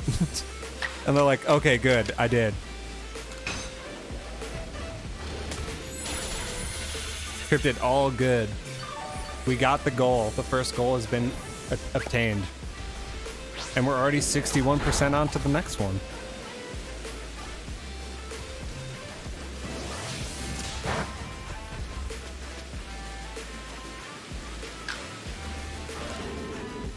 So I'm assuming it's kind of the same story of the Mudkip, right?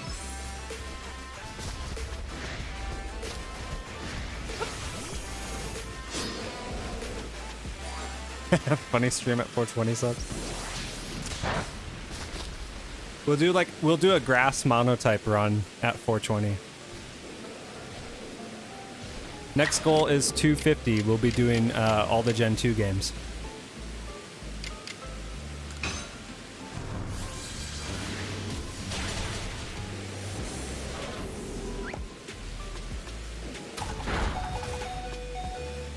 Yeah, 300 subs, we are dumping chips all over us.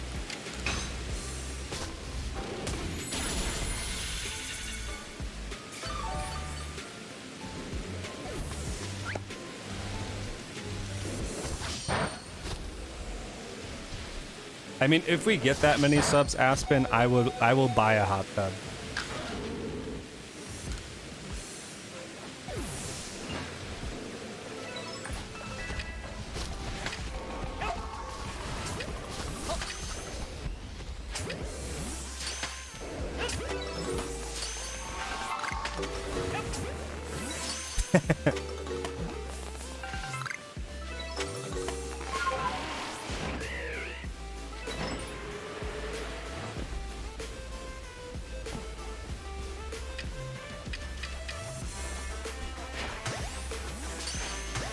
Noah's gonna be recruiting everybody he knows. He's gonna get his whole family to sub.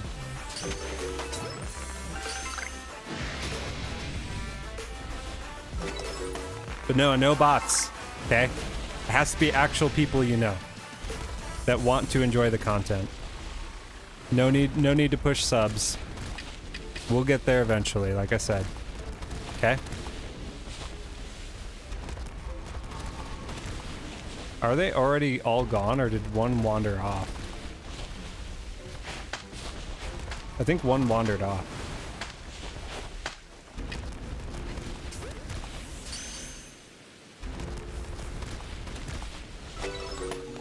I mean, there's a lot of people that like create fake accounts or like will like pay companies that will create bot accounts and sub. So yeah, exactly.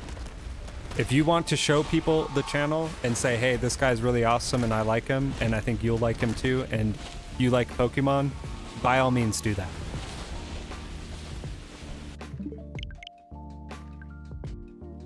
They don't even have to like Pokemon, even if they like Legend of Zelda, because we'll be playing more Legend of Zelda too. Or if they like Kirby. We've done Kirby so far.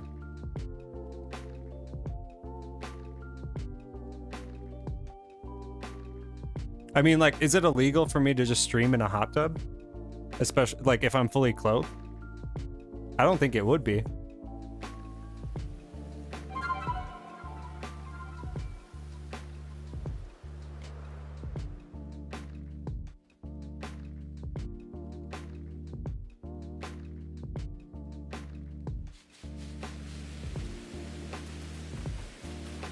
Yeah, no bots. I would prefer it take like a year or something crazy, you know? If it meant that we would get there naturally instead of having any of the subs be attributed to like botting or anything like that. I'd rather be grinding for a year, my dude. If that's what it takes, that's what it takes. I don't think it will, but we'll see.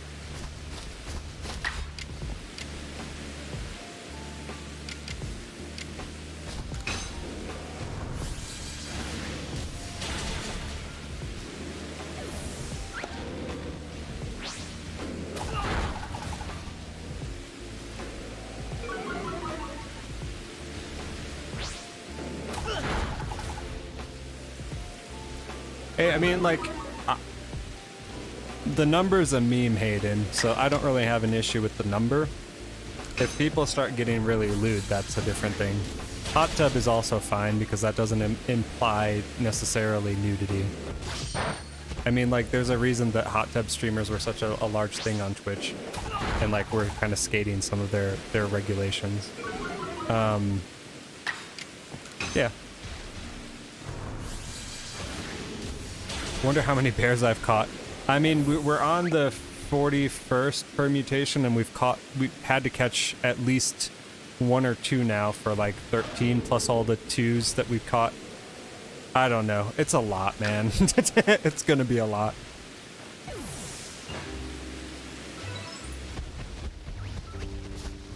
Yeah, there would be no nudity involved whatsoever. It would just literally be me playing Pokemon in a hot tub if that even were ever to be a thing on the table, which I'm not saying it is.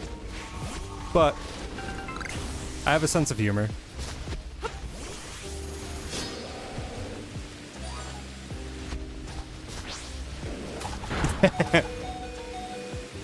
It's been a wild night, dude.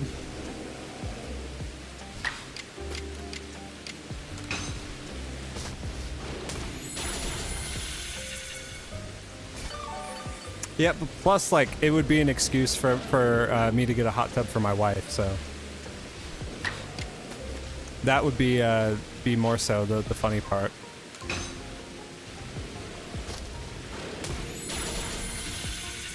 I've never, ever been out of the States, so yes, I would love to go to Australia sometime.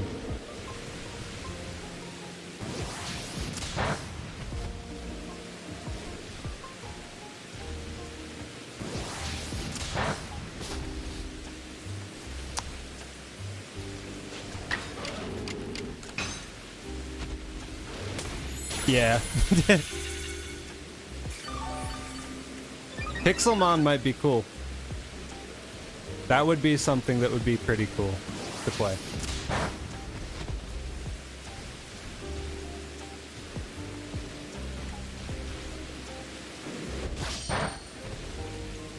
I'm not saying I would live there, Hayden.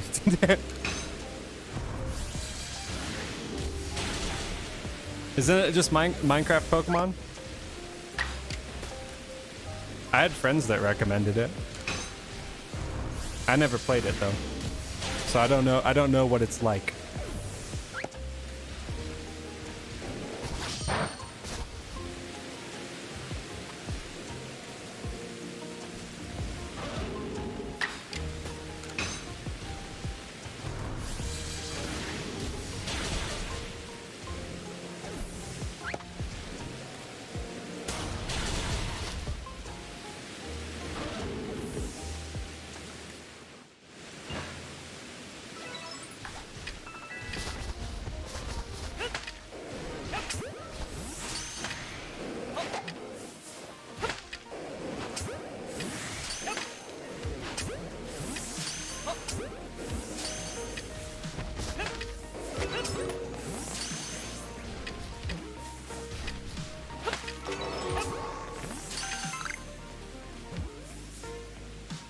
I'd pet that spider.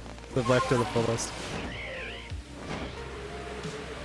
I can't say that I'd like go out of my way to find them, but you know, if I was in Australia and spiders were around, I'd probably freak out a little bit, but hey, it's kind of what you would expect getting into it. I'd be a lot less surprised seeing them there, I guess. I'd be on the lookout, you know? I'd be watching myself. Same with snakes.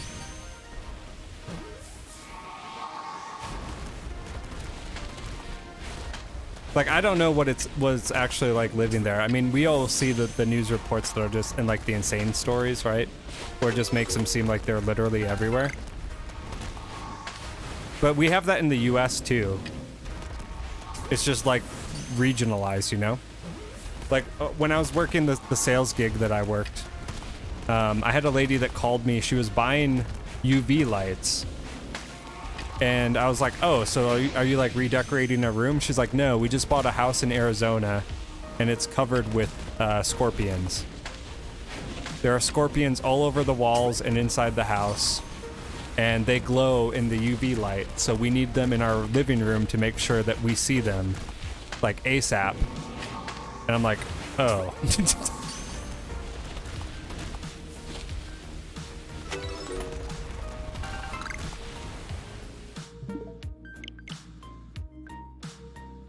$43.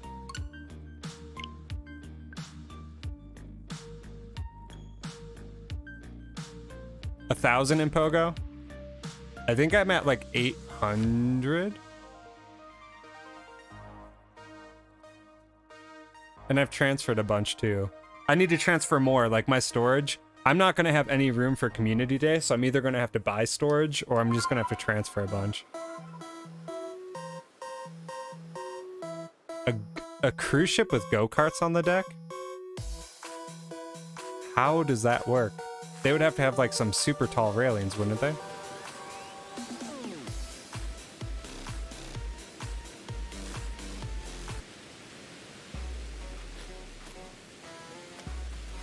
Michigan is crazy with snakes? I did not know that. Because I lived in Wisconsin, and like they don't have like anything for snakes there. I wonder why Michigan is so nuts with them.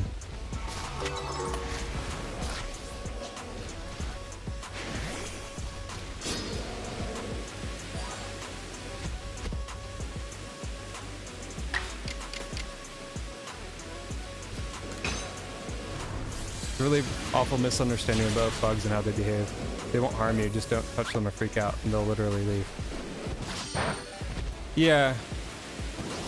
I mean, like, I think it's more so like just not knowing where they're at, and then like you step near them or on them, and then they get you, you know? But I don't know.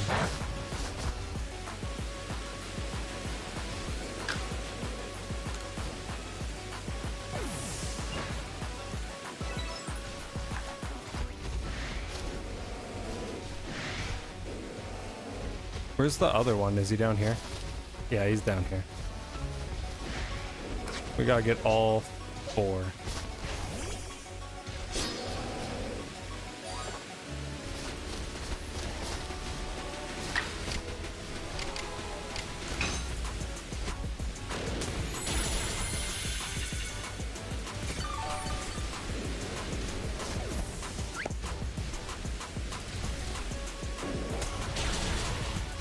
Interesting. You think that they're... I mean, I can see that to a certain degree.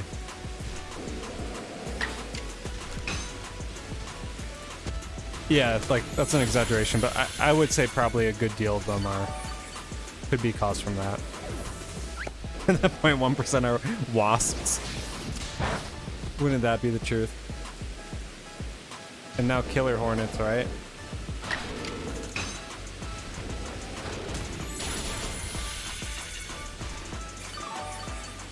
Wasps and killer hornets.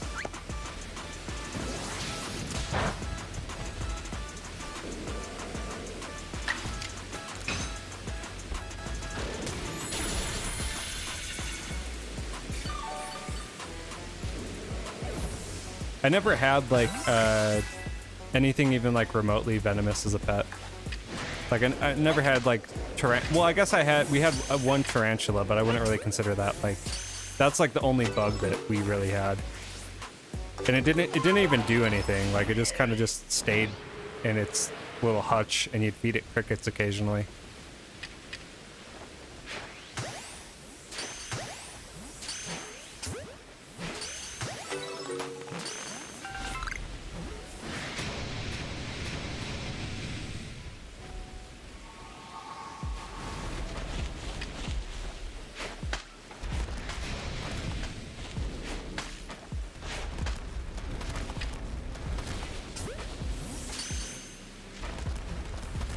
To Norwegian cruise. Imagine the line for the only cruise ship to have go-karts. Yeah, I wouldn't trust it, dude. Like you're out on sea and you're riding go-karts? Like what?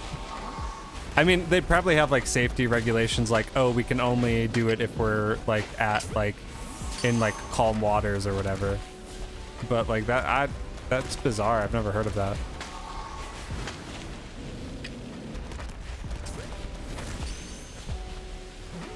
Name a random thing / Pokemon, name it easy. Are you saying just for me to name a Pokemon? I mean, the first one that comes to mind is Dwebble. And I don't like Dwebble or anything, but that's just what came to mind immediately.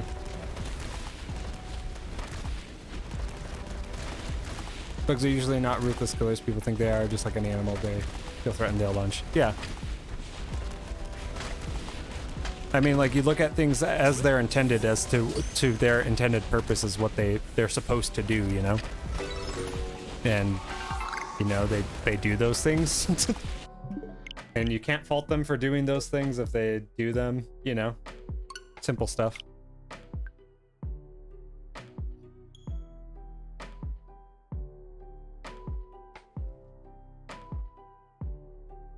His name is Scamper. Interesting. Yeah, I only had a tarantula, and it wasn't even like mine. My mom just got it.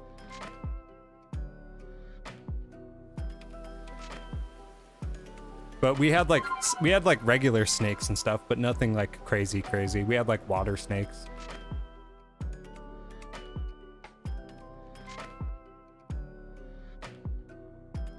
Interesting. So the mothers are the more aggressive. That makes sense. Well, it's like usually things are aggressive if they're scared or if they're like trying to protect something, you know? So it would make sense for the moms to be more aggressive. Same with spiders. It's like they're hard-coded to do that, you know?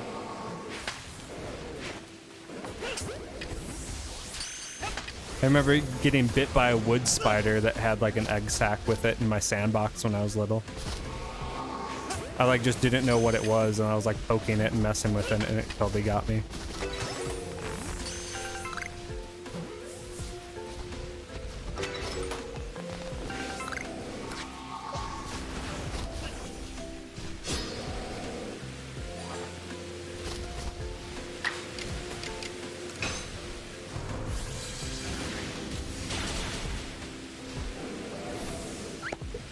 Like, I already talked about this a little bit, but like the thing that got me really scared for the longest time was like watching National Geographic. And there was like some story that they like hyper dramatized of a guy bringing in his bed sheets from outside. He had them like on a clothesline, and it brought a black widow in with it. But then like I've seen black widows in real life, and I'm like, okay, that's just a spider, you know? No, it's up to you, man. As long as the story is stream appropriate, you're free to tell it.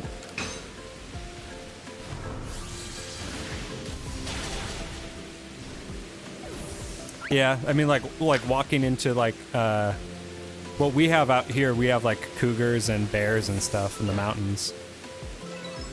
And so like just walking upon them can provoke them and cause some issues. You just got to be careful.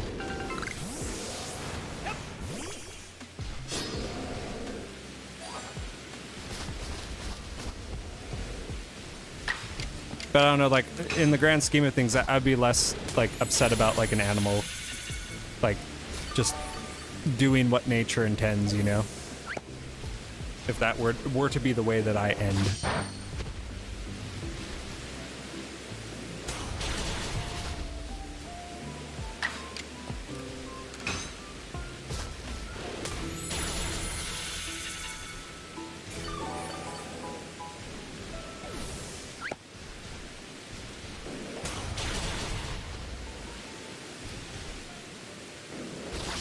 I think what Aspen is saying is that, like, they're conditioned to do something similar.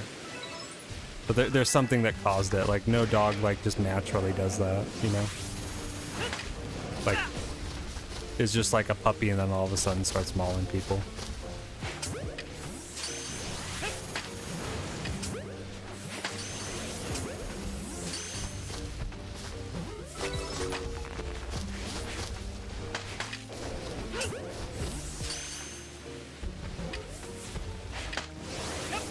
Yeah, we have rattlesnakes too, Bran.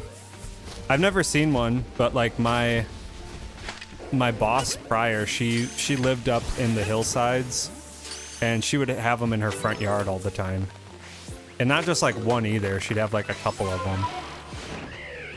And like I've done a good deal of like hiking in the mountains and such. I've never seen one, but I've always been super wary. And like just listen. I just try to be very attentive and listen as best as I can. It's just like, I'm gonna hear it before I see it. So far I haven't seen one, but knock on wood. Last thing I need is to find or stumble upon one.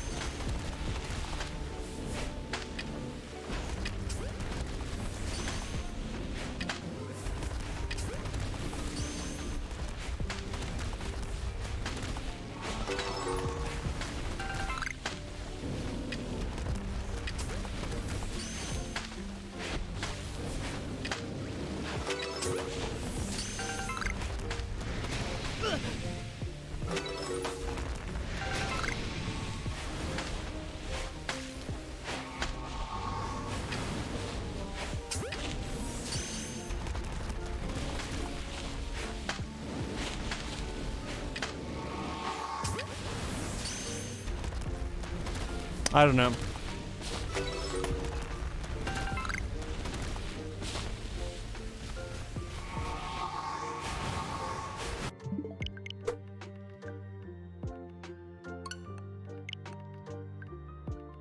Yeah. I think that I get what Aspen's trying to say in the sense that like in many cases like you don't know the full backstory behind what the dog's experiences have led them up to be. And I guess to that point I would say that like in many cases I think more dog attacks are probably attributed to like animal abuse than anything else. Like the dog's just conditioned to do that, but at the same time like who knows. I think there's always going to be situations in which like it's just never going to be clear. Like you see videos where like I don't know, like a group of random dogs will like just start attacking like some random FedEx driver or something, you know? And it's like you don't know exactly what that's been through, but you don't know. You just don't know, you know? And then it's like different in cities where like there's just like a lot of like random street dogs, you know? I think like any domesticated animal probably has a propensity to like revert to a certain degree into a survival state, and they might do things that are out of character for the vast majority of other animals that are typically going to be having their needs met. Like what's even scarier, like instead of dogs, dude, like if you guys haven't checked into it, like you should look into like how pigs like revert to their wild states. Like that stuff is absolutely frightening. Like pigs get so scary.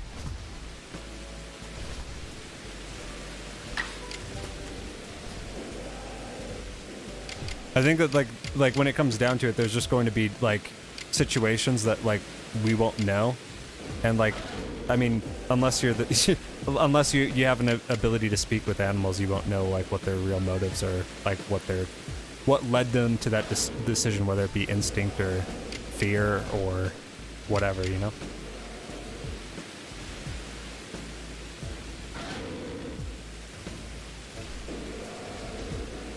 Yeah, I mean, there's always a reason for it.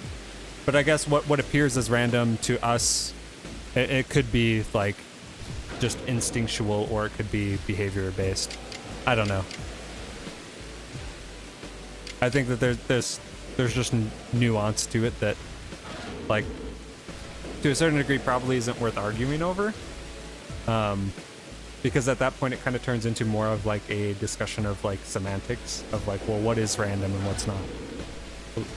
Some people would consider it random if two dogs just run up and start biting someone unprovoked, right? Or run into someone else's yard or run down the street and start mauling someone. Like my brother was mauled up by a dog randomly, and like there wasn't any defined reason for it. But that being said, like there's probably something else going on. Who knows?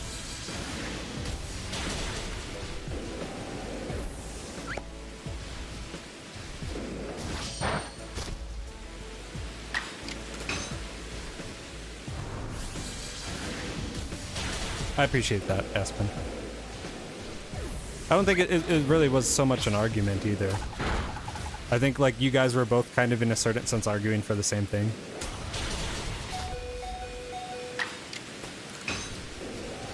But to be fair though, pigs are absolutely frightening.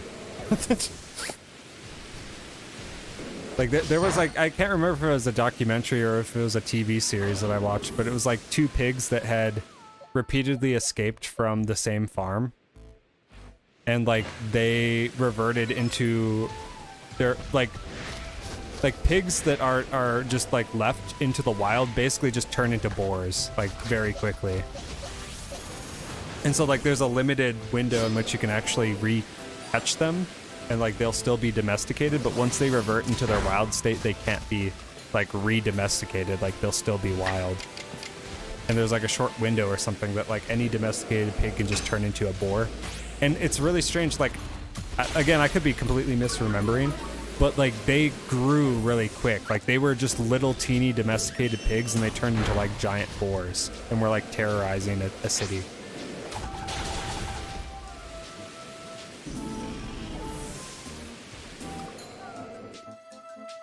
You would put it in the art channel, Noah.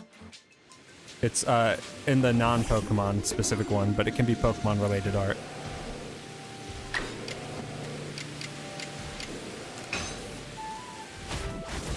Yeah, I don't think no bad blood intended, anyway, way, shape, or form.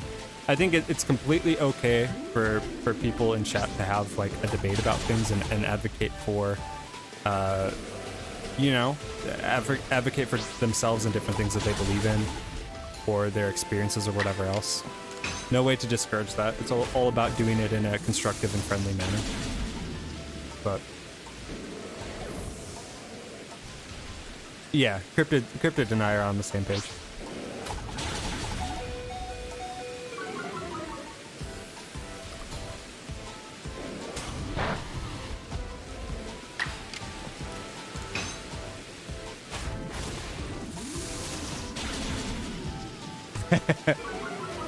Ninja, I remember those days. I'd be staying up late talking to my wife, and then my parents would be after me about sleeping. And it would always be like, you're sleeping late on a weekend. Like, you're not missing anything. You're not missing any plans or anything. It's not like my parents didn't want to do anything specific with me, but they would still get upset that I would sleep in the afternoon. It's like, what difference does it make?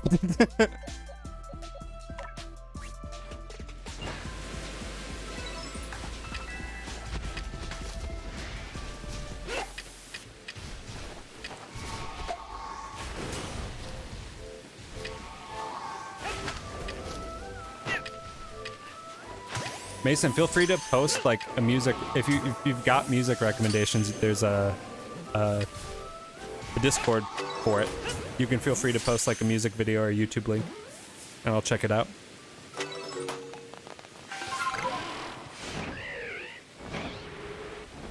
Yeah, pigs are scary, dude. So like this farmer had 2 little piglets. They got out, they turned into boars, and they were like massive. He couldn't get them in, and they were super smart. They had like the police evading they were evading the police. They were like breaking in and eating all the farmers' food and stuff. They were like straight up like just like running rampant and terrorizing this town. And then like when he finally caught them, they were like they were massive. Like they were just huge boys. I don't want to say how big. Like they were over, I think, 1,000 pounds or something ridiculous. Like it was some ungodly, like it showed a picture of them, and they were just enormous, dude. But they were super smart, so like nobody could catch them. Pigs are scary like that. And then like I don't know, like you guys have probably, I think it was, I'm not sure if you guys have watched Hannibal or not, the TV series. I know like probably younger people in the chat probably haven't, but like the whole thing with like the Russian boars or whatever, that's like the fact that they just eat everything, you know, also kind of frightening.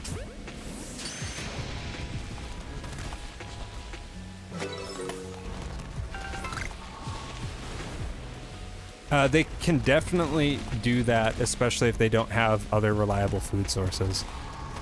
Like, they will eat literally anything if they don't have a food source. Let's check it out. Let me pull it up.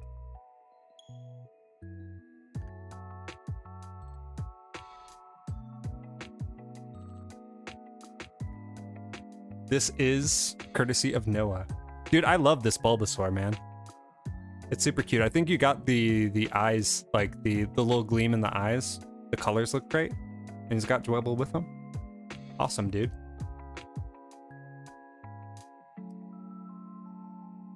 Yeah, I think you nailed the eyes, Noah.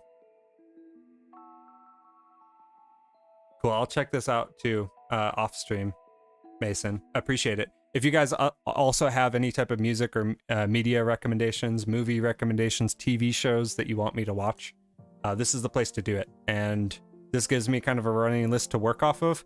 I will make a concerned effort to ensure that I do actually give it an honest listen and check these out and reply accordingly. So Aspen had already made a recommendation for Glass Animals prior, and I did listen to the songs and I thought it was really dope. Actually added a bunch to my playlists and my music library. So yeah, feel free to share what you like here. This is kind of your area to share the things that you love with me. And I'll check them out. So yeah, exactly. Like they don't let anything go to waste. It's weird.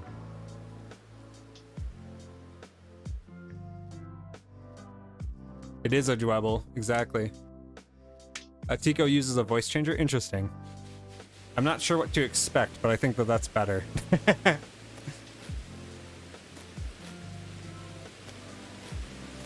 New Game of Thrones? Are we talking a book? I have not read any of the books. Not that I would be against them in any way, shape, or form.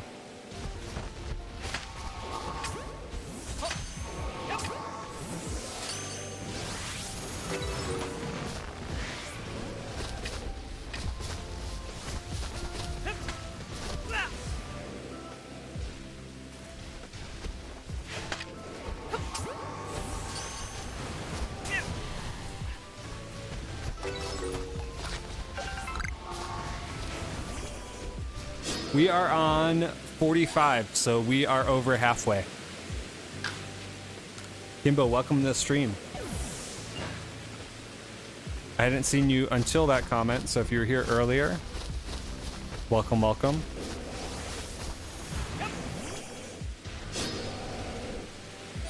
Yeah, absolutely, Cryptid. That's why pigs are scary, dude. It's like in the right situation, they'll just eat someone, you know?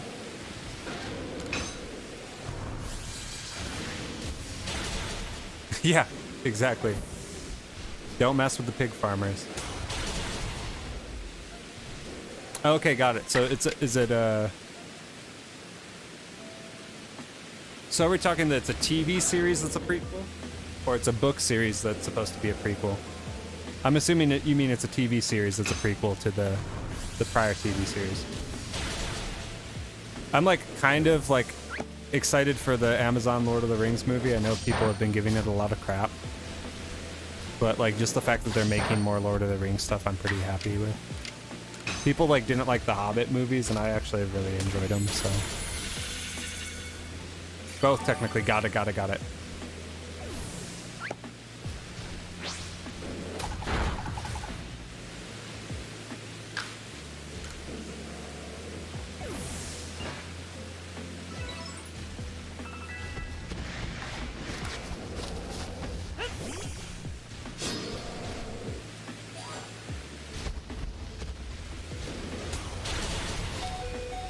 Interesting, Mason.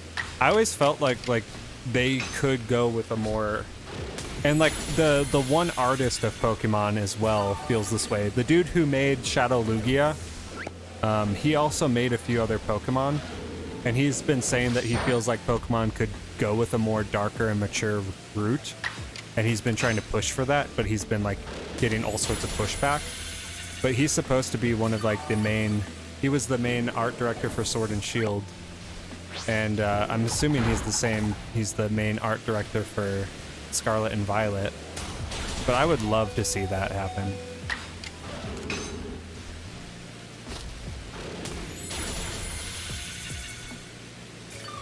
That sounds really bizarre, Aspen.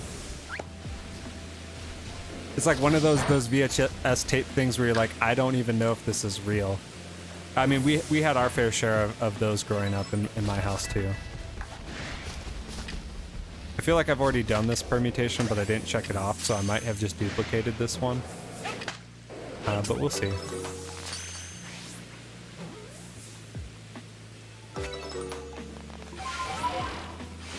No, he's not my friend. He's, I don't remember the guy's name, but he's the art director for, like, the big head honcho art director for Pokemon. He made Shadow Lugia for Gale of Darkness. And he is responsible for like a bunch of random weird stuff in the Pokemon universe.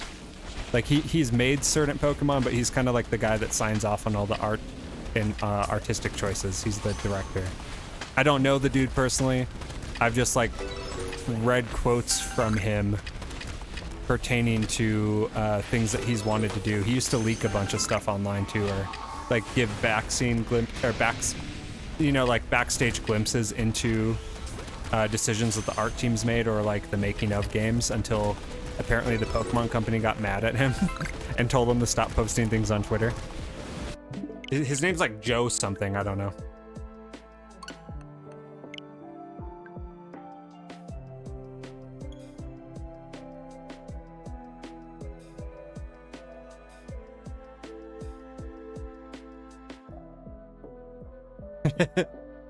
Are you talking the Amazon series? Or are you talking the VHS tape?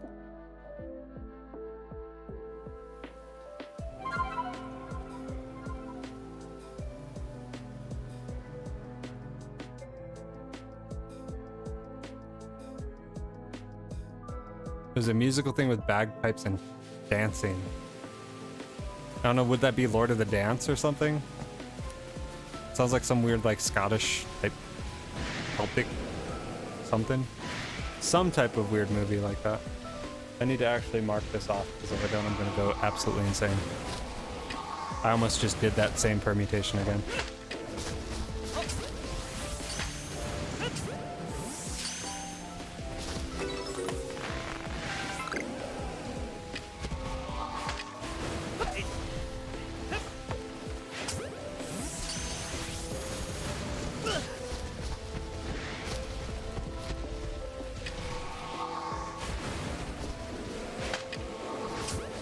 Yeah, I would have no clue.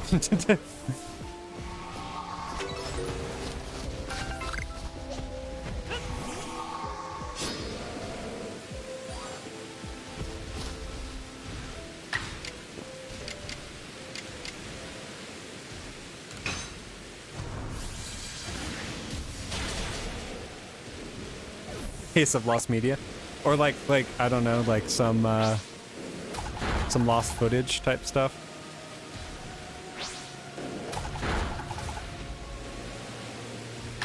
Good old bagpipes lost footage. So like, what if we took Lord of the Rings and added bagpipes and tap dancing? I'd go see it.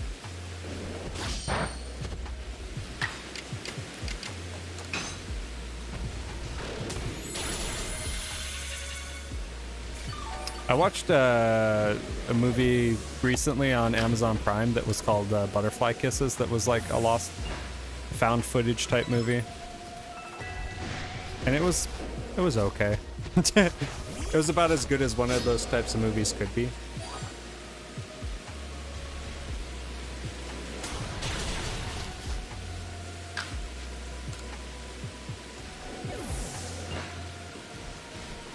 Yeah, Mason, be careful too, dude.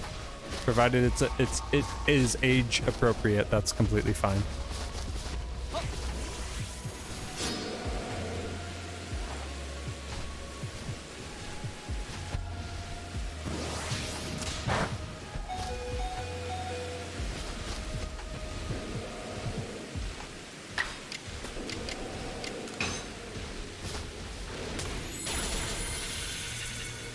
Yeah, absolutely, Aspen. Well, there's like stuff that, like, especially from the retro era, that you just won't see again, you know? Sounds good. The Lord of the Rings meets Highlander. Dude, Highlander, oh man. I love Highlander just because, like, I love the fact that Sean Connery plays a Spaniard with a Scottish accent that, like, doesn't know of Scotland. Like, that's just so funny to me.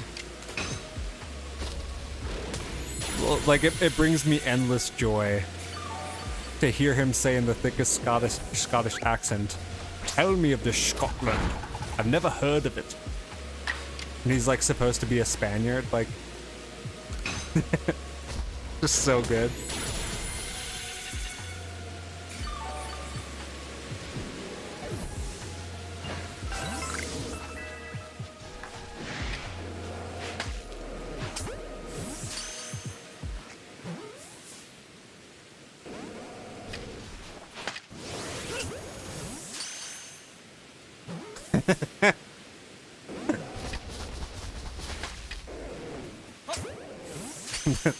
That sounds awesome, Aspen. Like awesome, not in the sense that it's probably like good, but like awesome in the sense that it's probably so random that there's like not anything else that would ever be like that, you know? That sounds like a unique movie for sure. Something that would be worth a laugh.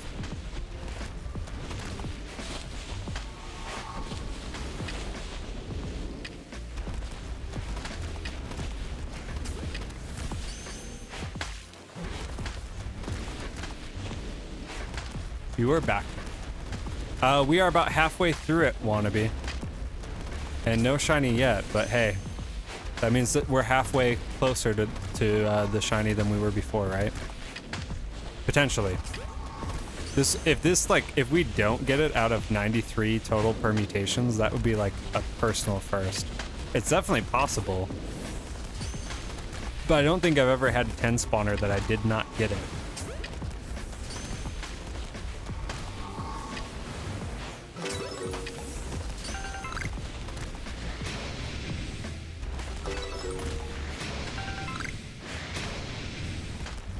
Maybe it, like, I don't know, I haven't seen it, maybe it is super dope. It just sounds to me like one of those weird, like, 70s influenced, like, not like personal movies, but you know what I mean.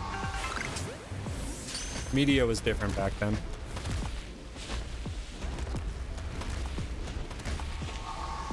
Well, you've already told us what your second movie is, or second favorite movie is. What was your favorite movie then that you watched on VHS?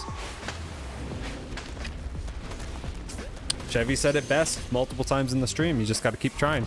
Absolutely.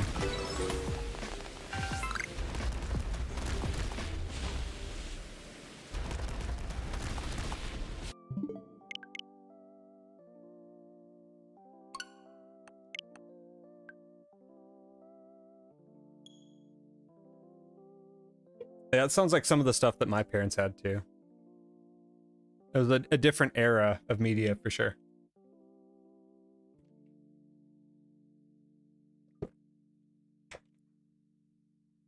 Dude, Spirit is a good one. I haven't, like, I remember watching that when I was little, but I didn't really pay it much mind.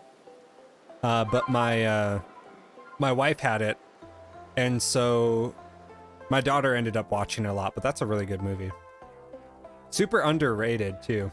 And they did do, like, a couple Spirit sequels, but it was kind of strange. I would have thought that that series would, like, still be going. Or that they'd have new ones, like now. Because like horses are kind of a pretty universal thing that like most kids have an interest in, you know?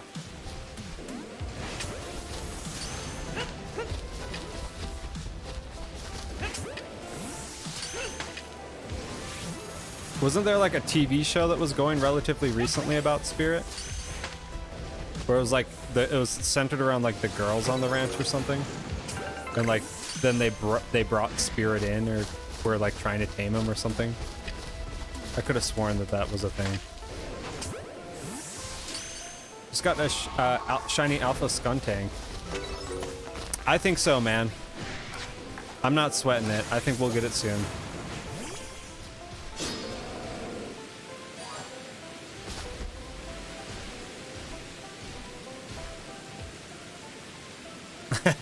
Every time I meet someone with the same name, I think there can only be one because of that movie Highlander. Dude, Highlander is great though. I need to rewatch that, I think. It's been long enough to the point where like I'm like foggy because I watched that and then like all the sequels in like a weekend. And it just doesn't make any sense, right? Like the whole movie premise like barely makes sense. So that's like how the 80s movies were. Like they had these very loose themes they just ran with. And like it didn't have to make sense because it was the 80s. And people are like, we don't have anything else to do. I don't know. I love those movies and love cheesy 80 movies like that.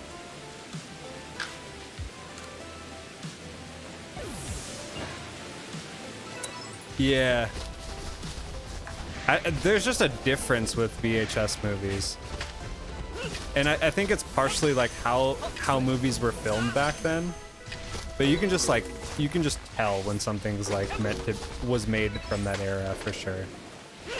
I don't know. I don't think it's like better by any means. In many cases, I think it's a lot worse. But there's just something from that era of movies that are different, you know?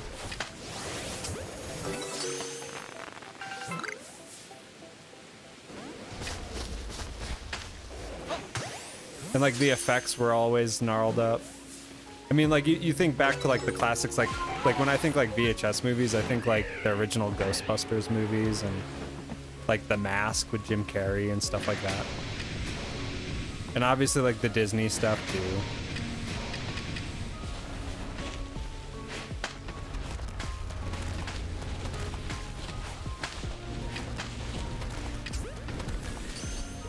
Definitely a different aesthetic, for sure. And like, I mean, they obviously were products of like the limitations of the technology they had too.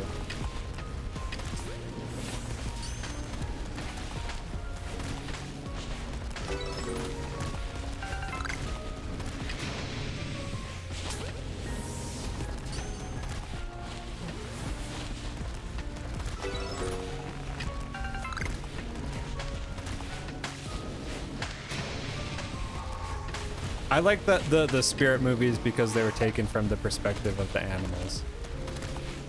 I think that's what I enjoyed the most. And like, I mean, Lion King was too, right? But like, I enjoyed those movies just because it was the core message was good, but then on top of it, like I liked liked animals. I was really big into animals growing up. It wasn't just like horses or one thing. It was like any animal was cool in my books.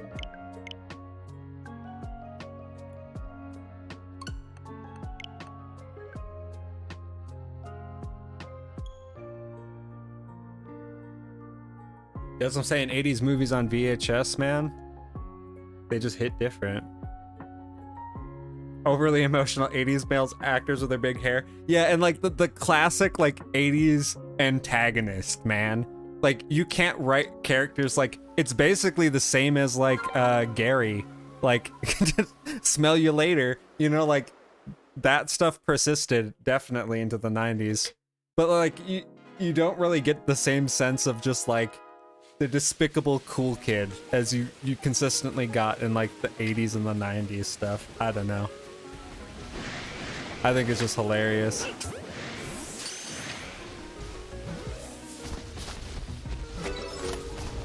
I guess like another one would be like Lost Boys. That was like because like my wife and I were like edgy pseudo goth kids. Like we liked watching Lost Boys and like all the underworld movies and such. So like anything with vampires was cool. Except we weren't really big fans of Interview with the Vampire. Because that was like a little bit too much cheese, you know? But Lost Boys was pretty funny. As like an iconic, like that era of movie.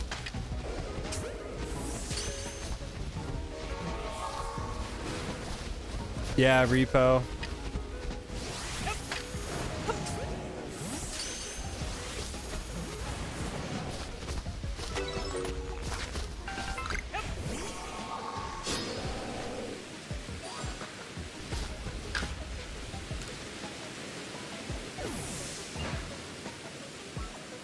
Never cared for live action stuff. Yeah, I can't say that like I particularly cared for most of that stuff. Like I was mostly a product of whatever VHS tapes that like my dad had, and like my dad had like a lot of just strange comedies.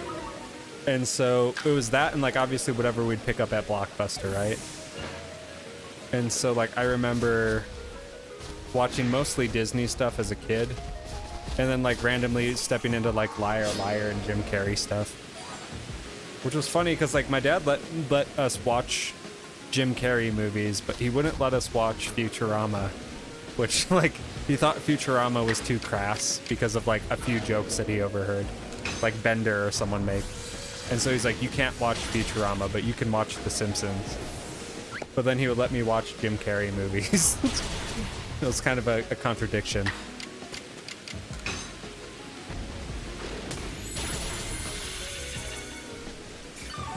Every 80s actor was trying to pull off that misunderstood loner vibe. It's great. Yeah, it's like every single one of them.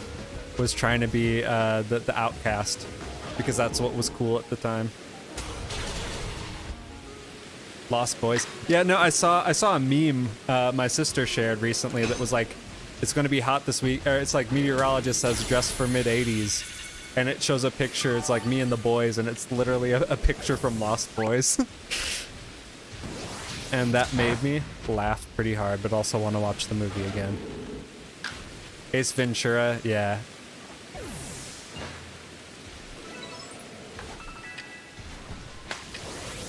It was like, we were watching that, we were watching Bill Murray movies, we were watching Groundhog's Day.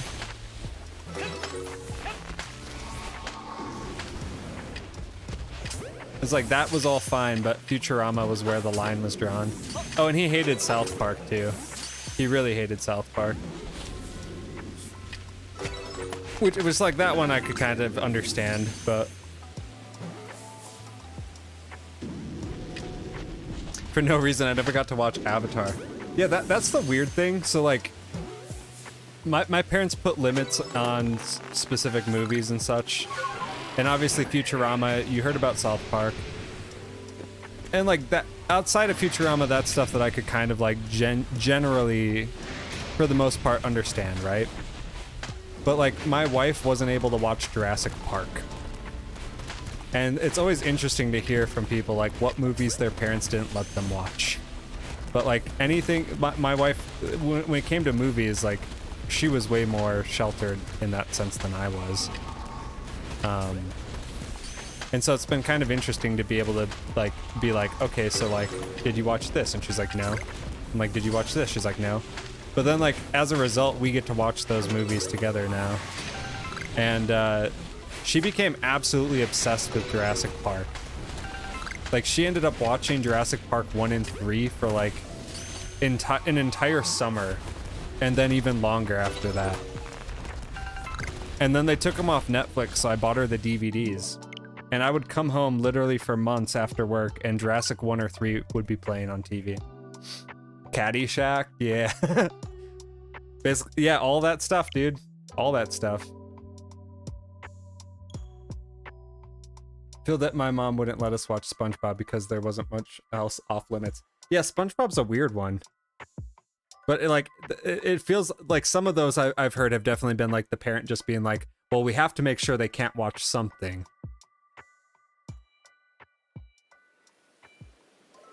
So, Cryptid, you're saying they wouldn't let you watch Harry Potter or SpongeBob? All good, Chevy. Get rested up. We'll catch you in the next one. My parents tried to bar me from lots of things, but as soon as I knew how to work a computer, I basically got around it all and watched it on PC. Yeah, like, well, like my answer to like my dad not letting me watch Futurama was I just had to stay up later than he. And same with South Park. Like, if it was midnight and South Park was playing, I could watch it, but like he didn't know that I was watching it, you know.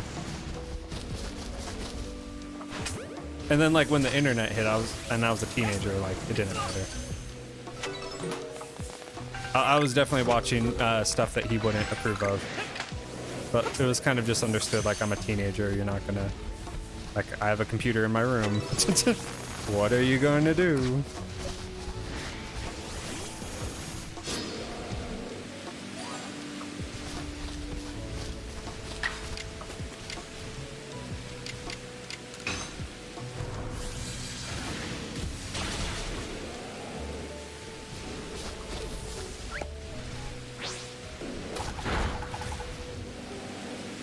Interesting. Yeah, that's an interesting series, but I do remember like I mean, I grew up Catholic, right?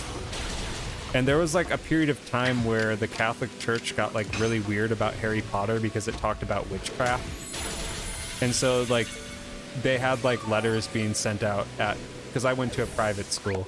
They had like letters sent out saying that like we shouldn't be encouraging Harry Potter and such. And like they were starting to get really weird with it during a period of time. But like my parents didn't care. They're just like, it's a book. Like you can read books. And like you can, like, the movies are made for kids. Like they don't do anything bad in them. You can watch the movies. But it was like anything that had like an obvious like really bad joke in it. But then what was really strange was when I was a teenager, there was like one Christmas where I went out of my way to get everybody gifts because I had actually gotten like a little bit of a Christmas bonus at work. And so I was like, I will make it a point to like get everybody something, right? And like half of them were last minute. So there was like a gas station near my house. And like they started up like a bargain bin of like DVDs. And so like my dad does have like kind of a cheesy and weird sense of humor. So I was like, I'll get him like a bunch of comedies. I'll just like pick out a bunch of cheesy movies or whatever. And like he'll dig that, right? And like I didn't know what any of the movies really were. But one of the movies that I got him was Tropic Thunder. And I got it because like I'm like, oh, it's a Ben Stiller movie. Like it should be pretty funny, right? And it looks like a comedy. Jack Black's in it, right? But that was actually like on the level of the things he would tell me not to watch, you know? But he thought that movie was hilarious. And I'm like, you probably would have thought some South Park episodes were funny, and you probably would have thought some Futurama episodes were funny, but that's what was blacklisted. It's like, if you think that this is funny, like, you don't make sense, sir. And I knew that he enjoyed him because I ended up watching those movies with him.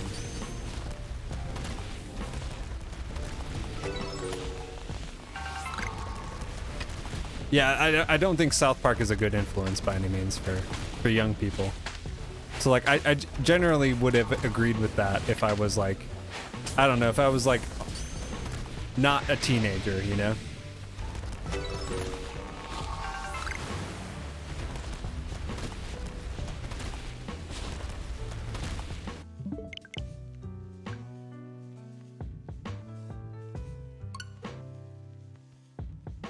But like he let us watch The Simpsons all the time. And like I feel like The Simpsons and Futurama were kind of similar for the most part.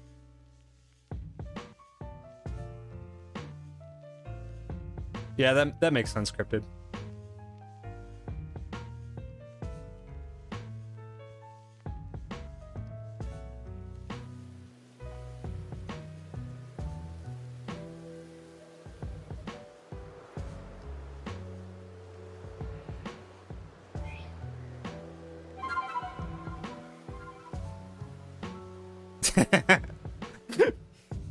Yeah, when you start training and using your ninjutsu skills on your siblings, that's where the line is crossed. I mean, words only words are like bullets, okay? But throat chopping your sibling is like actual violence.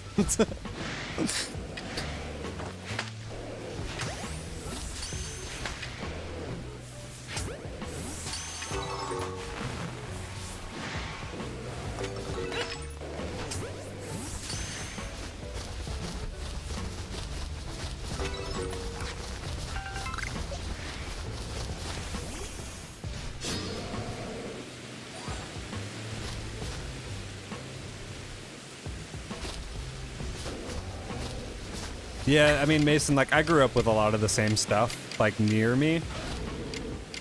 So, like, I get that. It's stupid. It's dumb at the end of the day. I mean, like, the same stuff is applied to Pokemon, too. But...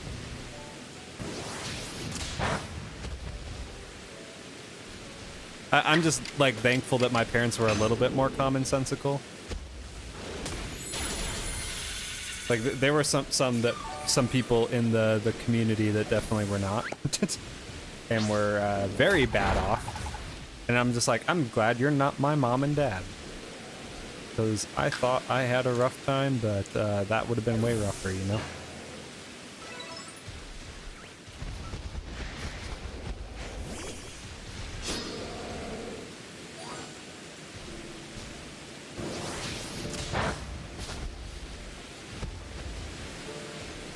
Yeah, Brand, that's the weird part for sure.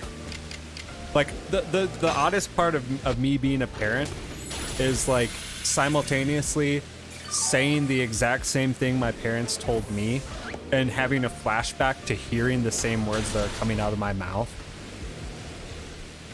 and like understanding both sides of the issue.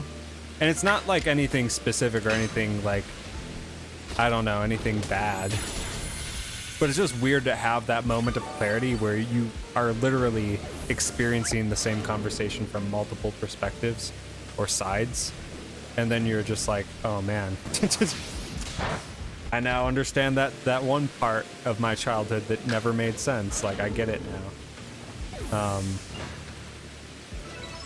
Not saying that I agree completely with my parents' approach to all things, but it definitely has given me a lot more perspective of, as I've gotten older, of, I don't know, who they were and are as people. And to a certain sense, appreciation, I guess I could say.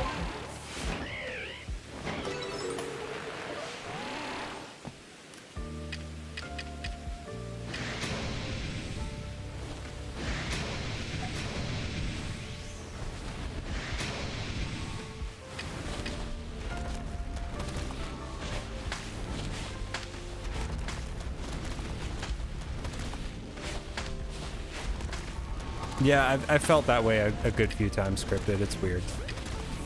I think it only was made like worse because I had kids young and like they had kids young. But yeah, it is what it is. It's an interesting experience to say the least. It's disconcerting, I should say, is what it really is. Because like you catch yourself and like you have the self-awareness to be like, wait, I don't like this, but is what it is. There's gonna be parallels in any event.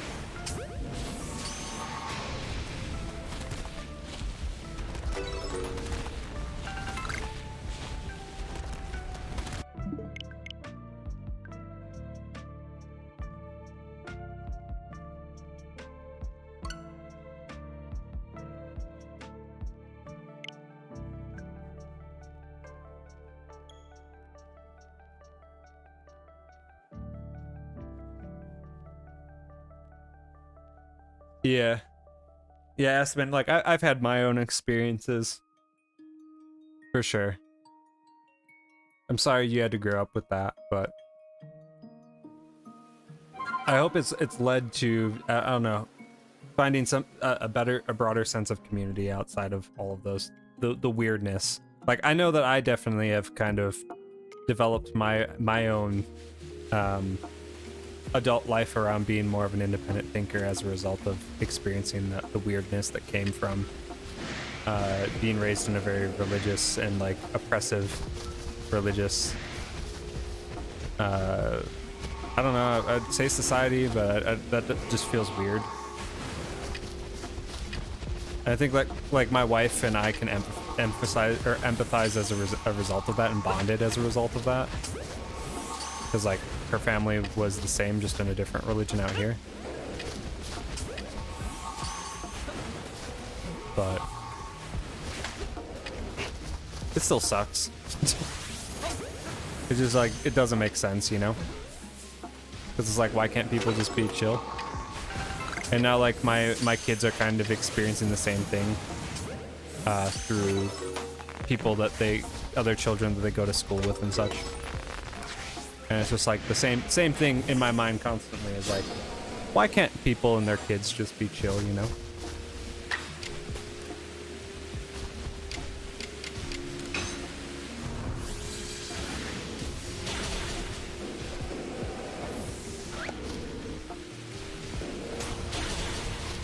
Yeah, absolutely, Fran.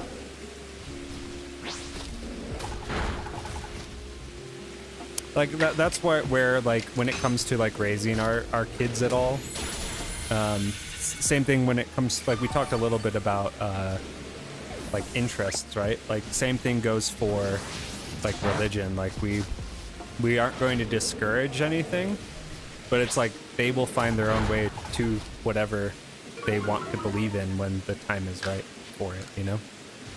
and that's just kind of what we both committed to. And yeah, that's literally the theme.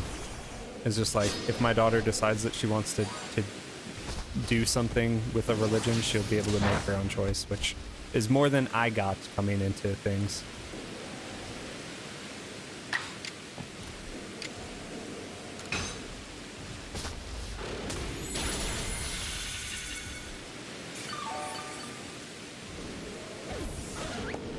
That's brutal, Aspen.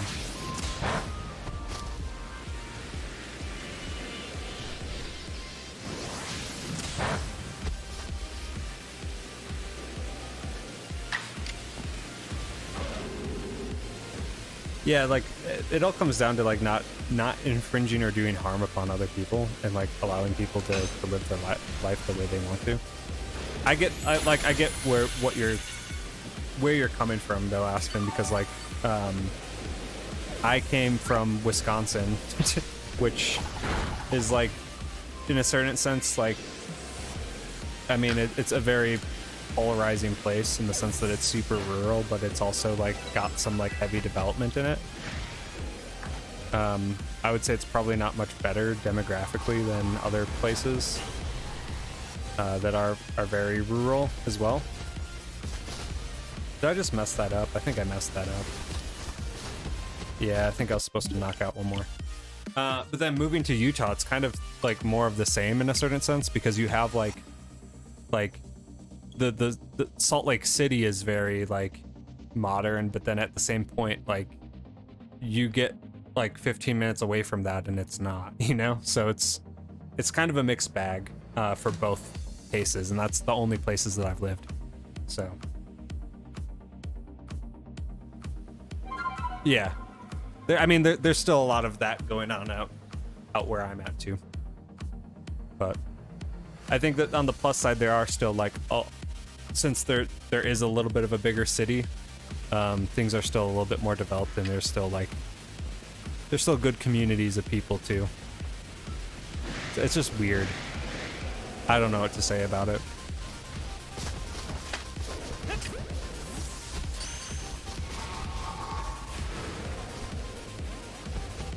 Like, I miss living in the middle of nowhere only because, like, just my nerves. Like, I do not like living, like, in areas that have, like, crap tons of traffic. I get stressed out when I drive. And, I do not like driving in big cities at all.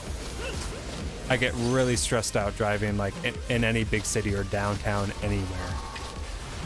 If it's, like, a modern city. Like, that like, racks my brain and drives my anxiety through the roof. So, like, I prefer kind of, like, in between. Like, I prefer living on, like, the outskirts of an area and then, like, being able to, like, be, like, 10-15 minutes away from, like, everything that you need, really.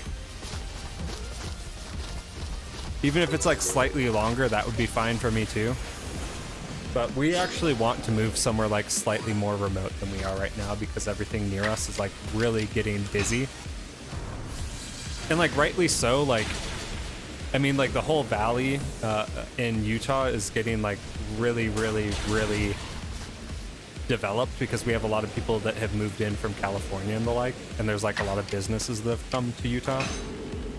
So it's, like, kind of a good thing, but at the same time it sucks, because that makes just everything so much more expensive. And then it makes it busier, and then, I don't know.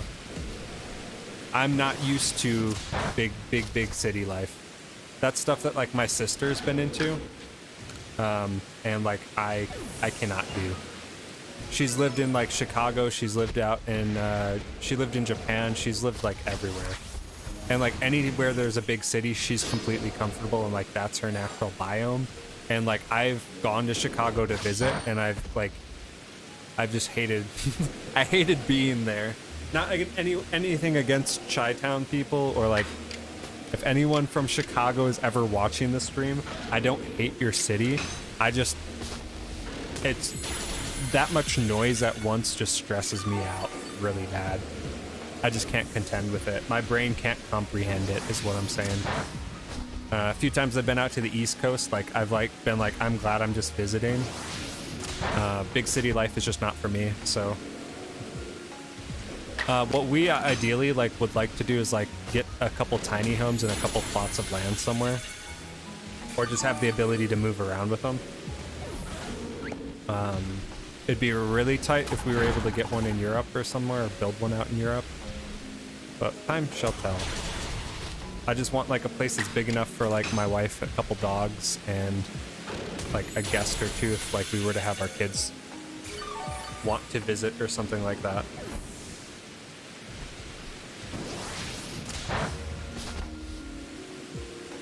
Yeah. No, like so just to put it in perspective for you guys, I came from a town that's like had one street that was like 40 miles per hour. There was one road in the entire vicinity of where I lived that was more than 2 lanes of traffic, and there was one main road that was 45 miles per hour. One. Everything else was just 2 lanes, one back and forth, 25 miles per hour. And then like occasionally you get a 35er on like a country road and you feel like you're really cruising, right? And then I came to Utah where everything is literally 4 lanes of traffic and 50 miles per hour, if not more. And I felt like I was going to die every time I got in the car. And like I'm more comfortable driving out here now, but like it was so overwhelming. And I still don't know exactly how I did it. And like my dad coming out here and my dad driving out here is even more terrifying because he's terrible. Like he doesn't check his blind spots. Like he's always going at least 5 to 10 under the speed limit. It's being in the car with him. I've legitimately been afraid for my life more than I have been when I've been driving. Which is saying something, because I was really afraid of that when I first moved out here, but luckily he doesn't come out and doesn't drive very often. He usually lets us do the driving. But it's just stressful. And then when we first moved into our house, like the neighborhood was like where we're at is removed enough to where it's not completely bustling all the time. But then like it's been picking up and picking up and picking up and picking up because so many people have just been buying out houses in the area and such. And so it's like it's getting busier and busier and busier and busier. And like that stresses me out a little bit.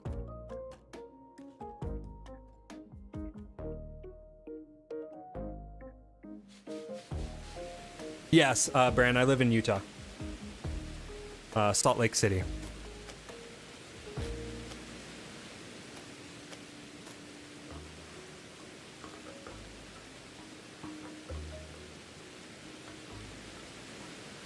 Live in the suburbs, so kind of the best. Yeah, see, like that would be great for me. Like if I was in the suburbs, even if I was like 20-30 minutes away, that would be completely fine. But that's not where we're at right now. We're kind of like in the heart of things, so.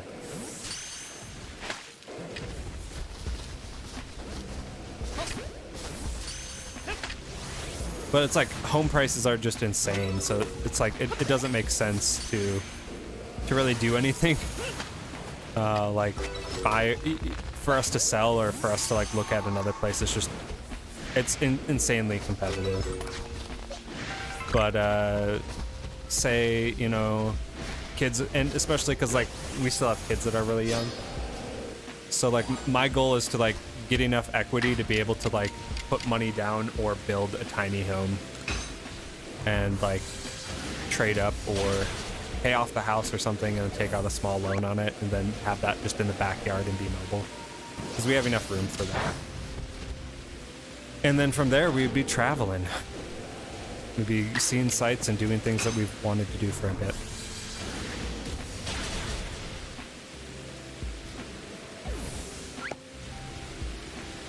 used to walk literally everywhere in my hometown.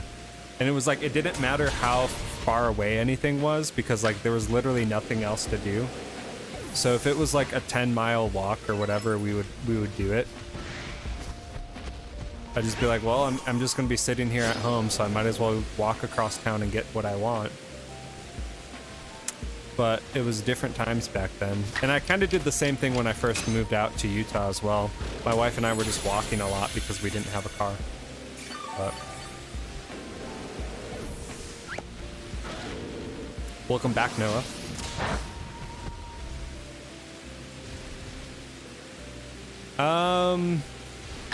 Honestly, like, Bran, I think that like northern Utah's good.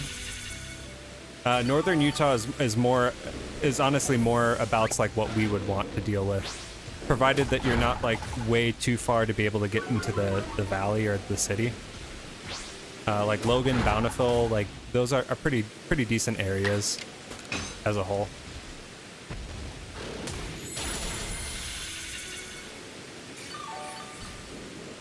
I definitely like. I think it's a beautiful state. It's absolutely breathtaking. The nature that you can get out to in like no time is amazing. The valley itself is cool. Downtown, like there's stuff to do. The only downsides that I would say are traffic, and pollution. Like the air pollution at times is the worst in the world, because like the valley it's a bowl, right? So like valley, city's down in the middle of my hands, valley you got the mountains on each side. The pollution just sits here in the winter, and like it won't get blown out unless a storm comes through. So if like a storm doesn't come through in the winter or in the late fall, you're just basically like, they've equated it to being a pack-a-day smoker or something, even if you don't smoke, or worse. And like you'll look at the air quality, the pollution levels. In some cases, it's worse than like India, LA. Like it can get bad, and like you feel it too. Like I get migraines really bad when the air quality is poor, and like I will just feel like lethargic and like I can't think, and that happens. And there's nothing you can really do about it. You can wear like a particle mask and you can stay indoors, and that's pretty much it. You just gotta like wait it out. It's gross. Yeah, if you like those things, dude, like it is a great place for that. I will say, like, I'm going to be doing a bunch of that this summer. And like, I mean, like the natural wilderness is like insane. And it doesn't take long to get up in there at all, or like to experience it. I love it, honestly, I do. And like the few times I've gone back to the Midwest and like visited, I've immediately felt homesick for Utah. Even though I lived in Wisconsin for longer, I guess like total years, but I've been in Utah for 11 years. So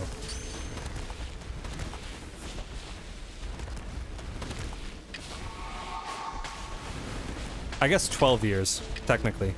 Wait, it's gonna be 12 years and 2 days. I moved out here, or no, it would have already been. I started working at my old job 2 days from now, so that would have been 12 years ago. Yeah, so I've already been here 12 years.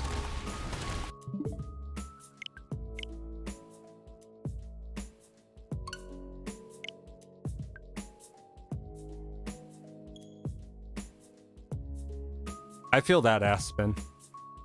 Utah is pretty crazy like that too. Because like we've got desert, we've got the mountains, then you have the salt flats, which is like unlike anything else. And then you have southern Utah, which is like the craziest rock formations that you could ever imagine seeing in your life. It feels like different planets colliding or something.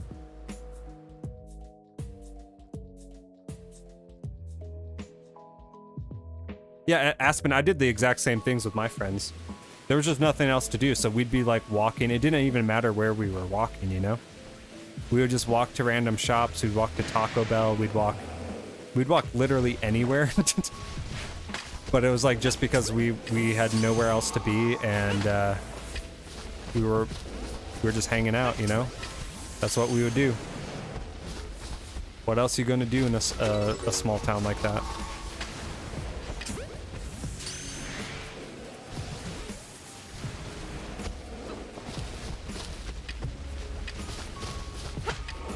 That sounds interesting. Yeah, I wouldn't suspect that from Oklahoma. I guess like I don't know, like when I think Oklahoma, I think like Wyoming. And like Wyoming is just barren, you know?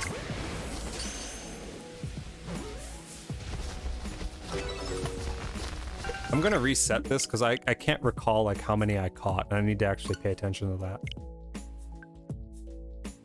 Yeah, the brand, like the housing market is really competitive in all of Utah. It's like ridiculously competitive. And like the market just keeps going up. Like I'm getting people that are like spam calling, spam texting, and like spam mailing me things like trying to buy my house, like ever since we bought it. And it doesn't matter, like anywhere in the state is like that. So it can be really competitive to try and get into it, but like if you guys want to move here, I would encourage you to do so. I like the state as a whole. I just think that there's some negatives, and like you also have to deal like to a certain degree with I mean the religious aspects of the state too, and that can be kind of intrusive and frustrating. But it's not really any different than anywhere else in that sense.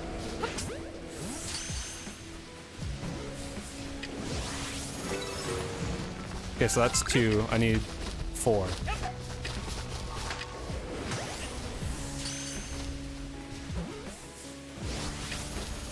Three.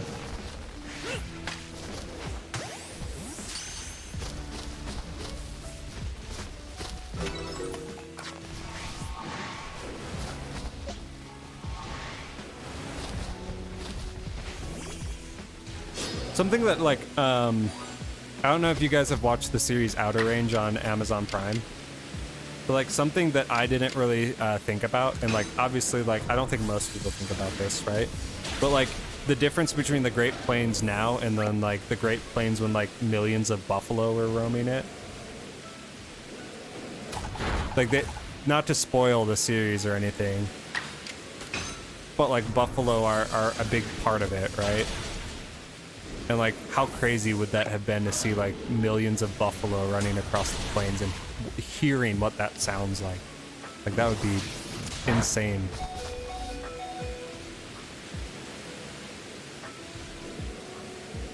Yeah, dude, if it does crash, that could be really good. I've heard that too for a while now. But yeah, if it does, then like absolutely could be a good value. Honestly, I hope it does.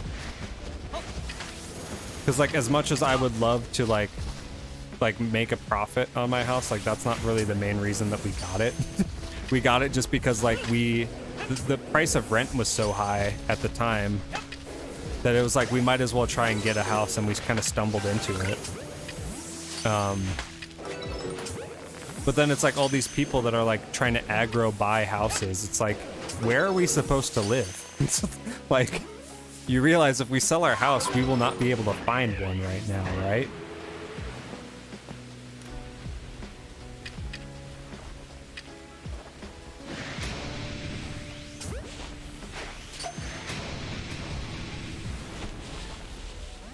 Yeah, Aspen, feel free to send them.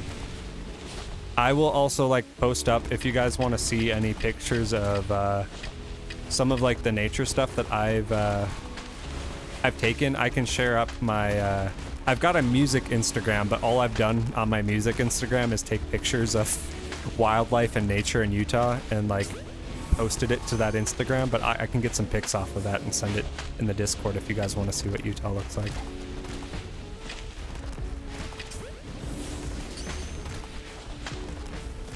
Awesome. I'll take a look at that.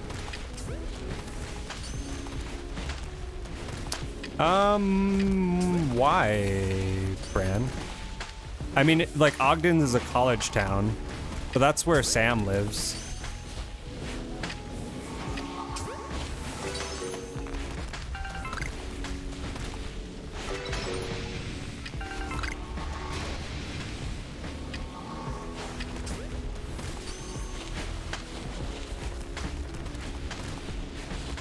I don't think Ogden's like a particularly bad place, but it's like, it is kind of out of the way, you know?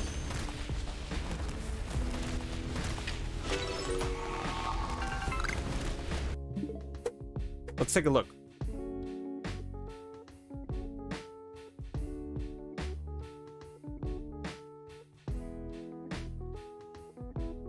Oh, you got Gator.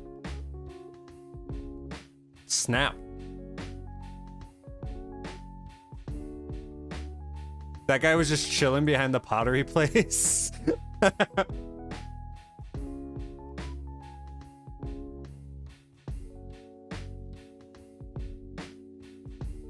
That one should have been posted in the pets. Yeah, post the crocodilian in the pets. Snap.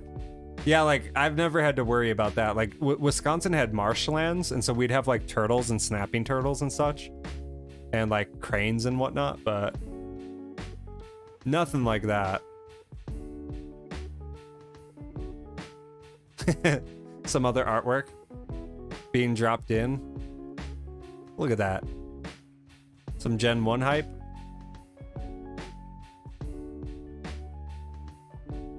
There was a second, but wasn't as big. Like, I don't know what I would do in that case.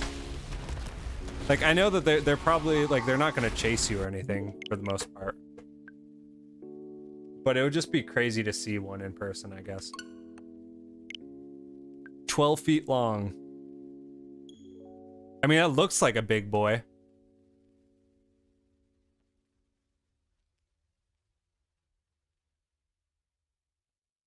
That's a danger lizard. That's what that is.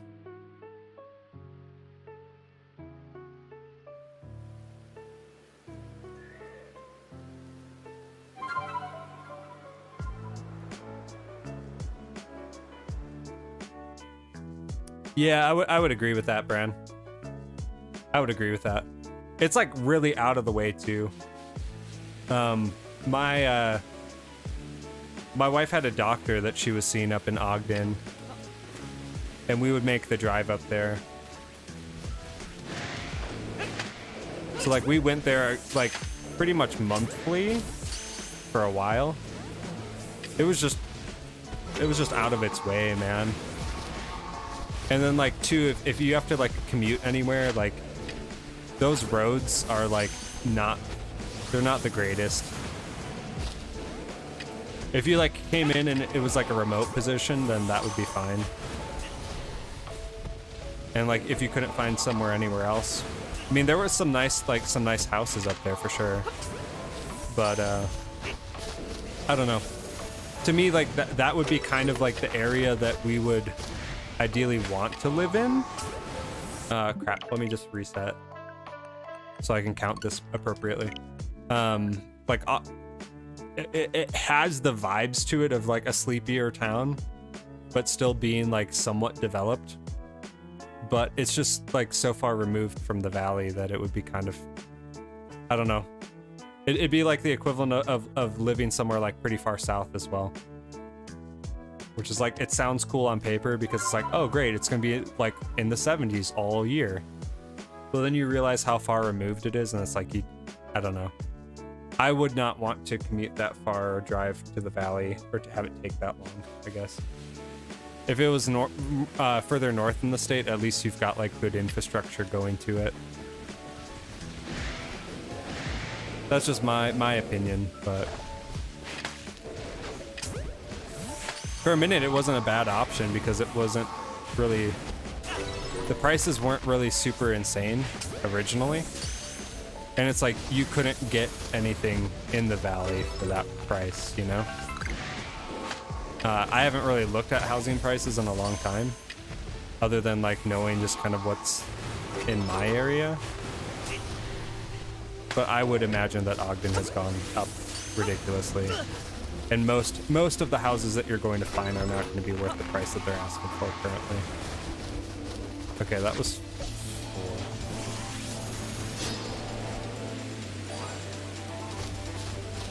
Yeah, absolutely, dude. Like I know of other people that live there or live in that area, and that like it essentially was just a good. I feel like it was a good deal for a period of time, but I feel like nothing has really been a good deal for like the last 5 years or so. I don't know. It's just kind of how it is. It's like you're either paying like way too much, or you're renting and you're paying too much. It's kind of the situation that the state's in. But like if you guys happen to find a way in when the bubble bursts, so to speak, then you could end up with like a really nice looking place. And I mean, the state's beautiful. There's like there is things that I'm concerned about too in terms of like the lake, because apparently like underneath the lake bed of Utah Lake, the Great Salt Lake, is arsenic, and the lake is receding. So we could be in a situation where, say, the lake bed dries up and they don't find a way to like renew it, that we have like storms kicking up arsenic clouds, which I don't even know how you solve that.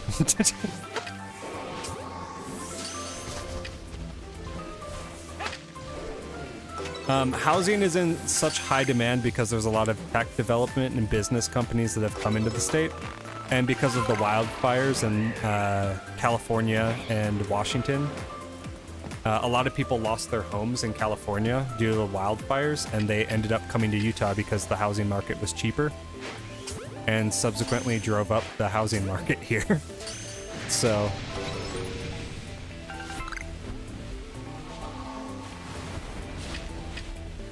it's just a really competitive area, and it's like one of the places that is being developed the most, I think. Even like supposedly like Utah has some of the most rapid tech development. Tesla is here. There's just like a lot of companies that have come into the state. It's really weird, but like that's how the state has gone. It's strange.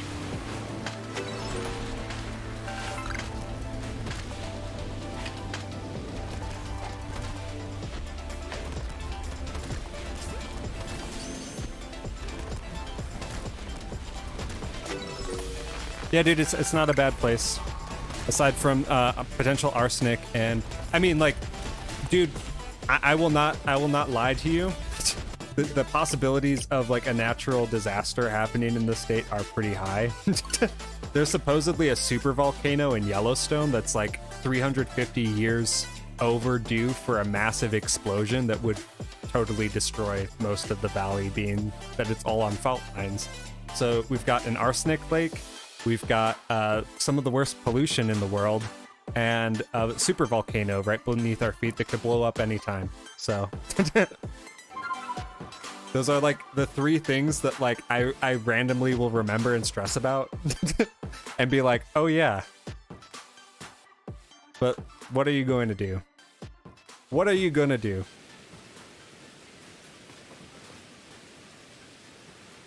Yeah, exactly, Bran.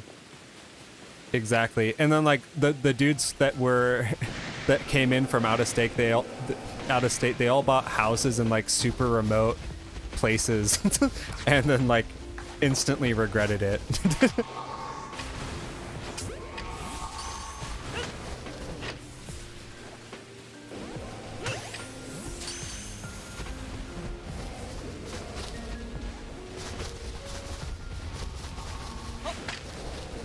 Hang on a sec.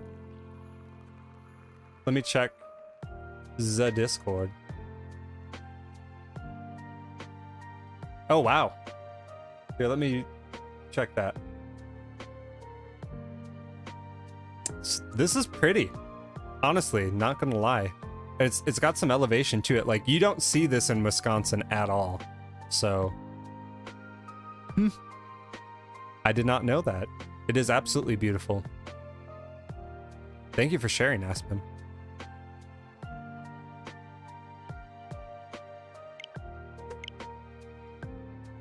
We got lots of tornadoes, sinkholes, and earthquakes here, but nothing super bad unless you're in more, then you're screwed. Yeah, like, so right when the pandemic started, I was at home because I was really, really sick. And anyone who even had like a sniffle was sent home, right? And so I was really sick. Like, I was just resting. I was trying to get better. And an earthquake hit.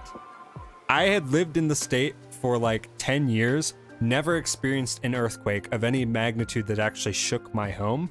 But like a big earthquake ended up rocking one of the cities that was further south. And my entire house was shaking. Like, I was on my bed and it felt like I was surfing, you know? Like, I sat up straight in bed. I did not know what was happening. And like 3 waves, and like everything was shaking in the house. So yeah, that was absolutely frightening. Only because it's not like a regular thing. Like, if anyone was from like California and like experienced that, they wouldn't bat an eye at it, you know? But earthquakes are actually pretty, they're like regular, but they're like, you don't feel them, you know? They're not of like significant consequence to actually like shake things up, other than like a low rumbling occasionally. But that's where, like, in the back of your mind, like, super volcano hasn't erupted in 350 years, you know?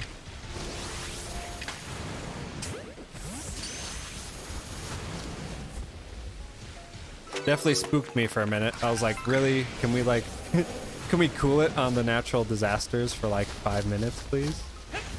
Let's focus on one at a time. We'll do the super volcano once one has finished. We'll tackle the super volcano after we figure out the lake bed issue. One at a time, please.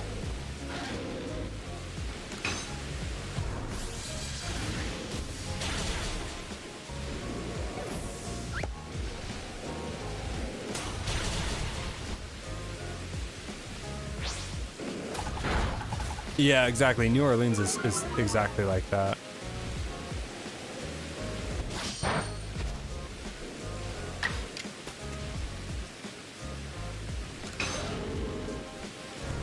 I didn't realize how many earthquakes Utah has until I pulled up the seismograph, and like it showed that it was like we were pretty much having them, like, I mean, fairly often,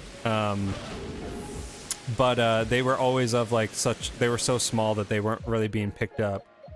But this one that hit was like the biggest one. Like, the entire bed felt like it was like on waves. Like, it felt like I was on a lake. It was bizarre.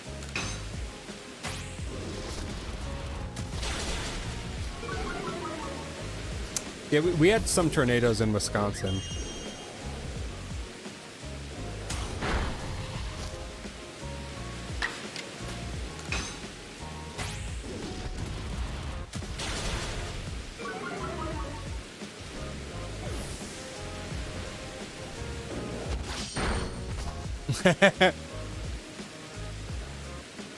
Yeah, exactly. Like, I didn't know what to think, Bran. I was so scared. No, I joked with my wife because it's like, literally all I did was I sat up and I like put my arm over her and just held her down as hard as I could. And I like had read something later, and where it was like, you know, like in those times of crisis, you like you try and go for the things that you have, like, that matter most to you or whatever. So like the running joke was, I was hanging on to that booty for dear life. Like, I was hanging on. I was like pressing her into the bed. I was like just trying to like cover her where I could, because like I was disoriented. I didn't know what was going on. I didn't know what was happening. I just like wake up in this like sick, sleep derived, like terrible state of mind, and the whole room is shaking in pitch blackness. Like,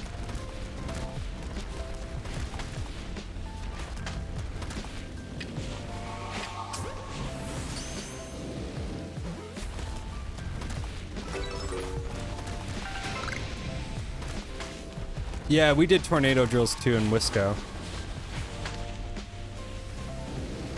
My wife thought that that was the weirdest thing ever.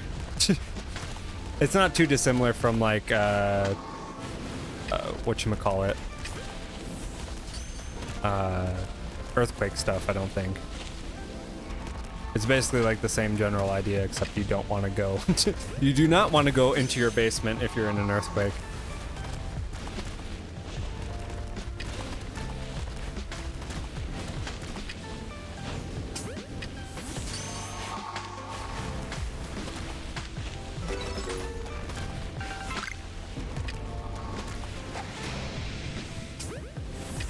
Yeah, I think there was only like 3.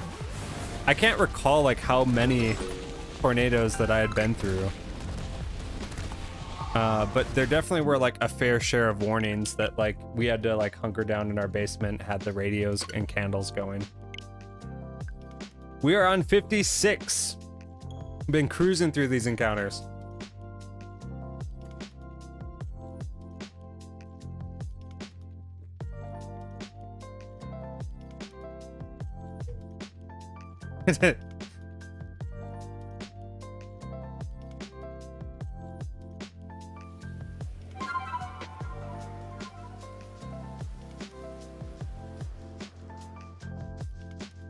Wow. Yeah, that's way too close for comfort, Aspen. I mean, that's way, way, way too close.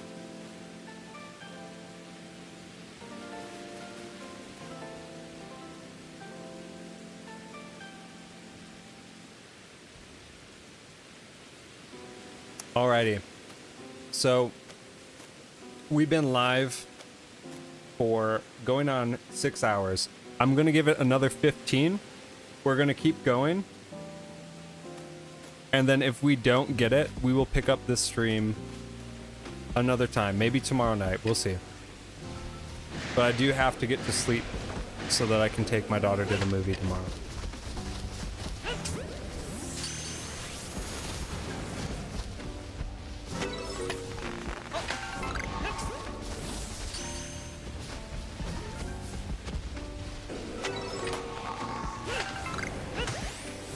Two,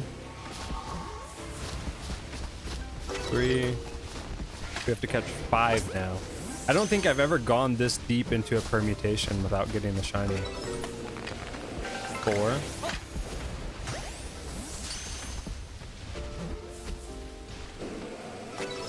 That was 5, right? I'm just gonna make sure again.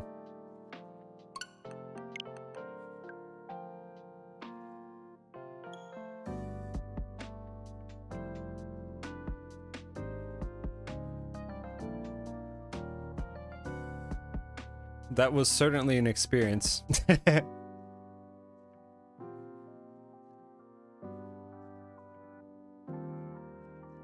All good, Aspen. We're in the twilight of the stream anyways. And the combinations are only going to get more wild from here.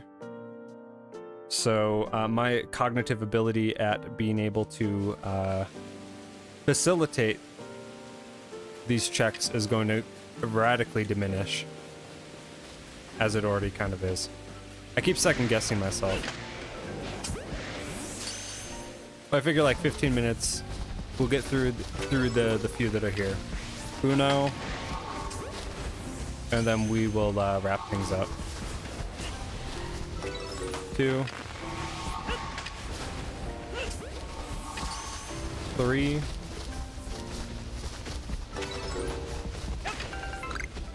4. Come on.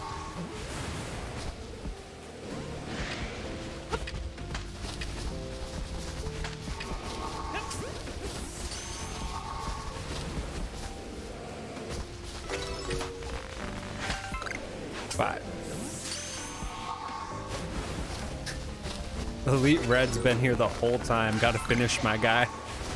We've got another 40 to go, so that's what, like another 3 hours on stream.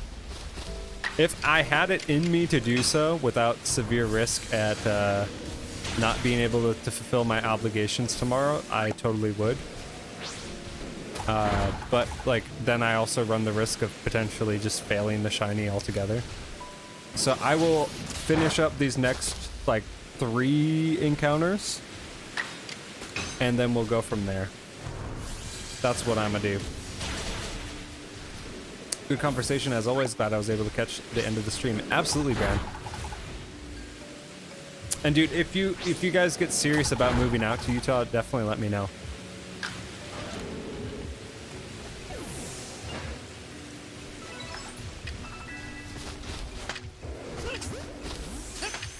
Like I said, beautiful state, dude. I think you'd dig it.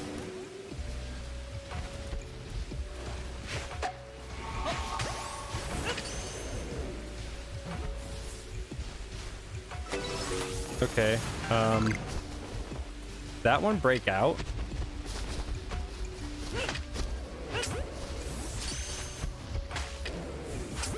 Because there was only supposed to be 3 to catch. See, now I'm second guessing myself.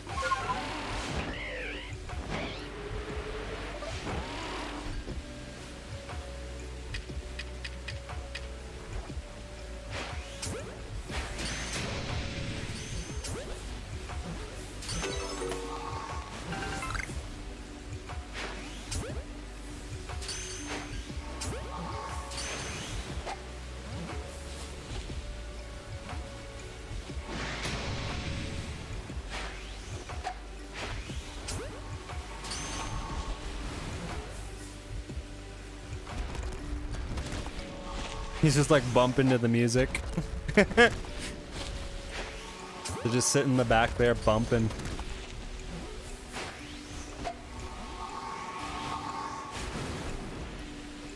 Why aren't they attacking? This is so weird. Like that one's stuck on a tree.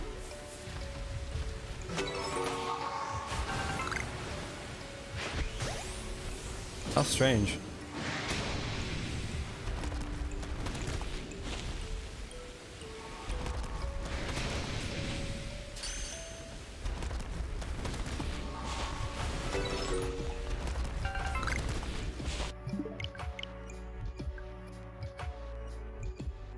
I'm gonna say that Ursaring just broke out that was there before and did not just spawn in brand new.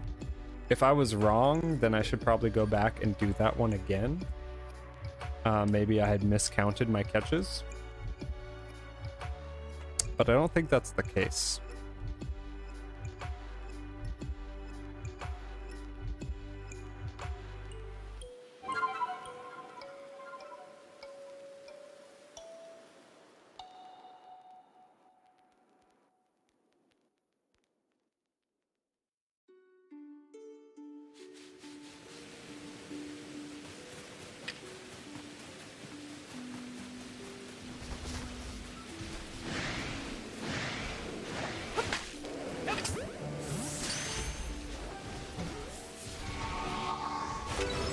One.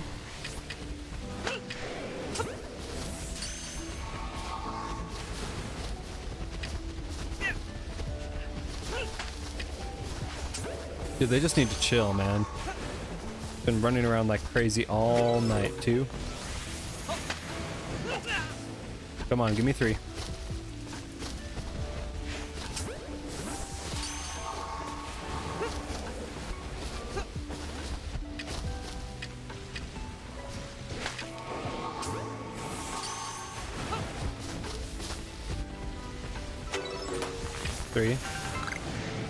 We need 5.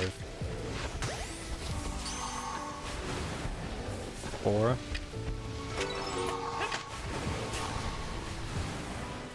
5. Come on. Give it to me. There we go.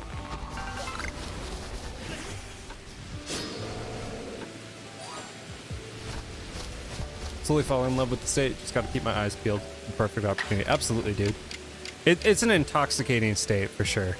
Like I remember the first time that I came here, I was in the car we were driving back to my wife's place, and like I could not stop smiling because like the mountains were just so beautiful, and I had never seen anything like it in my life. And then same thing, like they took me up to the mountains when I was here on my first trip, and like to them it was just another day, you know, but like to me, like driving up and just seeing the rock face and like seeing like rock towering above me was unlike anything that I had ever seen in person before. And like it's still like it wows me and baffles me. I get lost in it, like driving to work, I'll be staring at the mountains or something. And it does, like, even though I've lived here a really long time, that appreciation is still there. But then at the same time, like, it's definitely not the same as when I first came out, which is kind of sad.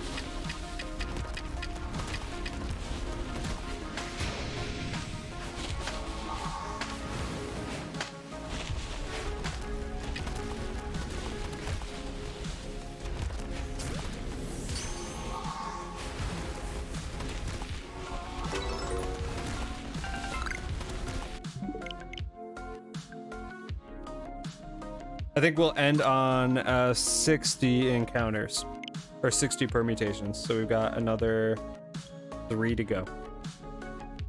Want to make the comparison to Arizona, but a few of those mountains sets it apart. Yeah, and like Arizona's pretty much like it's similar, but like Arizona is like definitely more remote. It's not as much like alpine as Utah is. It's still a lot different. And even Colorado, like Colorado's just like on the other side of the mountains, right? But it like feels completely different. It's bizarre.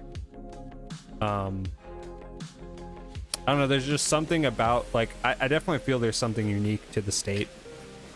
And like there's like a convalescence of like energy, if that sounds like too screwy or too, I don't know if that sounds too hippie or something, you know? But like there's just something different.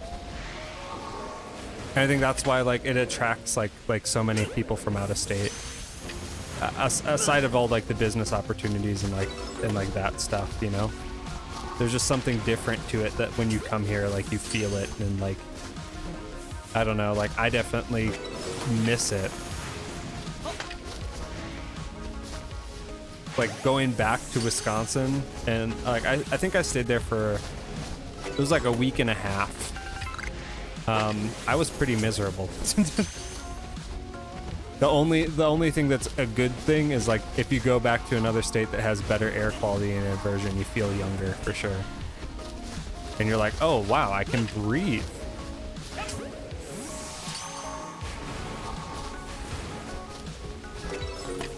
Three.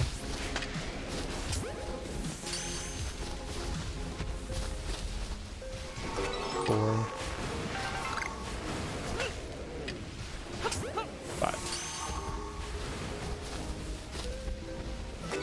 Yeah, dude, like that alone, man. It's like 30 minutes to 40 minutes to get up to where like you want to be in the mountains, you know? And like if you want to go more remote, you can like an hour and a half. But it's all optional. You can get up to like rock climbing, hunting, snowboarding, skiing, like 30 minutes tops, 45 minutes depending on where you're at. There's always somewhere to go, and if you're like looking in the northern part of the state too, even less time really. But yeah, I'd say like to the ski resort, it's like 45 minutes from the valley.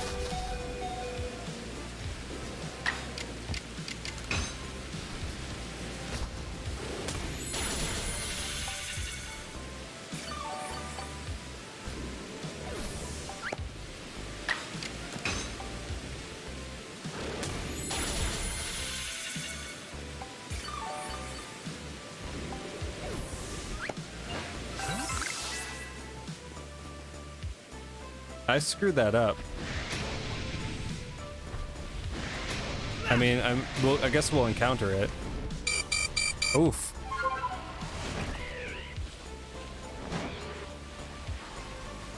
I don't know what I did. I think I caught too many.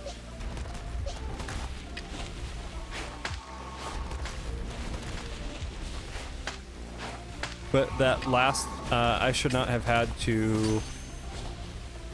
I should have had to catch one more, essentially.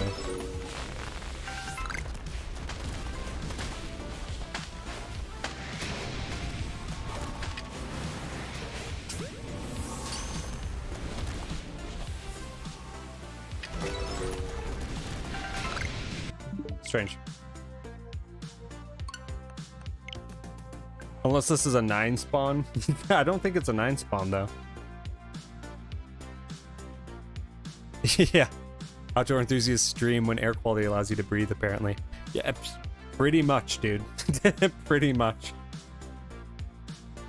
I had a friend from out of state that came here who was like big into rock climbing, and like I've never seen the dude happier. Because every single day he would just like wake up at 8 a.m. and like he'd be in the mountains and like just climbing rocks all day and like destroying himself. And then he'd come home and yeah, we just put him up for a few weeks in our basement, and he was like the happiest ever. Because you just got to rock climb like every day. We'll try this one again. One, come on. Nope.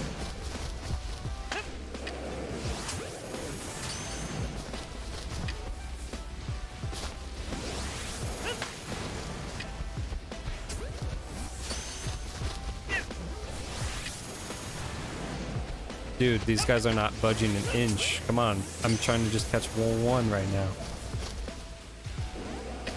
What is happening?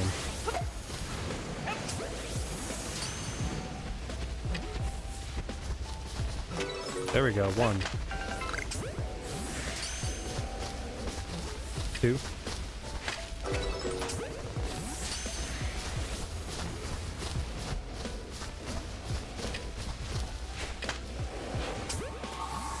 Still on 2. 3.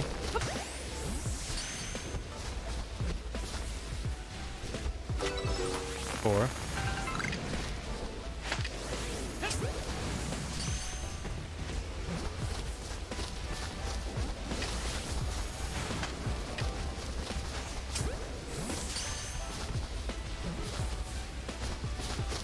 5.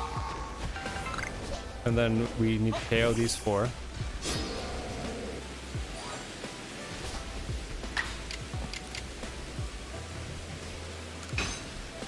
And then there should be 1 left over for us to catch.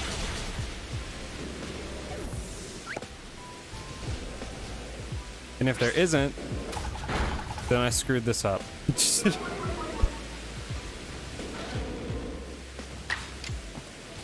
What's up, Sidar? I will take it, Fran. Like the last few encounters. We are going on 6 hours, my friend.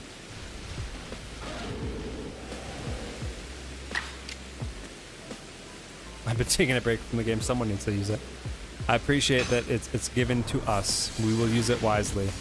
And if we don't get it in this stream, we'll get it in the next one.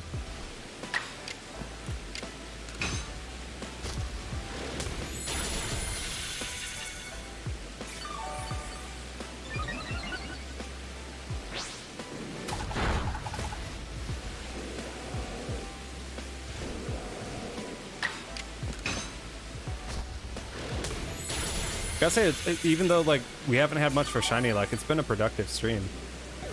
Like the interactions have been popping, our view count's looking great. We hit the sub goal, like everything went right. If we don't get the shiny, I am all right with it. I still will count it as a win. So there should be 1 guy. Okay, we got the 1 guy. So we did do it wrong the last time.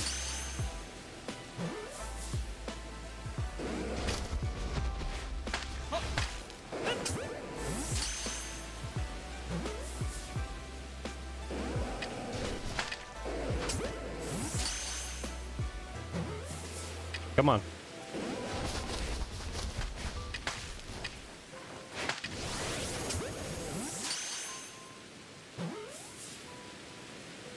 There we go.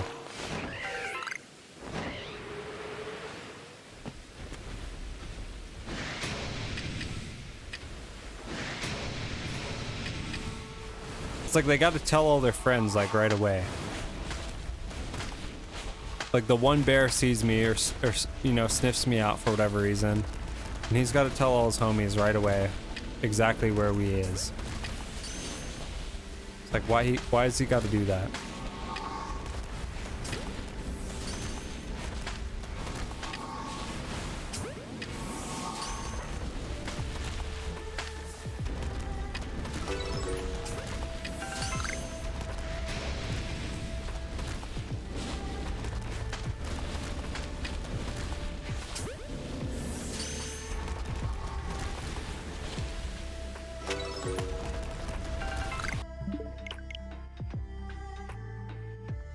That was not the one.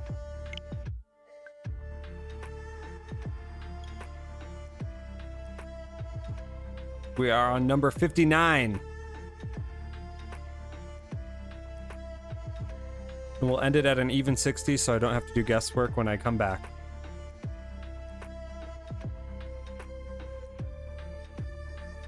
I guess technically it goes to 94.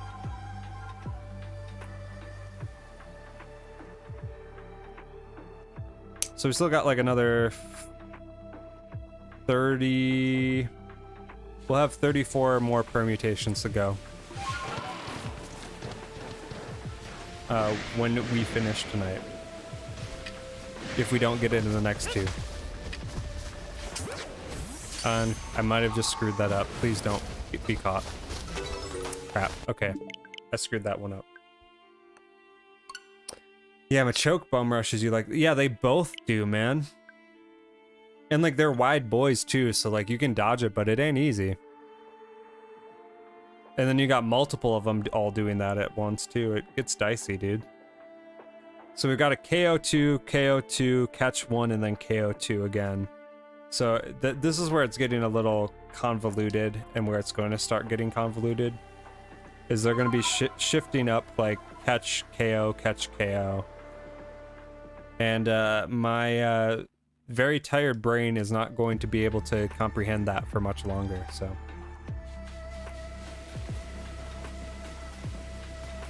But legit, like, all I basically have to do tomorrow is wake up and go to a movie with my daughter. So I will wake up, spend a little time prepping the sub stream, the sub goal stream that we did, or that we will be doing, and then we'll be kicking that off. I'm thinking Monday.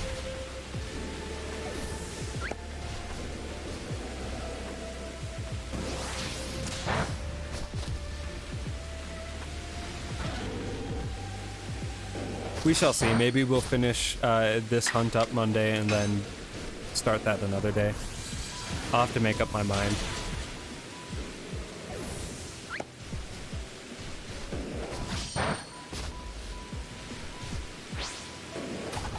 It's like, no matter what I do, there's going to be days where people aren't going to be able to watch.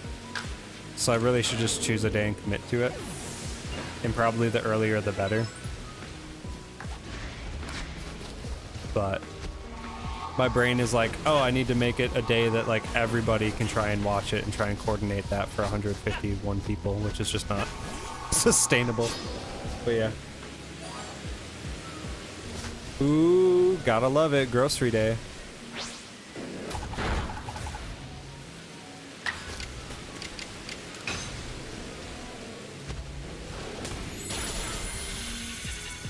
We're kind of like overdue for one, but then like my paychecks and my wife's paychecks line up really strange. And so there's really like only one check a month where we have to like really focus on getting groceries because of the spacing of them.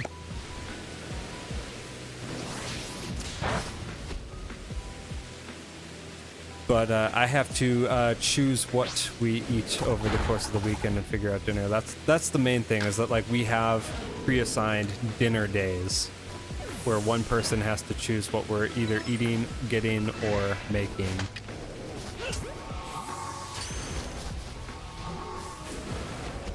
And I have weekend duty. Probably do tacos tomorrow, I'm thinking. Tacos are always a good choice.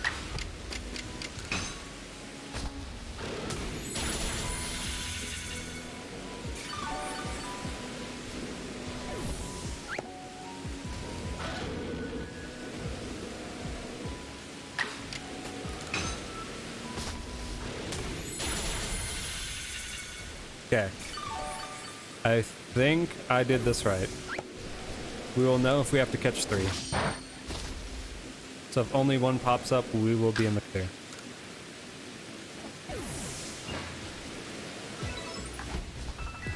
And only one popped up.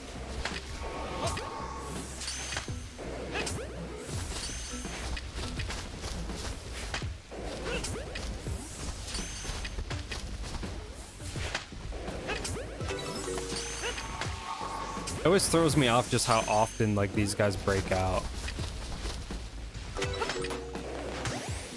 It's like very disorienting trying to keep track of like which sound is which.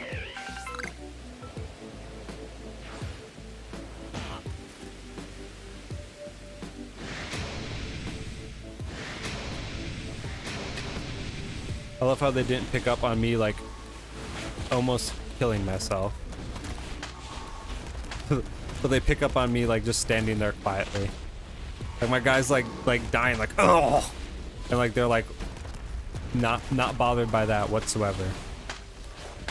But then me standing there quietly, they're like, what? What was that?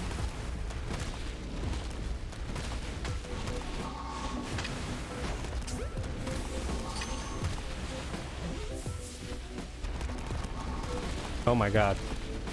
That ball like bouncing next to me somehow or glitching through the it was like up here with me. I was like afraid it was gonna pop out right on top.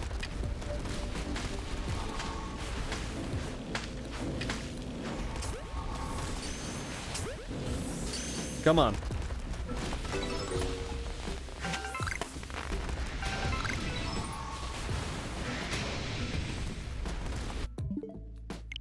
Nope. All right. This is the last encounter of the stream. We've been going for literally 6 hours and 9 minutes. No shiny. This could be the one, but some people have said as far as 93 as their guess. Or 91, I can't remember. Some people put some really late ones in. And there are still plenty of encounters for us to get through in the next one if this does not shine. Is not all for nothing yet. I'm in the same exact boat, Bran. If it wasn't like just rare, I wouldn't be really going for it because personally I think it kind of looks derpy. It is a derpy Pokemon.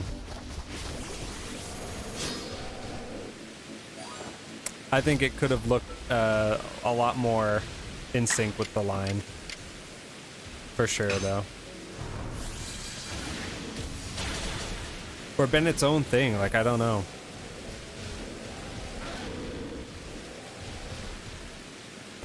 Or they could have, like, regionalized the entire line to make it more in line with that. I don't know. Like, especially with, like, Ursaluna's thing being, like, I don't know, being, like, moons, you know? They could have, like, added a different, like, moon to, like, Ursaring's stomach and made it different colors and different typing or something. I don't know. I don't know, man. It's just kind of a stretch. You look at it and you're like, that evolves into that? I don't make the Pokemon, though.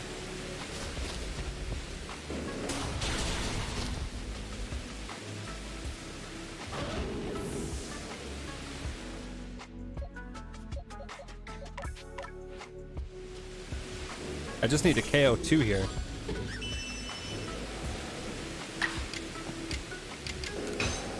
For some reason, I was like upset that like that one ran away, but he can right now. We're only trying to knock out 2.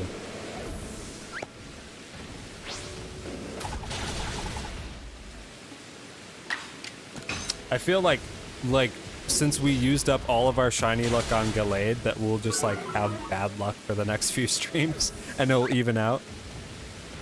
That's kind of the vibe that I've been picking up.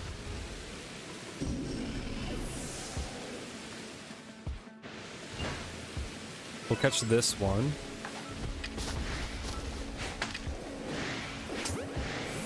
Then we gotta knock out 3.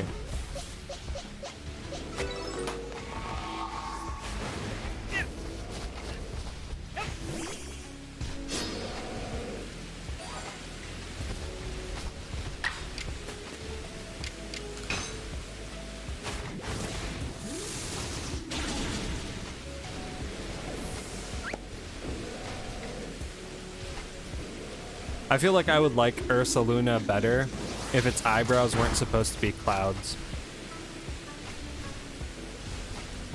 Because its eyebrows being clouds makes it look like it's like just a derp, you know?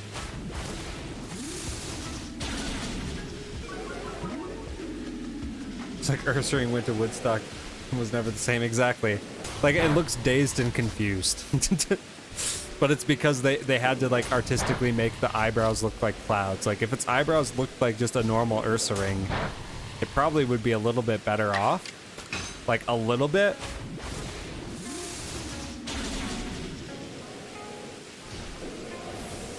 It's like some Jerry Garcia stuff. Some Grateful Dead bear stuff.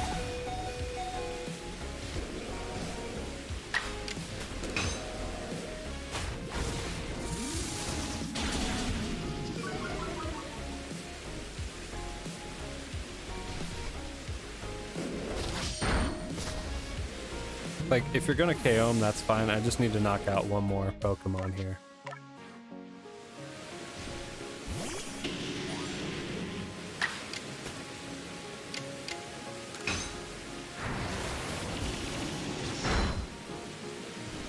Okay, cool. The last one. We gotta catch 2.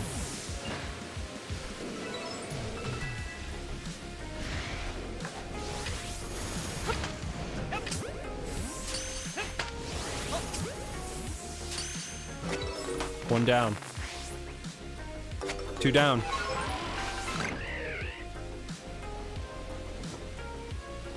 Those are not shiny.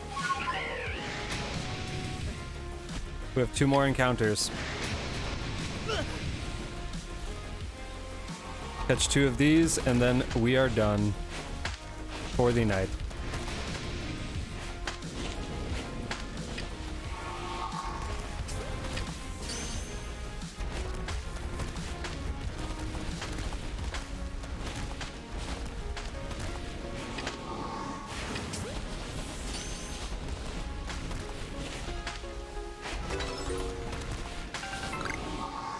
Dude, maybe Musharna will come in DLC.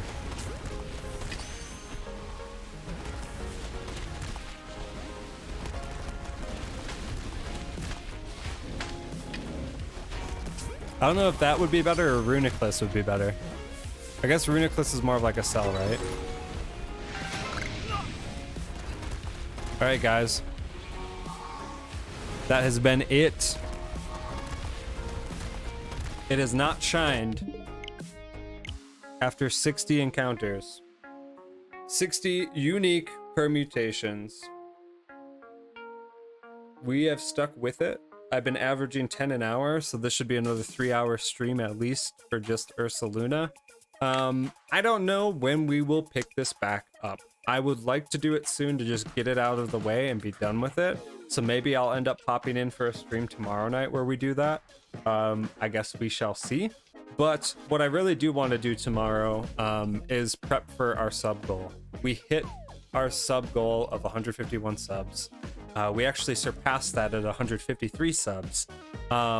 If for whatever reason you're watching this 6 hours into a stream that's in the past, feel free to subscribe. Like, we are going to be doing a lot more in terms of playthroughs. We are going to be doing a full Gen 1 playthrough as a way to celebrate 151 subs. So that will be taking place. I'll just say it. We'll do it on Monday. I will schedule the stream for technically tomorrow since it's 4 a.m. here. Monday, the 17th. It is the 17th, right? The 16th. Sorry, it is already Sunday. The 16th, Monday, will be when we kick off our Gen 1 playthrough with all 3 games going on the screen at once. Pokemon Yellow, Fire Red, and Let's Go Eevee all happening on one screen. It's probably going to be very disorienting for me to do this, but I'm excited to try. I'm excited to play this, play these games again, revisit them, experience them again. So yeah, we'll have fun with it. Thank you guys for being here. Thank you guys for sticking up so late with me. I didn't have any plans to be streaming this late, but I don't know. We just had a lot of great interactions. The game was going well. The interactions were flowing. I'm happy to have done it, and I look forward to streaming again very, very soon. So I will see you guys in the next one. We'll be doing the Gen 1 playthrough on Monday. I will catch you guys then. Thank you. Sincerely, thank you so much for being here. Appreciate it. Have a great night.